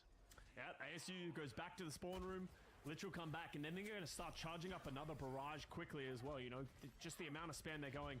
Looks like ASU thinking maybe we route around the left side. That's such an unfortunate pick because that's just going to be more time off the clock, more opportunity for Temp to get a Bob, Lich to get a barrage, and it's starting to slip away from ASU. It felt like they found their footings at the beginning, but now, from bad to worse, more dynamite, more damage. They cannot get picked on this rotation. This is it is one of the worst rotations in the game, to be fair. Okay, they've managed to make it through. Look at the rockets just flying through. It's awful. Please stop the spam. Please don't spam. My PC's overheating. Temp goes into the window, has the Bob, can potentially throw it behind them once they get this ultimate up. Oh, the Blizzard's going to get opened up, but there comes the... well, unfortunately for Asona, receives the sound barrier, receives the lamp, and makes it out alive somehow. Oh god, I'm just imagining the far rockets through the fucking window. 4v5 now and a big rush front line. They've got to win here. They cannot let this fight extend because Lich is going to be back in just a moment and the barrage is available in about 5%. Good disengage from Tanuki Esports. Yeah, you can see Aurora really wants to step up, use this annihilation, but there's just too far away. J-Man goes in with the Bob. That's going to be difficult for Tanuki to be able to deal with. They're slowly bringing it down. Is getting aggressive, but they're getting too aggressive. Too much damage. Too aggressive. Lamb coming in to save him, but yeah, no matter how much you cross your arms in that situation, you've got 5 people looking at you, just shooting. WM1 as ASU, they managed to make it through the cave and claim the 2nd point. One of the hardest points to cap in the game, this one. So we'll see how ASU managed to grapple with Lich's barrage yet again. But this is where the Pharah really becomes less effective. Like getting a good angle with the Pharah here is a nightmare. You can't do it. You're almost having to play ground fire. Just shoot rocket peek, you know? Yeah, 100%. You can see Lich is just going to try and find spots. And this is the choke of death. How do you get through this choke? They don't have ultimates, so if anything, you're ASU, you just want to start playing slow, charge up ultimates. Good dynamite from J-Man. careful. Lich is conking over to the left side to potentially try and push someone out. They don't have a lot of healing. You see Lich doesn't have someone on their team that can heal them up, keep them topped up. Baptiste and Lucio are very difficult to get healing on. Oh, big rockets though. Yeah, big rockets, big damage, big kills from Tanuki. Yeah, this is it really, right? I mean, whoever Temp chunks down, Lich can finish off. Whoever Lich chunks down, Temp can finish off. Just such high damage at range. Can be tough for ASU to kind of walk up, but they've got the ults to do it. If they can get another wall, get another isolation, and pop the Blizzard and run over the front line, they might be able to do it. But yeah, I'm pretty scared of Lich right now. Hiding with the barrage. Patience, a hunter's best virtue. And that barrage straight on top of Aurora. Can't see that one coming. Oh, interesting. Thinking Spirit. Aurorus. Well, I mean, to get in the wall there is perfect. In that mega health pack room. I really like does that get taken recognition. down. I really like that recognition from Anhu. They know that the lamp went down from the barrage, so therefore if they got someone, there wasn't going to be a lamp. Temp throws the bomb to try and slow things down, but it's actually not going to do a lot of anything. So those are some big ultimates and some big losses for Tanuki Esports, and now ASU's got the cart going towards the final checkpoint. Bob's almost available too from J-Man. Temp on the Widowmaker now, trying to make a big difference. Only need one headshot here. If you can take out that Mei, Arizona can play as aggressive as they like. And what an angle too. Oh, it's a Panther strafe in the wrong way. And that is disaster. 10 seconds to go. Sound barrier, Bob. Both beats, in fact. Tanuki Esports. They got the person advantage and they've got the annihilation. I think it's all over. Just that one headshot was all that they required to hold on this third point. Heads up play by Temp. Patient too. Waiting for the bat to re-strafe back into the crosshair. And there it is. There is the payload. Yeah, and there you go. ASU, they do get it very far into the third point. This is a difficult map to capture. So Tanuki, it's not over yet. They still have a long way to go. We saw how difficult it was to get through the second point, even the first point at times. So the question is, now that they go over the offense, what does Tanuki play? Do they stick with the Pharah? Do they try and put Lich on the Trace to create themselves a distraction? There's so many different ways that they can go, and ASU, that's a problem. When a team is willing to throw curveballs at you consistently, it's very difficult to set up your own defensive composition. Do you go far on the offense here if you're Tanuki? I don't hate the idea of going Pharah on the attack, because it can be it just puts out a ton of damage. There's a lot of angles that you can play. The only issue that comes is that the defensive setup can be very difficult to deal with. J-Man's going to play the Ashe. It's a Panther on the Baptiste. It's a lot of pump out damage. And as I talked about last time, if you're going to play Lucio Baptiste, who heals the Pharah? Like, that's some Hail Mary right clicks that you're throwing as a Baptiste, and the Lucio, good luck trying to get heals from him. So maybe we could see Social stick to the Zenyatta. They could just play a high damage composition like we see right now. Play Zenyatta, Baptiste, Sigma, maybe even go over to the Pharah, just sort of pump out damage. A lot of options. Actually, looks like we're going to see the same thing once again. Social Temp throwing the right click, throwing the damage out through this left door. Yeah, I can't believe I didn't know about this spot. Nice stuff. Clearly not paying attention when I'm in the spawn room, that's for sure. Oh. Zen switch, Lucio, Ashe. Okay, so we're just seeing the Mei again. Just see them play Rush. They're going to try and get in the face of the ASU. Mirror compositions, actually, after all things. So let's see how ASU can play now that they're sort of on even playing field. Oh, nice little check there by Temp. Got to kill that wall first. So that dynamite ticking too. All good though, straight over the wall with Temp Zone. Really nasty lamp spot as well. You can like over peek that as well if you really wanted to, but here comes ASU. They've got a wall of their own. All about cooldown management at this point, both for the Maze. And she's going to make it out of there alive, only just as the payload gets moving, but J-Man shuts that down pretty quick. Yeah, J-Man, great shot there on the Social. That'll slow things down. It's going to be about building ultimate charge. Surprise Tanuki, this is the moment that they're going to decide to go for the mirror. It can be very difficult to get up these stairs in the mirror composition. You saw how ASU broke it open last time. They got J-Man onto an off angle that they weren't able to deal with. Maybe we could see the same thing come out from Temp. No, they're going to go fast. Oh, window denied there by Solazen. They're going to deploy, just wait, I would imagine, just to hold on for just the moment, hold on for dear life. Yeah, in front of the window, even the Ram crossing his arms, they will end up going down eventually. Good defense so far from ASU. I haven't even let that payload go around this first corner. Yeah, 90 seconds off the clock. This is the problem. If you're not putting any pressure on the card, ASU can just commit all of their resources into playing this choke. So much easier for Anhu to get an effective wall. And now, if you're Tanuki trying to go up that stairs into a blizzard, into a bob, it's just going to be a death sentence. So maybe taking a different approach. They're going to try and move the card across. You can see Aurora contesting from the side. Yeah, it's going to be a bloodbath this fight. Look at all the ultimates available, like you said. Up they go. Advantage though. Oh my, what? Wait, you are just alone, my guy. I knew he's going to throw the blizzards. Oh, there's a couple of them coming in, I'd imagine. Yeah, here comes the second one. Sound barrier and Temp with an amazing angle, utilizing that window to his full potential there. Just staying back, knowing that, you know, if you step up, you're going to get blizzards, you're going to get walls, you can use your range to your advantage. A nice little stagger to boot too. A minute and 30 seconds to go. Tanuki have finally broken the defense there of ASU, but they've still got one more mountain to climb. Well, there's still a hill, I suppose. Give me a mountain, you know? I mean, to be fair with you, this point is a mountain to climb. This is rough. This is a painful point. So ASU are going to be completely set up here as well. So J-Man's going to be able to throw the bobs. The Panther's going to have the window. So this is a very difficult fight for Tanuki. They're going to throw their bob first. It's going to walk into a good position. It's blasting down someone. Angelic and Anu had to use the block early. Both teams willing to just trade them off. Push the bob. I was going to say push the bob into more of the center street there. Aurora gets very aggressive. Yeah. Angelic going in melee range. This is the Ramatra. No fear. gonna be like tough for him. As Arizona had to back up. Oh, Lich. Late kill. Big pick. Anu just squares up to Lich. Little icicle to the dome. Easy kill. And yeah, late kill indeed, Scott. That's even later one. 40 seconds to go. This is final fight territory for Tanuki.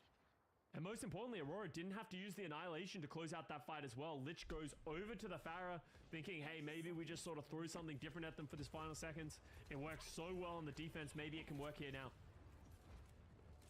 He's come out clutch before. What do you got for us? That's the question. You can kind of glide around here, slide off these roofs, but got to be quite careful. These sightlines are so deadly for the Farah to kind of walk into. You can see J-Man already checking the skies, checking for birds, checking for planes in the Farah. Annihilation for both Ramatras too. 3 seconds to go now as overtime approaches. I like this window. It'll move forward with the cart. You can put out a lot of damage. They've isolated Angelic. Yeah, they have. Yeah, look at the annihilations from both Rams, just splitting up the teams, but a kill onto Angelic and Anu. There's a good boop. Oh, what a coach gun. My word, I'm not sure if they would have been able to take the fight into their own hands, but ASU, they had 2 members left. And you can see Aurora kind of cleaning things up, so maybe it didn't matter in the end, but the coach gun on the Ram to push them away. There's the cap, but Tanuki still 2 minutes in the time bank. And now you're onto the second toughest point to capture the caves. It's going to be really important for ASU to win this next fight, or at least make it difficult. Force Tanuki to use ultimates. You see, Lich is just throwing in rockets from this window. They need to keep Lich in order. Lich was the one who sort of really helped open up that fight on the last time, playing these off angles. You can see Anhu wants to go really early with this blizzard. Scared though, look. Paying attention to Lich that entire time. There's the blizzard. Can they get the wall? Oh, the freeze goes through. Somehow, some way. That's going to respond with a sound barrier. Tanuki Esports moving on forward, but now they have to worry about the window. But here's Lich, barrage in hand. It's got a good angle for it too. It's just going to slide off the terrain on the high ground, but they've already lost Temp. What's Tanuki's game plan now? Lich is in the background here, in the back lines. Undetected thus far, so should be able to just hang around, but they are hunting for them. Good movement there from Lich to get out. Recognizing that if they get picked here, that's just another stagger on the list. They're going to try and get Lich in a position that they can get this barrage. You can play Lich. Oh, they're actually going to go in through the window. Maybe you're going to try and go in unseen. Uh-oh. Lich is going to peek through on this high ground. Do they know? I think they do now. Yes, good heads-up play. Very cerebral play there from Angelic, knowing that Lich could potentially be on a flank. They got to know that they got barrage. Bob in to start the fight off. Still, J-Man paranoid, looking for the Farah, knowing Lich could strike at any moment. The call's going to come through soon because those rockets will hurt. There's some good back and forth here. Both teams disengaging very well against the Bobs. A lot of poke damage coming in. Angelic has the sound barrier. When do you pull this one? Arizona goes very aggressive with the ultimate. Oh, Lich! Lich hit the wall with the barrage, instantly killing themselves. And there goes Arizona. This just might be it. There's just no way you come back in. You've popped so many ultimates. And ASU are going to make these staggers hurt too. 10 seconds to go. I know they've got to deal with a Lucio, but they're going to quickly stuff They have a junk here. Fucking Typhon. deal with as well. ASU, they keep themselves alive in the series. No more 3 Overwatch. Not just yet. Back. We're so back. Don't give him a paycheck. ASU feel very confident in that mirror matchup when they're just playing pound for pound. It felt like ASU they were able to play. You almost have to think, if you're Tanuki Esports, we need to stick. Keep playing the Pharah, keep playing something different that was able to get. Lich didn't play any of the Tracer, didn't find much value playing, the May of their own. I feel like learn from this map, go on to something now that they have the map choice that you feel a lot more comfortable on, and you can play your strengths. I mean, that is always the dangerous situation, right? You're in a situation, you're 2-0 down, you have to reverse sweep, but now you have to deal with 3 maps of the enemy's choice. So now we're going to see where Tanuki want to go. Lich, we've seen pretty proficient on the Pharah. Tracer, a pretty big flex player in all honesty. Yeah. Where would you think that Tanuki go from here? We've got push, and we've got I'm looking like at, what is it, 80-some%? Yeah, that's going to be really the question. For the other one? As you can see here, Lich playing the Pharah, gets the big barrage, finds the value. What was it, for like the fucking thingy? Overwatch stuff. Here pass, battle pass tier. Yeah, that's what it is. Hitting the big shots, finding these openings, but when J-Man was able to have a little bit of space because Lich isn't playing the Pharah, wasn't playing the Tracer, freedom to shoot, J-Man's able to come alive, and just some great play, great macro with their ultimates. Dude, that Bob just barely existed. Yeah, just half a second worth of Bob there. Even now Bob gets the tank passive. So, yeah. This is, headshot, resist, it's not enough. Not through a window. Yeah, absolutely no way. You can see, we'll see ASU now, obviously, suffer from the the map pick of Tanuki Esports as a Flashpoint. I mean, I would want to say Flashpoint, if honestly. A part of me wonders if they'd rather go to something like Runasapi and play like a Pharah on Runasapi, or Tracer is also hyper effective on a lot of these push maps. Like, I think there's definitely options that you can go to, especially because I don't think you're seeing a lot of difference in either of the Flashpoints. This is where the Lich Barrage was tragic. Yeah, it's so sad. I'm sure every Pharah player has been there at one time in their life. And normally you're happy, like, if you end up going down, you at least trade for one, but that was like, they clicked Q, and on the frame they clicked Q, they were dead. Yeah, it literally instantaneous because you were looking directly at the Ramatra form that just has so much health. So you can see the maps that they could go to. So it's either New Junk City, Suravasa, Colosseo, New Queen Street, or Runasapi. A lot of new maps. New. Yeah. When are we getting the new New York map? When are we getting, like, the old Junk City and old Queen Street? Old Junk City? We don't want to go there, buddy. It's just a wasteland. Hey, it's Australia, baby. It's just nothing. I was gonna make the joke, but thank God you did. I didn't want to, didn't want to upset you, but out in the middle of Australia, there is pretty much nothing. So yeah, that's true. Except for some fun little cities. Fun little cities. And a big rock. Ayers Rock. I've been to Ayers Rock actually. Have you? Yeah, long time ago. I don't believe you. When I didn't. Okay, thanks, bro. Me when I lie on the internet, No, I wasn't. I would a long time ago when I was a teenager, like when I was like 14, 15, with my parents and family out there. Were you able to... Bro, we just like saw it. Oh yeah, because back in the day you were able to climb it. I went when I was like 5, and you were able to walk up it. But then really, you were able to walk up it. They had like a handrail, but I think people. People are stupid, and then we vandalize it. Yeah, and it's a historic monument as well, obviously. That's true. Nice place, nice place, Australia. Out in the middle of nowhere. It's pretty cool, What's not out in the middle of nowhere? Colosseo. That was a segue not to be proud of, but I'll make it work. ASU Tanuki Esports picking up this one as we go to push. I haven't seen a ton of Colosseo. Actually, we haven't seen a ton of push, to be fair. We haven't normally made it that far, as 3 Overwatch normally results in Escort and Hybrid being picked as second and third. I believe Tanuki's thinking here is this is probably the best Sigma map that you could think of out of that list, right? There's a lot of, as we know, a lot of standing around, sort of poking and prodding. It's a long distance to climb, and there's a lot of high ground, so Sigma can potentially get more value. So maybe they're confident in their ability. Also on the other side, Anhu, ASU trying to work with what happened in the last map, playing the Mei, but there's such open spaces that Mei can be quite difficult to find value. And Lich is going back to the patented Tracer as well. Something he found so much value in the past. Yeah, I mean, Tanuki are basically playing their Icon Volder comp, but without the Lucio this time too. So, jumping over to Brig instead as we begin the dance of Colosseo. Yeah. So it's going to be a lot of poking and prodding here. I don't expect either team to really step up too much, so we might be here for a while. See, both Ashes just trying to hit big dynamites. Nice one there onto Tanuki Esports from J-Man. And you can... Players get so much confidence as well.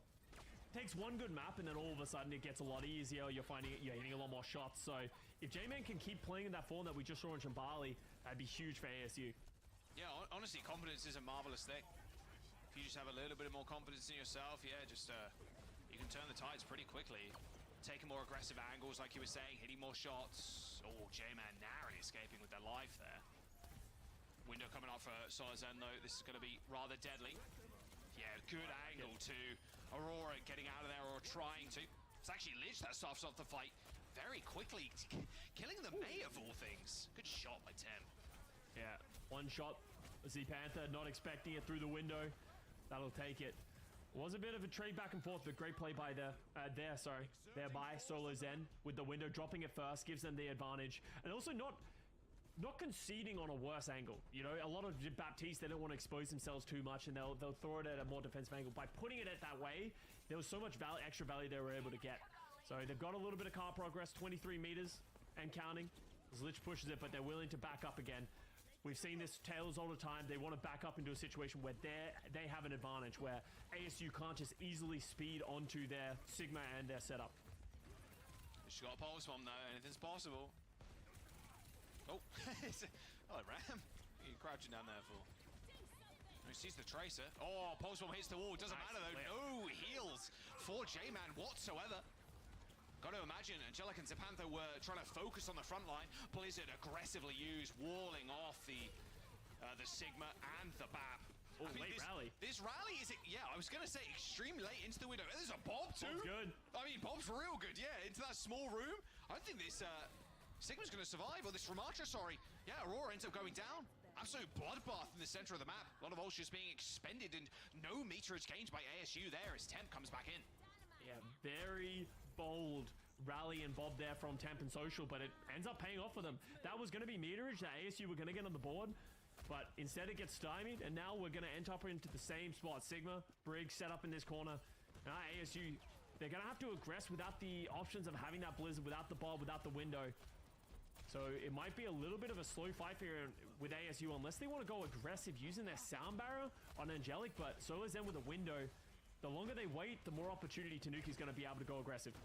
You see ASU just trying to take a more aggressive angle, a pillar at a time, quite literally. But this window in the back line here could be quite deadly. Flux connecting, along with that kill onto Lich. There's a good start to the fight, and they're going to make it hurt here. They're going to just throw the sound barrier in. I mean, making sure you guarantee yourself this fight, Scott. You're going to be able to take the lead and then push it a little bit further too. It's a big stagger onto Arizona, so now taking the lead and then maybe getting even J-Man up onto this high ground with the BAP. This is devastating for Tanuki. Yeah, this is really important. You're actually going to see a switch from them as well. Arizona goes over to the D.Va Social onto the Lucio, recognizing it's going to be, it's going to be very difficult for them to be able to get back into this fight. I don't know how I feel about this D.Va Lucio. Are they going to be able to find the value that they're going to need? There's so much damage that's going to go into Arizona at all times. Yeah, you got an infinite matrix though, so you're good. Oh yeah, true. Ooh, another great shot by J-Man. By J-Man, yeah, Leisha wasn't even looking that way. No, Leisha's gonna get pulled too. ASU not afraid to invest ultimates right now. They know they need to. Again, setting J-Man up with Zapantha on the BAP on high ground is a priority number one for the team.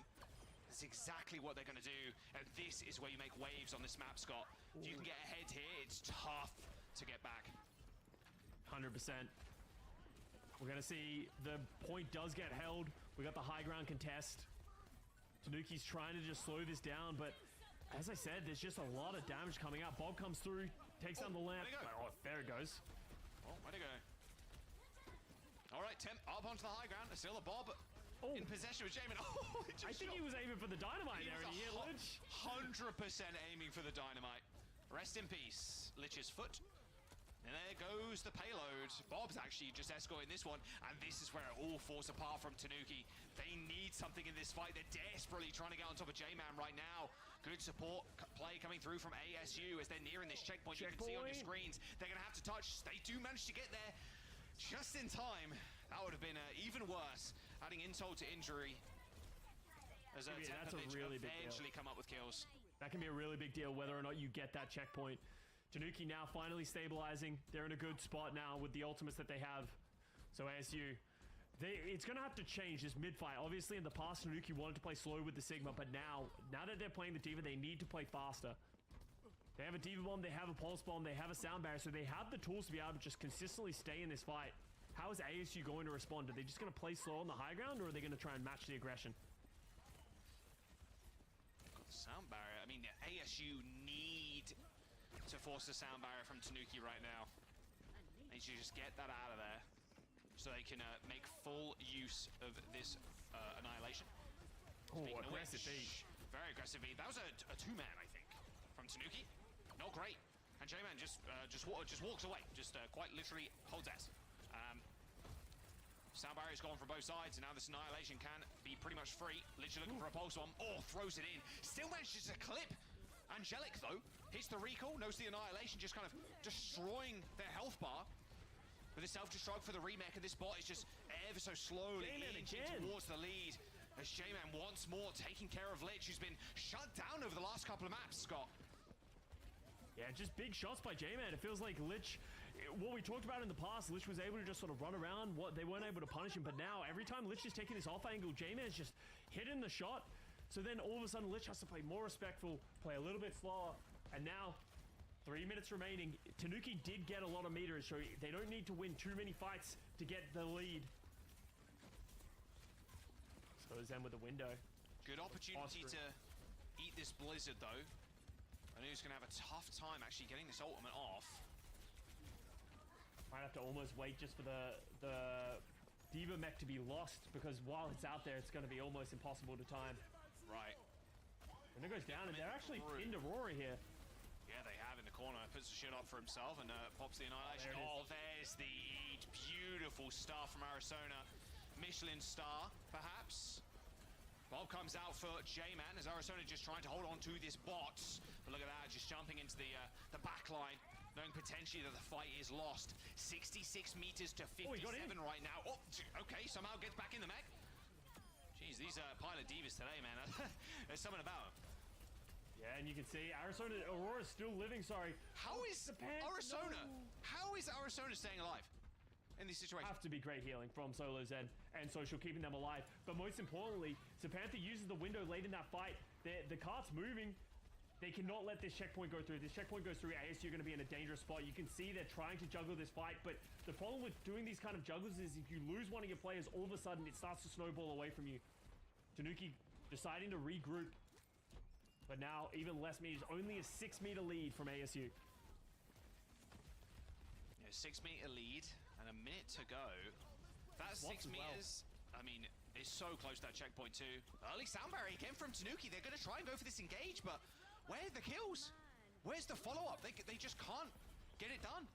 They are in control of the bot though, Scott, and they do have a pulse bomb, and they have a Bob still, but the high ground control very much in favor of ASU right now. Yeah, they forced the recall of Anhu just there, but they wish they had that sound barrier back, almost a little too antsy to pop it. The follow-up wasn't there, and they couldn't dislodge him from the high ground. The card is moving closer and closer and closer, so ASU is going to have to stay near the bot. But look at how far back Solo Zen and Tempa having to play. They're so far away from each other. Ooh. There's no way that's effective range. You're not getting any damage in. There's the sound barrier from ASU trying to turn this fight around. There you go, Social down. Those 6 meters, Scott. Looking like a quarter of a mile at this point is ASU firmly controlling the bot. They're pushing it away, making it hard for Tanuki to come back into this fight. Lich dead, final fight coming up. Tanuki should be able to get a touch here. I'm curious if how far ASU end up just pushing this. Might just try and take this mid-fight here. They don't want to overextend. They don't want to go too far forward. It's going to be a 5 versus 5 fight. ASU do have a lot of strong ultimate. Oh my goodness. It's still going! Just Window goes down early from Tanuki, but you're just going to see ASU disengage. Very smart play. Very tempered. They don't need to take the fight right there, and that's an ultimate down the drain. Come on, Tanuki. Get this. Just beat him. Just beat him. Get him. Oh my goodness. Very little heals now for Tanuki. They need this remake desperately. Aurora finds two, and there it is. ASU reverse. Oh. Incoming. Tanuki Oh. on their map choice. It's just going and going and going and going, bro. All the way to 5 maps as ASU managed to clutch it out. Only 6 meters in it too. Oh. Very close. Just little things going by the wayside. I felt like Tanuki getting a little overzealous with some of their ultimates. We saw the sound barrier. Didn't get the value early window. You know what? Twice Tanuki sound barrier. They hit a 2-person beat. They went up to high ground. They couldn't get any kills. Then they did it again. They hit a low ground beat. Hit 5. And then there was no kills. ASU. I'm not gonna lie. Yeah, and ASU doing a phenomenal job. And the player I really want to call out for this team is J-Man. J-Man on the Ash. Hitting the shots when they are needed most. Keeping Lich in check. Just slowly just able to hold on. And now all of a sudden it feels like Tanuki is the team that, oh no, what we're doing isn't working. And they're kind of throwing anything they can at the wall to see if it'll work. Arizona going over to the Diva. Found some value. Social on the Brig didn't work. So interesting to see how this match is progressing. And now we know we have to go to Flashpoint, a map where Rush is very strong. Are we going to a map where ASU is going to feel a little bit more comfortable? Oh, these shots from J-Man. That shot. I mean, you are shutting down the hottest player in the lobby right now, in Lich. And that was the big reason why Tanuki was winning was Lich in the first few games, finding first picks, pulse bombs, just like one clips, just hiding away, being sneaky, being tricky on the tracer. But it is J-Man right now, rightfully, like you said, pointed out, just finding big opening kills, and even just leg shotting the tracer, body shotting the tracer, forcing Lich to basically disappear for a few moments, regain health, maybe force a recall, just stop Lich getting away with murder. You could argue it's harder to play the tracer here, but it is Colosseo, there's a lot of flank routes. I wouldn't say it's that much more difficult, but Scott, we're going to Flashpoint next. Like you said, Rush is the agenda for this map more often than not. Suravasa or New Junk City, those are the picks. I have to imagine just from what we've seen that it would be Suravasa from Taneki, but it's hard to know, right? Like, it's impossible to know. And honestly, the maps don't play that differently depending on the maps. Like, they are just very linear in terms of the way that the fights are taken. They're very flat, not a lot of high grounds are used. So I would almost be guaranteed that ASU are going to play towards that May. We're going to see Lich playing that Tracer, trying to play on the flanks. Very similar to what we've seen over the last couple of maps. How do they adjust? And is there even a bigger switch come out from Tanuki? I am gonna go ahead. I'm stopping the stream. It's gonna keep going. It is a huge gap, but that's maybe what they need. Alright, with that being said, I'll see y'all later. I'm going to assume Tanuki's gonna win. Later, guys. Oh yeah, tomorrow I'll be playing Overwatch and shit.